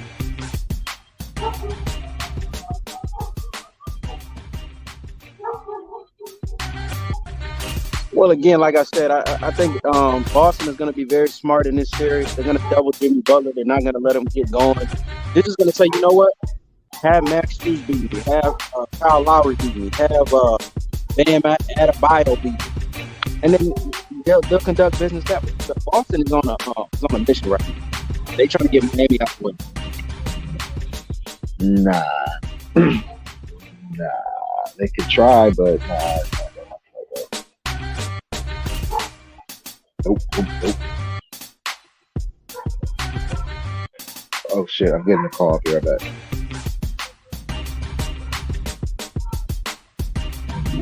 Hey, y'all, like and subscribe to the channel, y'all. Y'all can also subscribe to my channel, Sports Addict. That's the Sports Addict with a K. You did. Check out the channel, man. T Price doing outstanding work as usual. Support the brother, man. Hit his Cash App up. You did.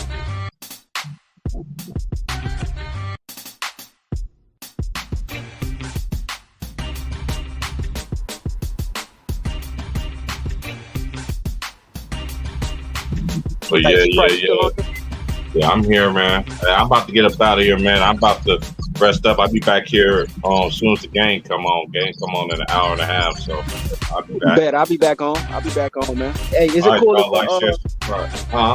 is it cool for next time if I put my link to my channel in the description box? Or anytime, bro. Anytime I'm on here, man, you can just post up in here, man. I don't care. Hey, I appreciate it, man. Yeah, man, like, share, subscribe. Just like anything, man. You want to support the movement, $sign Old Head Podcast, man. I'll holler at y'all in an hour and a half for rest of conference finals first game. Nuggets, Lakers versus Nuggets. We see how the script is going to go down. Peace. Yes, sir.